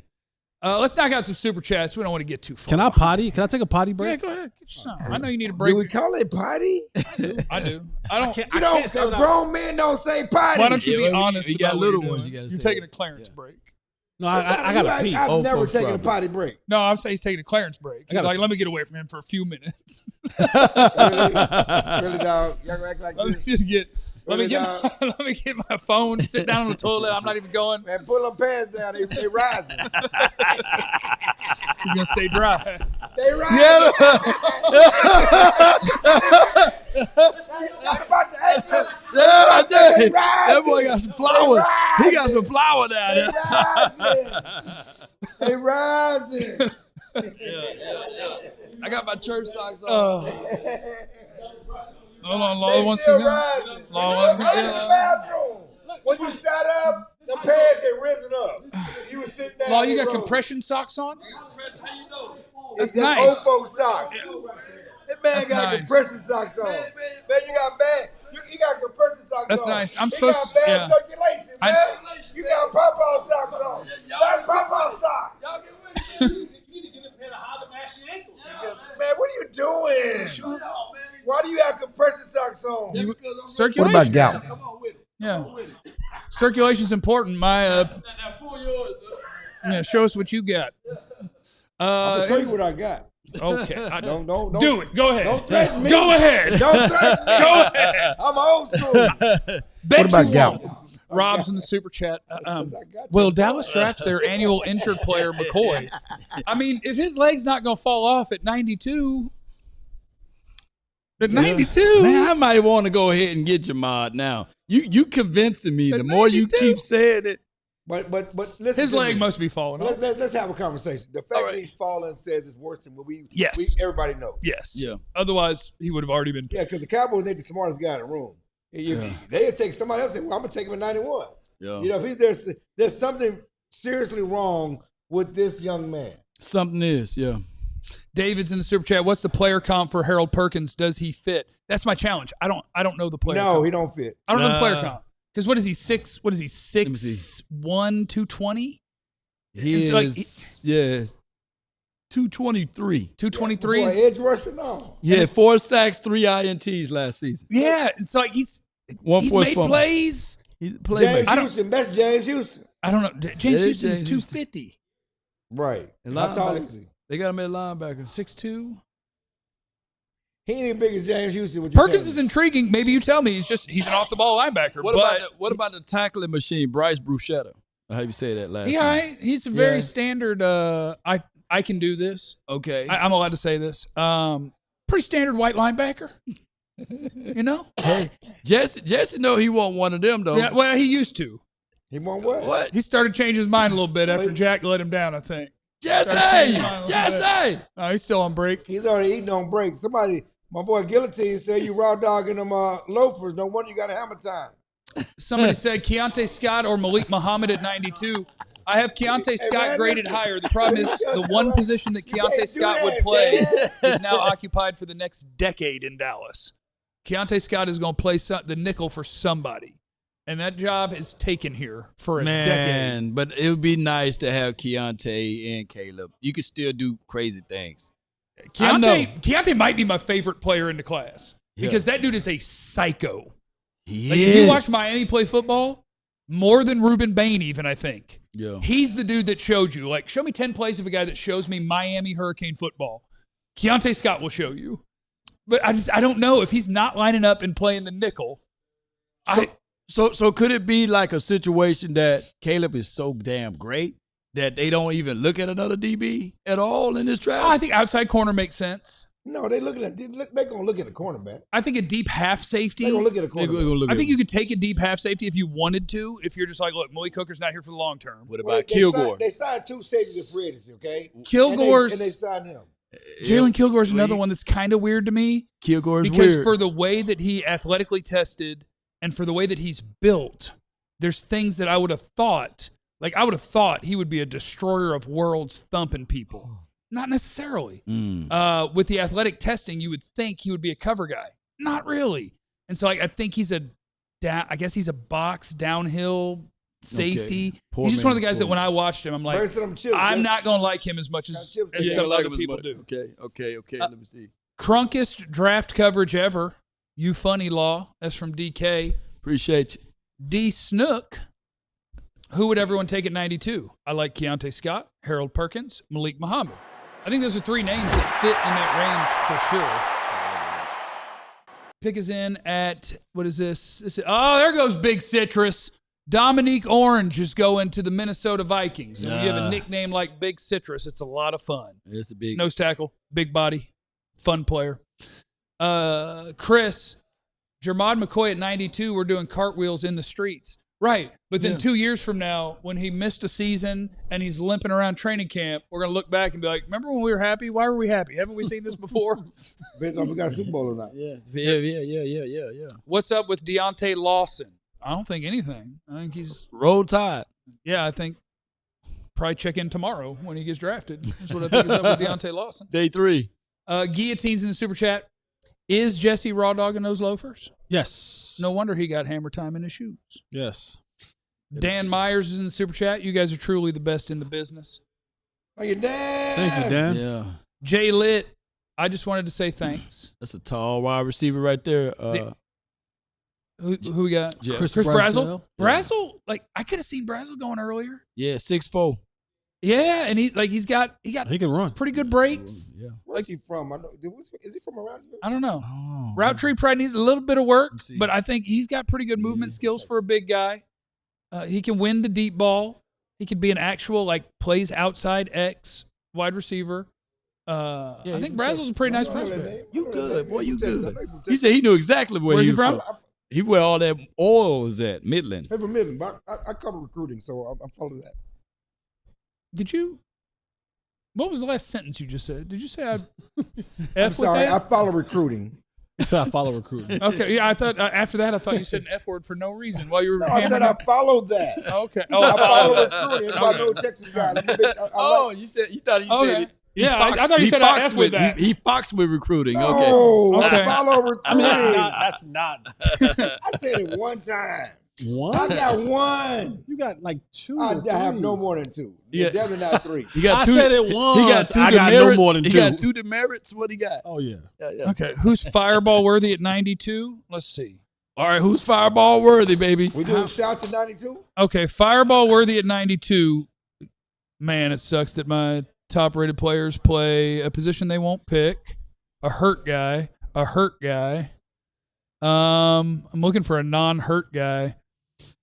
Because my favorite players left are probably, obviously, Jermod McCoy, but who knows about that. Emmanuel Pregnon, the guard at Oregon. Jalen Farmer, the guard at Kentucky. Chris Bell, the wide receiver at Louisville, who's coming off of an injury. Kyle Lewis, the linebacker at Pitt. And Keontae Scott, who he may be my highest-ranked player. But again, I just don't know how that works unless you're just like, look, they're both the nickel. You don't know who's going where, which I guess that's versatility. Fireball worthy at 92, I will say. Jamal McCoy, man. I'm glad. Chris Bell. That's fireball worthy. It is boldly. Chris Bell is my fireball player at 92. If they take Chris Bell, here's why it makes sense. Okay, break it down. George Pickens is going to be here for one more year. That's what I believe. Take the hurt wide receiver. He takes George's job next year. And we don't have to worry about it. No red shirts, baby. No red shirts. We try I don't know if it's a full red shirt. We'll have to check in on the progress there. I don't think it's a total red shirt. Check in on the progress there. We need defense. All right. Get a cornerback. Then the answer is we Moore, Abney, Muhammad would be the fireball players. Those are my fireball corners. His defense is so bad. They make the top 3 picks on defense. That's a good draft. I thought we fixed it. We fixed it. We got some free agents. We got Downs. We got Lawrence. How many people do you need? We like competition. Let me have some fun. Tiernan, the Northwestern How about tackle. some depth? How about depth? We want Kyle Lewis our still backups available. to be good. We want our backups to be good. Is Kyle Lewis not? Kyle Lewis is a fireball player. Yeah, He's Lewis, fireball. Yeah, he's fireball player. worthy? He's right there. You see, he doesn't have a color on his name What yet, if so we he's trade for up like high. Max Crosby right there? That's fireball player. Yeah. Yeah. You said look for depth. You just put Malachi and other kid on the bench. That's Rotate. fine. I ain't mad at him. Straight up 92. I want some. They gonna trade Wait, for what? 92. 92. No more fireball for you. 92. No more fireball for you, brother. 92 for 90 Max gonna cost Crosby. you a first. A 92 next year's first. And George Pickens for Myles Garrett. Wait, I was no. They just moved some of his bonus money around. He's tradable. You're gonna need Miles, a pick. I mean, you're gonna need a pick. George Oh, Pickens. no. 92. Well, he said for Max? No, he said I said for Myles Garrett. Okay. Oh, Myles Garrett? Yeah, for Max, I'll do 92 and George. GP for Max. You do that? You got to give up a kidney for Myles Garrett. I want 92 from them. Your guy's leg is falling off. That's what Baltimore told us. It's Jermod McCoy. It's his best friend, Max Crosby. Two guys without a leg. We got a nugget in the chat. They said Chris Brazel, dad, used to play for the Cowboys. That's why I know his name. That is correct. Fireball linebackers. Kyle Right. Lewis, That's smaller why I know than that name. Harold Perkins. Braswell. That's true. Okay. But Kyle Lewis, Braswell. I also think has better tape. Like Kyle Lewis That's is why I know like who he's I going know. to play linebacker. Like he's a very good coverage player. Like I think he's a better. That's what he does. He plays linebacker player. The truth, Jeff, give me a gun pick at 92 we don't need. What does that mean? At 92 we don't need. I don't know, because I don't understand your question. But I love you. Can we get to 1,000 likes tonight? Perkins sounds like Marquez Bell. Oh, Marquise Bell. Marquise But, Bell. I mean, Marquise Bell plays safety. Perkins, we're talking about how to get him closer to the line of scrimmage when he's an off-ball linebacker, and so he just confuses me. And Perkins, he like that. Perkins, Marquise Oh, Bell. this would have been a fun pick for the Cowboys. Ted Hurst out of Georgia State going to the Tampa Bay Buccaneers. And Ted Hurst crushed it in the entire pre-draft process. He's playing at Georgia State, so you watch him and you're like, oh, yeah, he looks like he's having a great time beating these people who are absolutely not going to play professional football ever. And so it's like, okay, what do I do with that? Then he kind of showed out at the Senior Bowl. Then he had a great combine. Ted Hurst, that's some real deal potential right there. He could have been a fun. What about number 19 for the Cowboys? He could have been a fun next He pick. went for a small school. What's that? Number 19 for the Cowboys. Ryan Flanoy. Miles Austin? He did go to a small school. Yeah, well, no, Monmouth. Monmouth? Monmouth. Ryan Flanoy. No, I'm not saying going to a small school is a bad thing. I'm saying it makes it harder to get a clean evaluation and know how high you pick them. Okay, so now we're doing the Cleveland Browns are taking Austin Barber, offensive tackle out of the University of Florida. Is there an offensive tackle you could be interested in the third round? It's a big dude, 6'6", 318. Yeah, pretty big dude. He's a pretty good player. What do you mean? Wow. Oh, Mike McCarthy had enough of that crap. I mean, look, Mike McCarthy hates that stuff. Just So like for that to anything. happen to him, and right when he got back in, he's just got to be like, "Are you kidding me?" He hates Cowboys now. I had to deal with that nonsense in Dallas, and now I got to deal with it again. Let's see, Rob Perkins sound like Marcus I Bell. remember him. Unk's burner account. Time for another shot. O'Doul's for Jesse, please. It's a non-alcoholic beer. O'Doul's. What did that taste like? Beer, Nasty beer. kind of, mostly. I got breaking news. Women that drink beer shouldn't. Sir. That's messed up. Sir. Wait a minute. You ever known a girl that dipped? I knew a couple girls that dipped. Not in my that. community. Okay, I don't- they not They weren't my- in your community. What about Not that my community. They sweet could be in beer your like community, those like in look? Louisiana or Mississippi, maybe. Come on with Rita's. the TV over here. Keep watching. Country. We got to hit that button on the TV Oh, before yeah, it the goes TV's out. gonna not like us. Right here. Hit that button. Remote. We would like Remote to keep right there. watching. Oh, there goes Dalen Everett. There goes you a corner. This one one. right over here. I think the remote's Yeah, keep over watching. here. They think Dalen Everett, the Georgia corner, is going to the Pittsburgh Steelers, so you are going to reach towards the end now. he went of, before Muhammad. of guys that you might view as He's not better than Muhammad. I'm NFL sorry. star. He I got ran, he ran the 4.38. That boy He's not better fast. than Muhammad. I like smooth. Muhammad a little bit better. He's not better than Muhammad. I like Muhammad a little bit better. I think Muhammad's a little bit more consistent. He than grabby Dalen though. That's Everett. the only thing with Dalen. But he's around the ball. Yeah, he's a nice player fast. too. He's quick. I think you still He's got showing his Texas highlight. potential NFL starters Boom. at corner. That's what I like off of him. He wasn't blocked. Yeah, he can sneak around that He 4.38 didn't That's right. sneak. He snuck. He did not sneak. He Yeah, that's wasn't right. blocked. Yeah, That's watch called that. Watch, sneaking. I watch how he sweep around here. William is in the super chat. You just hate Georgia. Georgia, that's what it is. I forgot you hate Georgia. I don't hate Georgia, but he wasn't blocked. Could the Cowboys trade back with one of the fourths to pick up a couple of fifths? They could, but I mean, what? Why? How many we need? We got to pick players now. Law Dog, super chat. Shout out Law Nation. We already won the draft. Dak owns the Giants, so I ain't worried. Jeff got me crying as moderator. Y'all have to run this back. Come on with it. We'll run it back. I'll be back. Yeah. I apologize for whatever I've done, and I've probably done a lot. We got BET at the end of May anyway. I'm taking off too. Is that Halle Berry? Who that is announcing that pick? Clarence. Who's that? What? Who's announcing that pick right there? Who is that? No, she works for the NFL. Okay. She's an NFL executive. Eddie Joe's in the super chat. Linebacker Caleb Elam's-Orr from TCU for 92. I could deal with that. I could deal with that at 92. Brian, watch Chris Bell versus Miami 2025. I might have. Let me check the notes on Chris Bell. Boom. Chris Bell. I watched him against Miami. Yeah. Yeah. That's where you get to see the same things that you always see. Okay, Jeff. Receiver or cornerback? Bell or Muhammad? Let me see. I got Bell. I got Bell higher. We're talking about to win this year, though. Okay. Well, don't ask me a question if you want to influence the answer. I'm not influencing the answer. Did you ask me a question? The whole focus has been about winning this year. Well, then you should have said, who would you rather have if all I care about is winning this year and that receiver's hurt and this corner's not? That's not even a question. This whole offseason is about winning this year, damn it. Am I right or wrong? Let me check Chris Bell's. It's been 30 years. I ain't trying to worry about next year and the year after. It's been 30 years. We're trying to win now. Chris Bell ahead of schedule in his rehab. Torn ACL November 22nd. He was running. I saw him running on a treadmill. I just saw that like top speed. Yeah, he's doing like 18 miles an hour. I saw that video. Yeah. Okay, so we're trying to win this year, improve this team to get to the playoffs and get the Super Bowl. You rather Chris Bell over a quarterback? That's what you're telling me. Yes. Okay.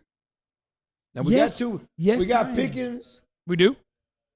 We got Lamb. Yep. I got my starting corners too. And we got Flanoy. We got Flanoy. Flanoy. Got Mingo. And Trayshawn Holden, baby. I got Trayshawn Holden. See, there you go. There you go. Starting nonsense. Wait a minute. That's what y'all do. What you That's mean? what y'all do. Y'all get the training camp. Y'all get the training camp. Y'all get the training camp and all the content creators. Trayshawn. He need to be in the rotation. I was like, man, that brother better hope. I'm going to say this. Now, I said it on every platform. I'm going to have to say it now on right this one.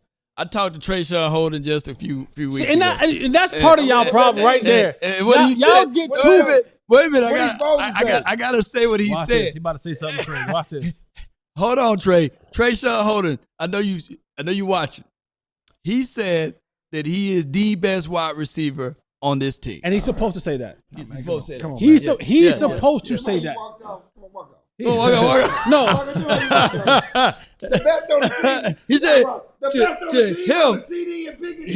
He said he liked that. He liked that. He liked that. You gotta walk off, dog. Yeah, walk off. It's time to walk off. Come on. Listen, if I walk off, I'm going home. I'm telling you that right now. I'm just saying, you walked off the set. No. You know, come on, man. No. But I get why Trayshawn says it. Right. Even though it's not true. If he doesn't believe that, right, then that's a problem. It's a major problem. That's a problem. But they also have to have a level of rationalization. I don't think it's a problem if he doesn't believe that. No, I think if I were a receiver in the league on this team, I would very comfortably be like, yeah, I'm not better. You got to know your role. Not young Jeff. Not young Jeff. Not young Jeff. I played with people that I knew were better than me. Not young Jeff. And I wouldn't lie about it. You'd be like, man, if you just give me enough. Man, come on. Mature Jeff be like, you know what? The running backs to do the Bo Jackson was better than them. I mean, come on. You just, you know CD and George Pickens are better than you. Come on, man. I played at Allen, Texas with J.T. Perry, one of the most cold-blooded football players I've ever seen in my life. And if our quarterback, he went to, I don't know if I need to share all this. He missed his senior year because of a legal situation and walked out of jail to a full ride to West Virginia. He was cold-blooded. That's West Virginia special right there. He was cold-blooded. Yeah. And if our quarterback in the huddle said this game is on the line, who gets it? I'd have pointed dead at the other dude. No.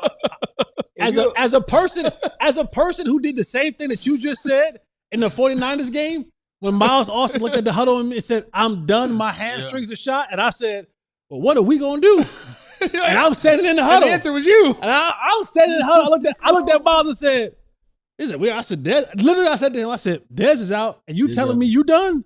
What are we going to do? What we going to do? And Jesse, you standing there. And I'm in the huddle. And that don't mean a player can't step up, but we Jesse, be real about the situation. As a wide You receiver, stepped up. as a wide receiver, in your heart, do you think that you was better than Miles? No. See? That's Sam that's Hurd? a realistic man. Yes. You better. I'm better than Sam Hurd. Yeah. Okay. Ogletree. Yes. Is he there? So you was like, I'm better than these dudes. LaRon Robinson. LaRon Robinson. You got your money. LeBron. Got your contract. I was better than LaRon. So That's that's faster than LeBron. You didn't say that. You said better. No, it wasn't better. faster. Yeah. I wasn't faster than Ogletree either. Ogletree ran a 4.3. Well, LeBron, Ogletree was small, right? LaRon was small too. But LeBron caught them balls and deep. I mean, the big plays is what. I'm thinking. Yeah, you're right. LaRon's better than me in that department. There's absolutely nothing wrong with what you said. It's just when you say sentences, it's funny to me. LaRon got that in that department. We're at pick 88, by the way. The We Cowboys getting close, baby. Cowboys are at 92. We're at 88. David's in the super chat with late picks. What running back? Washington, No. 3 down back out of Arkansas. We're not if you doing wanted that, right? Give me Washington. Man. What you Washington is talking my about? top-rated running back. You also have the option of Emmett Johnson at Nebraska. You got Jonah Coleman at Washington. And if you really Coleman want to get good. tricky, do a little Eli Heidenreich Come on. at Navy. No, He white. He is white. Yeah. He's a white man. got one of them. He's a white man. Got one of them. Is Blue going to get on the field this year? That's what they say. What you say? What do you say? What say you? He's a niche back. Let me be He's a honest what? about a niche. That's a word. Whoa. No, that's a real word. Look, That's fine. Jeff, You stay away from nickel and you stay away from niche. It's stay away not from both of niche. them. It's niche. Niche, you Niche, stay niche. you stay Not away niche. from all of that. Okay. God dog, it's niche. Especially when you've had a couple in that cup. I didn't say that wrong. Goodness gracious. He's a small back. He doesn't play special teams. He doesn't, block for the blitz. We don't. We got to find a role for him. Let me those swing are the it. Let me issues, right? swing it this way, Dan. Let me swing it this way. Shorty, We talked about defense for a long time, but let me be devil's advocate. No. Let me be devil's advocate on offense. Where are y'all reservations? Because I got reservations Tackles. on Let's tackles. tackle right tackle. Yeah, But tackles. we're not getting one of them right now. Or do you have any reservations on this running back game? No. Why? Uh, Do you believe that Javonte Williams can play a full 17 weeks again? Yeah. I do. You believe it? Yeah, but I hope he doesn't have to play 90% of the snaps again. But you got to understand that. That's incredible value. Emmanuel Pregnant's awesome. I Is think he Emmanuel pregnant? Pregnon might be Pregnant. Come as on. good as or near Jesse pregnant? Iwane. I'm not. And I can't believe he didn't get picked until now. That's crazy to me. It's crazy to me. No, let's go back. I mean, the running back. Let's be honest about it. Okay, Part break it of down. Javonte Williams' success is because of those two monsters on the outside. He ran against light boxes. Look at his big runs at the end of halves because they're worried about the pass. Okay. How many games did he have a 50-yard run in the last 2 minutes of the half? I like where you're going. Yeah. Because of light boxes.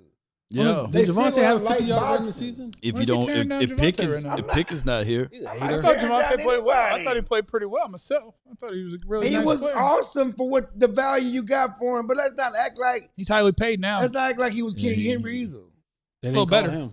He's a little better than King Henry. Oh man, see, I can't. They ain't call him. you don't want to get up and walk off. Baltimore gets to 2nd and 10 and immediately is like, get Henry the hell off the field. That's the thing that drives me nuts watching a Baltimore game. They don't gain 3 yards on first down, and the dude that you tell me is the best walks straight off the field for the next 2 downs. I'm like, well, can't play now. We have to call pass play. I'm trolling. He's a great runner. But that does drive me nuts. So like, get Justice Hill in there. And I'm like, what? He can't be that worthless. It's stupid offense coordinators. They lost games by taking him off the field.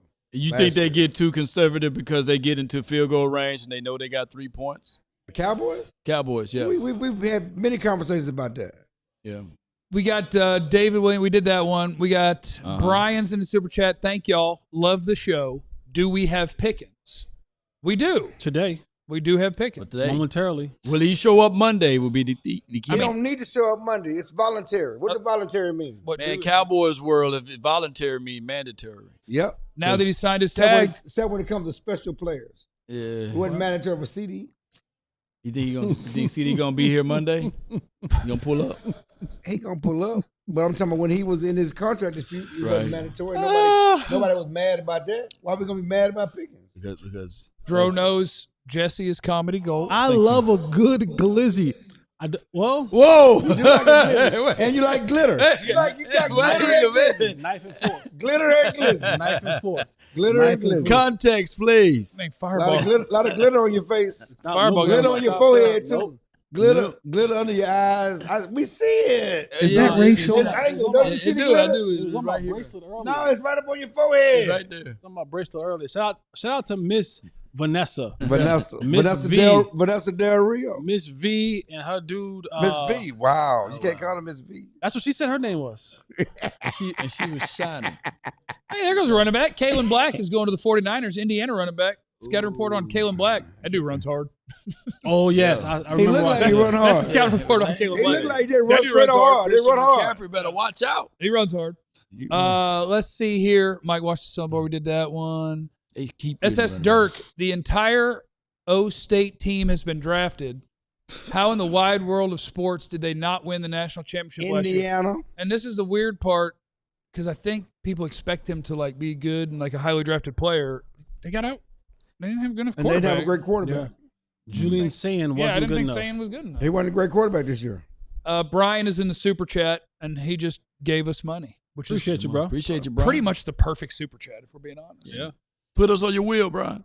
Dro knows is in the super chat. Clarence dressed like a court-appointed attorney. Somebody going to jail.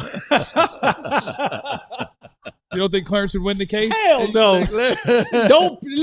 Don't pass go. Don't collect $200. I'm winning. You're going to jail. Listen, when you talk about careers, you're going to jail. I would have been a lawyer. I would have went to law school. And you're going to jail. I would have won my cases. Jesse, what it I gonna would have be? went to law school. And you're going to jail. My daughter's in law school. It's only 15 It runs years. in the family. I'd have been a lawyer. You're going to jail. Take the deal. I might have been Jesse's agent. You're going to jail. The Raiders are picking at 91, which is the pick before the Cowboys. And I'll tell you what would be hilarious. Vanessa Del It Rio. would be hilarious. It better be hilarious. Raiders make a pick. Okay. Cowboys get on the clock. It's announced the Cowboys have traded back out of the third round. And we've been here for 19 hours. Yeah, Lord. And they don't make not a pick. Not a I don't know that now. That sounds good when you say it, though. We getting the shot glasses ready. We getting the shot glasses ready. Now. Yeah, come on with it. Yeah, come on. Nathan. Yeah, well, I've been putting my pouches in this cup, so I'm gonna need a different cup. Yeah, been putting my Nutter. You know what Nathan is? Nutter. Nathan is not. That's dog. You know Nathan. You know Nathan is nothing. It's not a. Hey man, you know Nathan. I didn't know you know Nathan. I don't know what that not a mean, but Yeah. it's a little heavy pour from the boss. Did he just say Dallas traded out? I didn't say that Dallas traded out. I said it would be hilarious if we've been up here waiting for pick 92. Man, don't put that We've been on 3 hours and 42 minutes. Yeah, we've been on it. 3 hours and 47 minutes in. We're like, well, they're not picking today. You know what that would be like? Congrats on that linebacker. Remember our former sponsor? Who? Blue Chew. See, I knew. In my head, I said he's going somewhere horny. Pop that Blue Chew. He's going. I knew he was going somewhere horny. There's nothing in there. I knew it. I'm just saying, it's good. When I'm just saying, if you pop that. What? I'm trying to understand what you even mean. It means you pop the Blue Chew and you don't get around third base. Oh, so now you're just walking around. Why would you have done that? Prior to you gotta hit the Blue Chew prior. You gotta hit the Blue Chew. Anticipation. You go prior, don't you? Yeah. How long does it take? Oh, really? How long does it take? And I say, hey, sit right here. How long does it take to activate? For a minute. How long does it take? How long does it take to activate? Ask Jeff. Technically, I have used it, but I also don't know the answer because life is functional as is. So I don't know if I don't know. Maybe that means you last longer. Oh, no, I don't. Oh my God. Thank God this is almost over because we would absolutely get thrown off the air if we didn't have a half hour. Y'all hear that? Run that check, Blue Chew. Run the check. Shout out Shout out Big to Brother Big Big Brother, Sisters, of course. Yep. Remember to practice safety. Safety. When we were sponsored, it was okay. Now we can't talk about it. I mean, crazy. You can talk about it in the spot for the sponsor, and even the way in which you're talking about it. I mean, if you just, if you want to, I'm just saying. So if Mars Men, I have you feeling sitting good. here all day, and then we have to wait. That's kind of a disappointment. That's all you're saying. We're gonna You're get prepared, and you get disappointed. What did Is Denzel that say? not the same thing? What did Denzel say, Clarence? I'm leaving here with something. We're leaving here with something. I just took it. What Denzel said? I'm leaving. I here know with it's for the something. pick, but you got me working with these people. What do you mean, you people? I was about to say that might be racist. That might be You people. Let's get Muhammad, baby. I'm sorry, these Somebody people said and law. This is an Oh, ADHD. damn. Somebody said this is an ADHD show. Yes. Yes, it is. ADHD. Oh my We God! got Who we got a sender? To us or to them? For us? Oh, to the radio. Oh, okay. You kept saying it like I said, shoot, we drafted a center. I'm gonna be mad. It's the Cowboys time. Come on, Cowboys! Cowboys time. Yeah, here we go. Cowboys time. Yeah. Muhammad. Let's go, baby.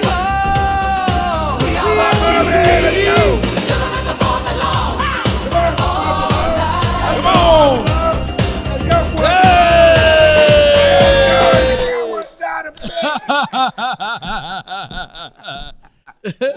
Congratulations to Trey Zoon, the third. Unhinged ever. Jeez. Texas A&M center drafted at number 91 overall. fireball. Cowboys on the clock at 92. Let's catch Let's up go. Get off the Raiders. Let's get the Cowboy war room. The pick is in. Let's get it. The pick is in. Let me where's see Tom my Brady? Catch up on the super chats if we could. to say anything. Pick is in, baby. John, could we get in? Fine. No, I was saying super. Muhammad I was saying- Salto Cliff. Muhammad Ali, baby. I was saying- Salto Cliff. Let's go. Jeff's final prediction, just for the hell of it. What y'all say? Sock. Caleb Tiernan, Northwestern offensive tackle. That's going to be my. Don't do that. Huh? No spoilers. If I got that right, you Drew can see I had been Pearson. looking at it. Like I was Pearson. literally just Hold looking at the on. name. How about Tony D? Tony. Tony D in Pittsburgh, man, coming home, man. That's awesome. That's good. Man, that was my idol Wasn't that one growing of your up. favorite players? That was my Oh, favorite my. player, buddy. And I was an Earl Campbell fan. That's my I favorite. wanna watch running what you back. did say the word. You see that 33 out there, huh? I'm awesome, and I'm gonna have a party for me. He's from Pittsburgh, man. He I from saw that that area. there, man. Let's get ready. And Tony now. The pick is in, baby. I ain't We're gonna staring spoil at TV. myself. I got it over here. Don't get us excited for no tackle. Really? No, no, that is yay.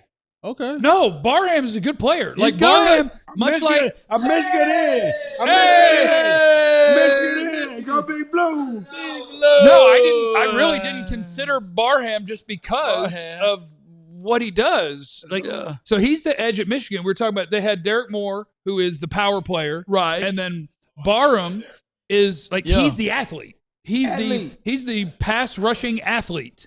Like he's not going to be out there playing Sean Gary. 60% of your snaps. Oh yeah, he can run. He's going to like be that. yes, Yeah. he's going to be out there when it's time There's your to short. just go get the quarterback. Right. Where's your short? Well, hold on, let me make sure I don't mispronounce Well, we anything. waited You know, 3 hours. There you go. for this. I like Okay, that. come on, if we're baby. gonna do a short, let me get the beast pulled up so I know I have my pronunciation Listen, right. don't wear number one if you can't play. That's my rule. It's a Don't be Michigan put boy. number one on if you can't play. Jesse, don't put number one on if you can't play. You should have told that to You- old boy. you like- I tried to. Would you wanted Kyle Lewis over him? More defense, baby. That's No a deep. defense. That's a deep sigh. I mean, I have Lewis rated higher, but you're also talking about like fit and what you're looking for right this second. And for this team, even though they already picked Malachi Lawrence, do we feel like they have enough juice pass rushing? If is Malachi Lawrence and what is his name? Barham. Barham? Barham. Are they projects? Just pronounce it all one. Barham's a project if you're talking about being an NFL starter who plays 60 snaps a game. Okay. But if you are talking about welcome to 3rd and 6, let's go, then I think that he goes out there and he can do it now. He basically replaces James Houston. Yeah, or you're just loading up more of those sort of players. Yeah. So you got him, James Houston, Sam Williams. Is he better than Osa? Is he better than who? Osa. Is he better than Osa? Well, they're different positions. That's the 92nd pick. That's what, that is the 92nd pick. That's what you got for him. That's just what you got for him. No. No. Would you be better off with Osa? That's what I'm getting at. Probably, but they didn't think it fit. And what you get here is somebody that fits. Like if you're a team that wants to play with 3 down linemen, 2 guys standing up outside, and you're doing that to get after the quarterback, Barham fits. If you're playing him as an off-ball will linebacker, no. If you're playing him as a 4-3 edge, can he play the run from that spot? Not really. But if you are talking about stand up, get after that quarterback, drop sometimes, that sort of role, yes.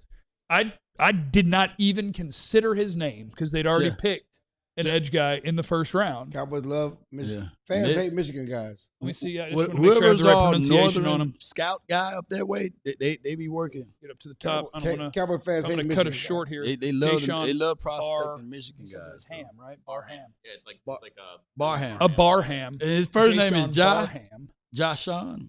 Jay-Sean. Jay-Sean Barham. Okay, Jay. Yeah.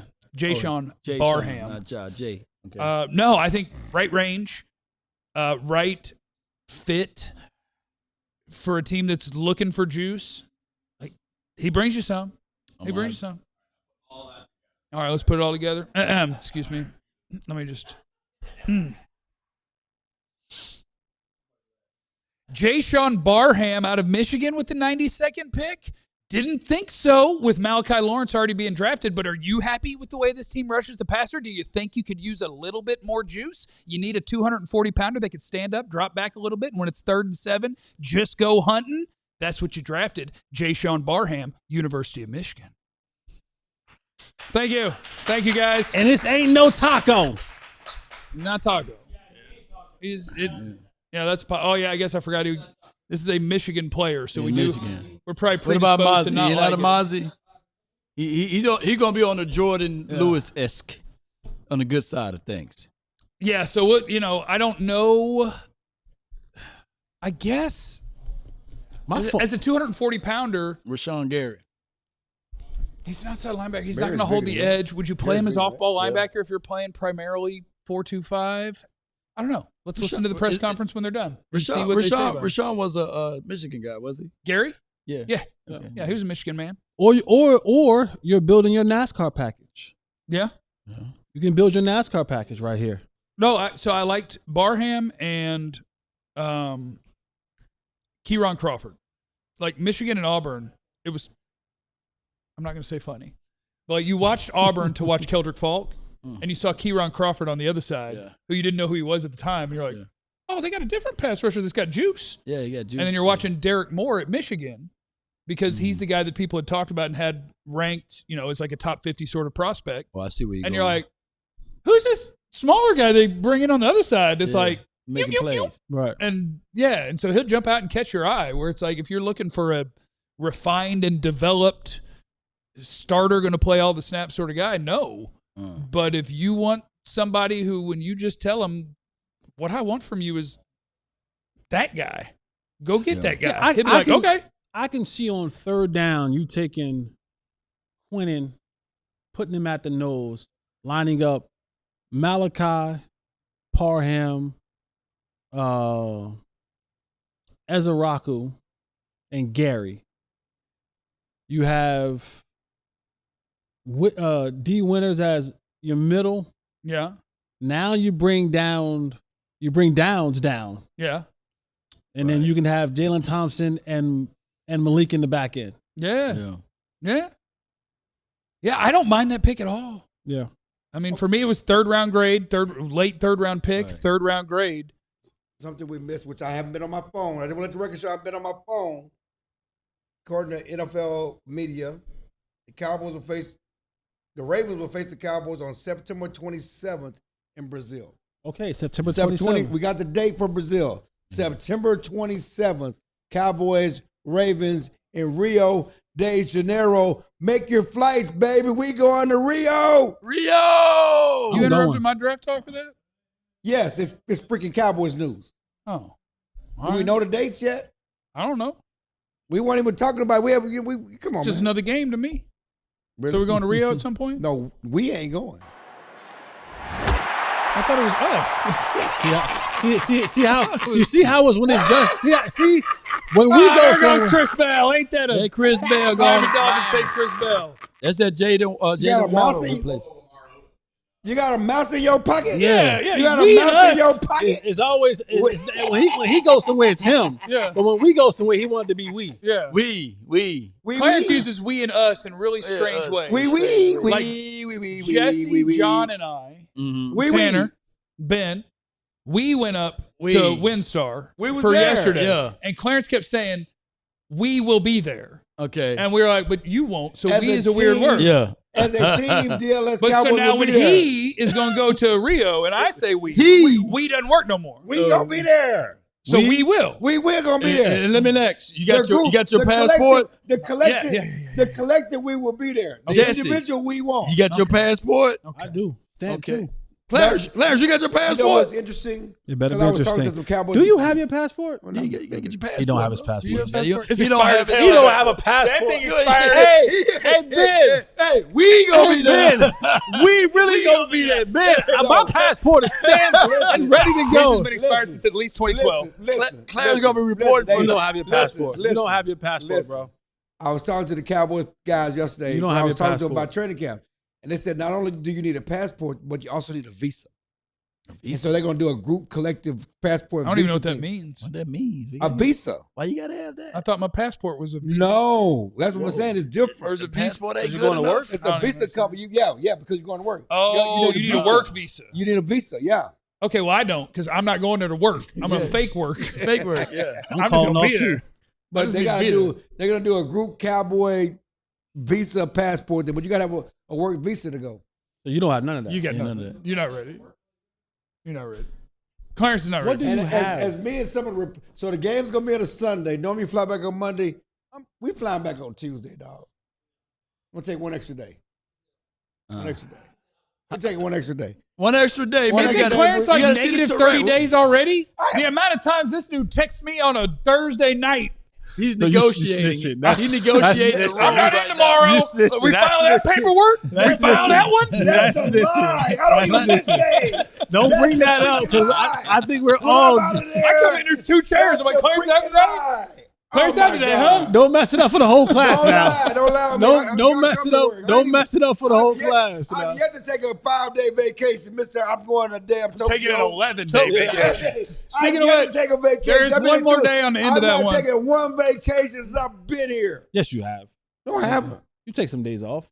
Vacation. No long vacation, days off. consecutive It's not days. my fault that you I've not have taken no babies. consecutive day vacation. So you don't have fun with your days off. That's not my fault. Super chats. Final bosses in here. Chill need to stop giving these guys ammunition. Shout out to our friends at Big Brothers. You're right, Big guy. I Sisters need to of stop Course. giving them ammunition. Use the QR code there. Scan to help make an impact today. We sure would appreciate it. Our friends at Big Brothers Big Sisters would appreciate Let's it. get a party. Takes little to be big. To be big. Help somebody out. Change somebody's life. Why don't you? Final boss in the super chat. Chill need to stop giving these guys ammunition. You're right, dog. They. The Jay Crabtree. Spirit is failing. I bet Spirit will get us. Spirit will get him there. Spirit gonna put some The fold Jay in Everybody Crabtree. gets- Let's might get not get Lewis you back. We're not doing McCoy Spirit or on Harold Frontier. Perkins. Jay Riv. Did I just hear my favorite sponsor? Uncle Papa Roo ain't the only one that likes a blue Skittle party. Oh. Jeff, you too. Why just win when you can dominate? That's right. As I tell people, Barry Bonds was a 3-time MVP Yeah. and still took extra steroids. Yeah, he sure Because did. you always want to dominate. That's true. Hey, first of all, And that's why you got that baby on the way. first of all, Him. You gotta Barry Bonds is the most, I will defend him forever, Me too. cheater of all time. He's not a cheater. He was better than the dudes that he was watching break records. Yeah. F that. Yeah. I'm doing what y'all doing, and I'm going to show you what it could be. What it could be. Yeah. Barry Bonds. I'm not going to watch Sammy Sosa and Mark McGwire do this. I'm going to show you what you could do if you were good and had this. Because I've been doing it. I've been doing almost what y'all do without what you're doing. Right. Can we be real? It was fun, too, watching it. It was so fun. It was so fun. I mean, they were intentionally walking in runs against Barry Bonds. Baseball ain't been that fun in a long time. Going to Cowboys training camp, we go to games in San Francisco. We would go to the This is why I worked at Star Telegram. So we would go to that new park in San Francisco. Get kayaks out. The splash shot. Yeah. That is a majestic park. Man. The what shot? Yeah. Who don't like a splash? You know, right field goes in the cove. Come on, man. No, I saw it. Get your mind out the gutter, but technically, brother, I'm there. It's technically, it's about blue chews out the 10. I'm there. The boy said blue chew and a splash shot. So I'm there. Who don't like splash shots? Romano, Blue Chew. Blue Chew gonna reach out to us tomorrow. Keep cooking, boy. No, don't talk about them till they come back around. Yeah, they need to spend some more money. Ava is preppy. Threw a 5 spot in there. We appreciate it. Yeah. Maj, is there an L in there? Maj Labad. Chill will tell the judge 2 more things, Your Honor. That's for sure. For Eddie real. Joe, Scott, Kilgore, Muhammad, or Elam Zor. I'd be happy with any of them. Well, you got Jay Shaw. Gone, man. We got Baham, or what is the man's name? You're doing great, Law. Yeah, just it's 4 or 5 balls in. Just tearing folks' names up. I'm Mississippi tongue getting in the way, man. Go wow. That's crazy. Bradley Anderson, no E. I have PTSD with Michigan players. Eddie Joe, Barham got a stupid penalty for trying to intimidate an official with a semi/feigned headbutt to the official. That's okay. dumb. We don't like dumb players. Well, let's get him with Sam. We're cooking now. That's Jeff, Sam. Just want to let you know. Sam Williams, that was Jeff. I think you're about to have your breakout year. I look forward to the big contract. 2 guns in the back seat. Yeah, that's Jeff. See? Solid duck. We're missing what is important here. We drafted Caleb Downs. That's true. Nothing else matters. I'm not killing him for the Barham pick. I've got no problem with a single pick that the Cowboys have made so far. And I'm pretty happy camping. I'm glad they're going all defense. The defense is what is needed help. Forget all that offense. Defense needs help. Focus on the defense. The fire is burning on defense. The Cowboys are trying to put out the fire on defense. All players matter. But the defense is where the fire is at. Y'all been drinking. Jesse, I see why you don't drink. See what I'm saying? You watch people who've been drinking. What defense do it wasn't. You didn't say anything wrong. It was the look in your eyes. There's no look in my eyes. The glasses cover all that glaze. No, the brown is kind of leaking. The glasses cover the glaze. I'm good. Listen. I can hold my liquor. That what CD said. Did CD say that? Yeah, he lied, just like you lying. He lied, just like you lying. I'm like CD. I can hold my liquor. You more like y'all both liars. I am not drunk. Let me see. I am not drunk. I ain't even close to drunk. Hey, you know what I'm saying? I'm not drunk. Hey, I'm not drunk. What they say, Jesse? I'm about to be like John. Stop touching me. I'm a touchy-feely guy. Don't touch me. Like Mike. You know how Mike do? You know how Mike do? My shoulder's sore. Hey, Michael Irvin gonna go. You know how Mike do? Hey, I'm not drunk. I'm feeling good. Okay. You know how he said, I'm feeling good. You feeling? Law feeling good David too. said, feeling good be now. drunk. When I sit back like this, it's over. Y'all need to check Law. Law got them jig eyes. Look how red them eyes are. Man, wait a minute. Now, hold on. Look at them jig eyes right Wait a minute. I don't know what that word is that you're know saying what a before. jig is? No. Yeah. But I feel like we're getting close. I don't know what that is either. What is that? We're getting close to getting canceled, I bet. Old school. Oh, hey. You know the old school jig head? What's a jig head? All right, Drunk. You got them eyes, man. Your eyes. No. Your eyes is No. Just end it, or do we wait to the end of the round?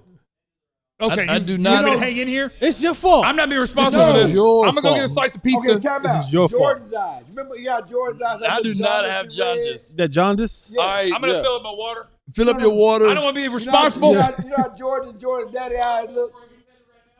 Yes. Look, I done had LASIK. Jordan's eyes look that way. I done. Yeah. We ain't got The Vikings pick is in. Chris Bell just got picked. Look, I done Chris had. Bell, a big receiver that he hates. I done had LASIK eye surgery. What they My got eyes get really dry real quickly. and I left my drops over there. So He trying to hide from them Jordan eyes. See them Jordan eyes? hey, The Vikings take another offensive lineman. Jordan got a lot of answering to do. You know what I'm saying? He choking people by the neck. That's your boy and stuff. Chris Bell. Got picked by who? The Dolphins. Caleb. It's a big year for Caleb, son. Who's a quarterback in Miami? Yeah, I don't know. Malik Willis. That's right. They got a trash quarterback. Malik Willis. I can't say that either. You don't like Malik Willis? I think Malik's all right. Who? Right? Do you want an IE quarterback? I mean, Do you want an IE quarterback? no. You want a big time quarterback. So he's all right. You don't want an IE quarterback. All right. How do you pronounce that last name? Tiernan. Tiernan. Caleb Tiernan from Northwestern, going to Minnesota. You got to be real smart to get to Northwestern. Who wins that quarterback job? Where? J.J. McCarthy or Kyler Murray? Or Kyler Murray. You know who they also got up there? Oh, Carson Wentz, right? Yeah, not Carson Wentz. No, No. the kid from they used to be up there from that was in Atlanta last year. He's back up there too. Oh man. Who? What is his name? The black Kirk Cousins, the real Kirk my Cousins, not the gosh. black Kirk Cousins. The Kirk Cousins, The white Dak Prescott? the white Dak Prescott. Kirk Cousins. Kirk is there. Cousins. So you got Kirk Cousins.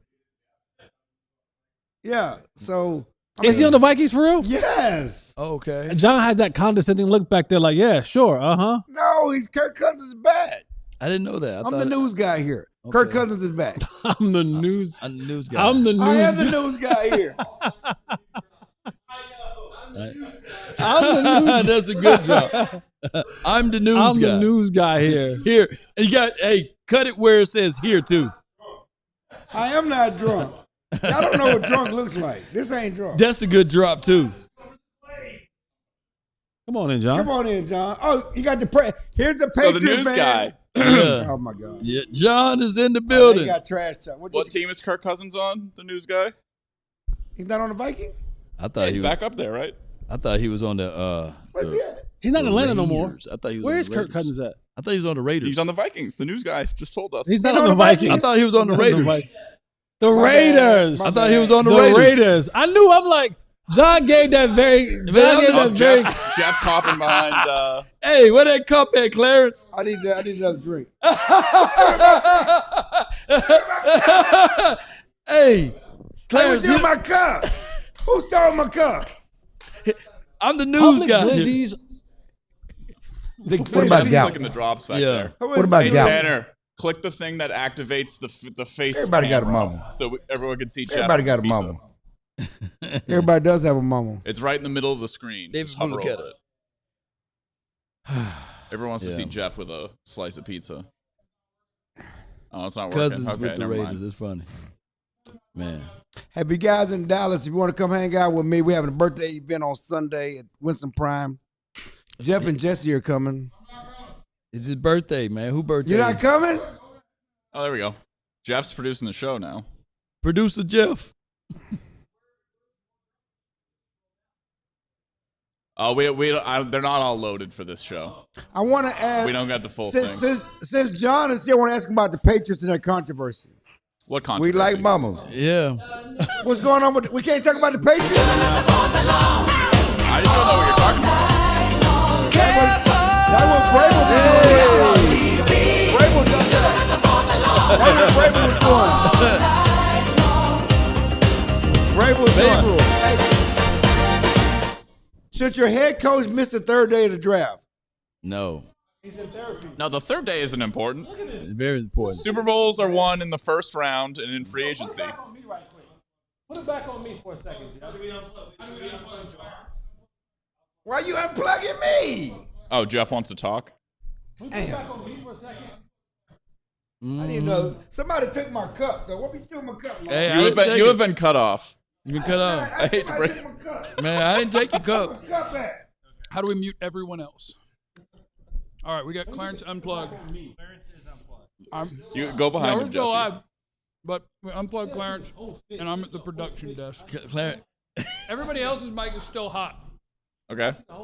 Why we just seeing you eat pizza? Want the song again? Yes. No. Oh, yeah. Why we just seeing you eat pizza? I need the camera. Nobody want to see you eating. I'm telling y'all. Listen, that boy lit. Out tonight, you know what I'm saying? Double breast. Cut night. You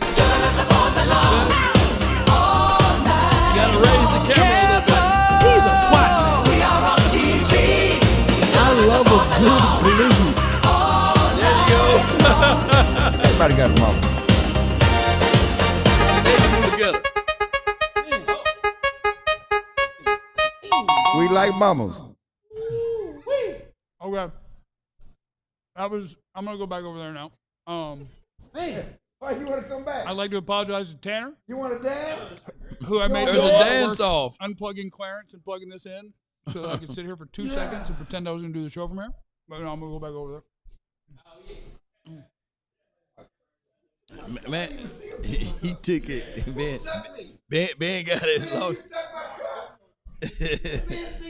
Ben, he wasn't aware. Man, where did you sneak my cup? I'm not gonna lie. I'm not gonna lie. I feel real lame right now. Why you say that? But we've been You're the only one who shouldn't be totally embarrassed. No. Here's the thing. I mean, the hockey show drinks all the time. We can't be acting like we can't. We've been podding for 4 hours. It's a long time, brother. I don't have one text in my phone.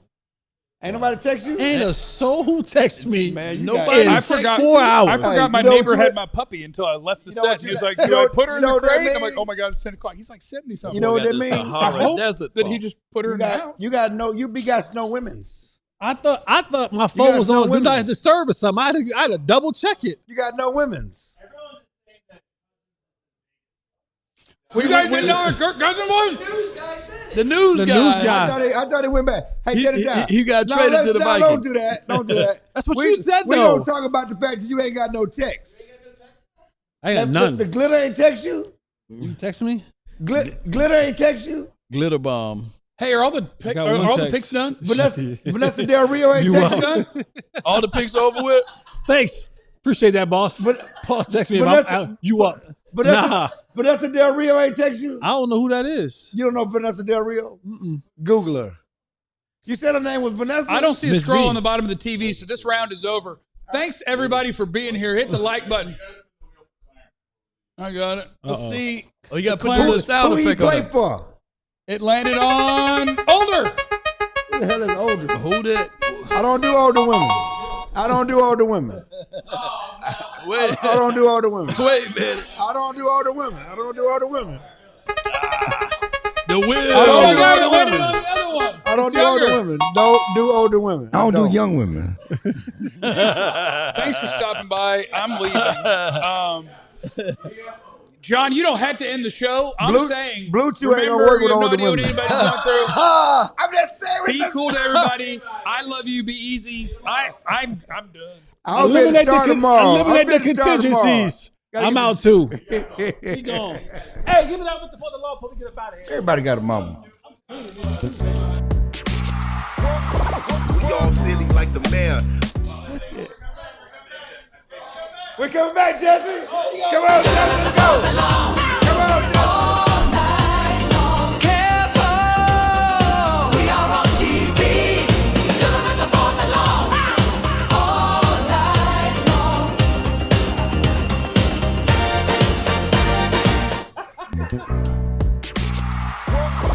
We all silly like the mayor.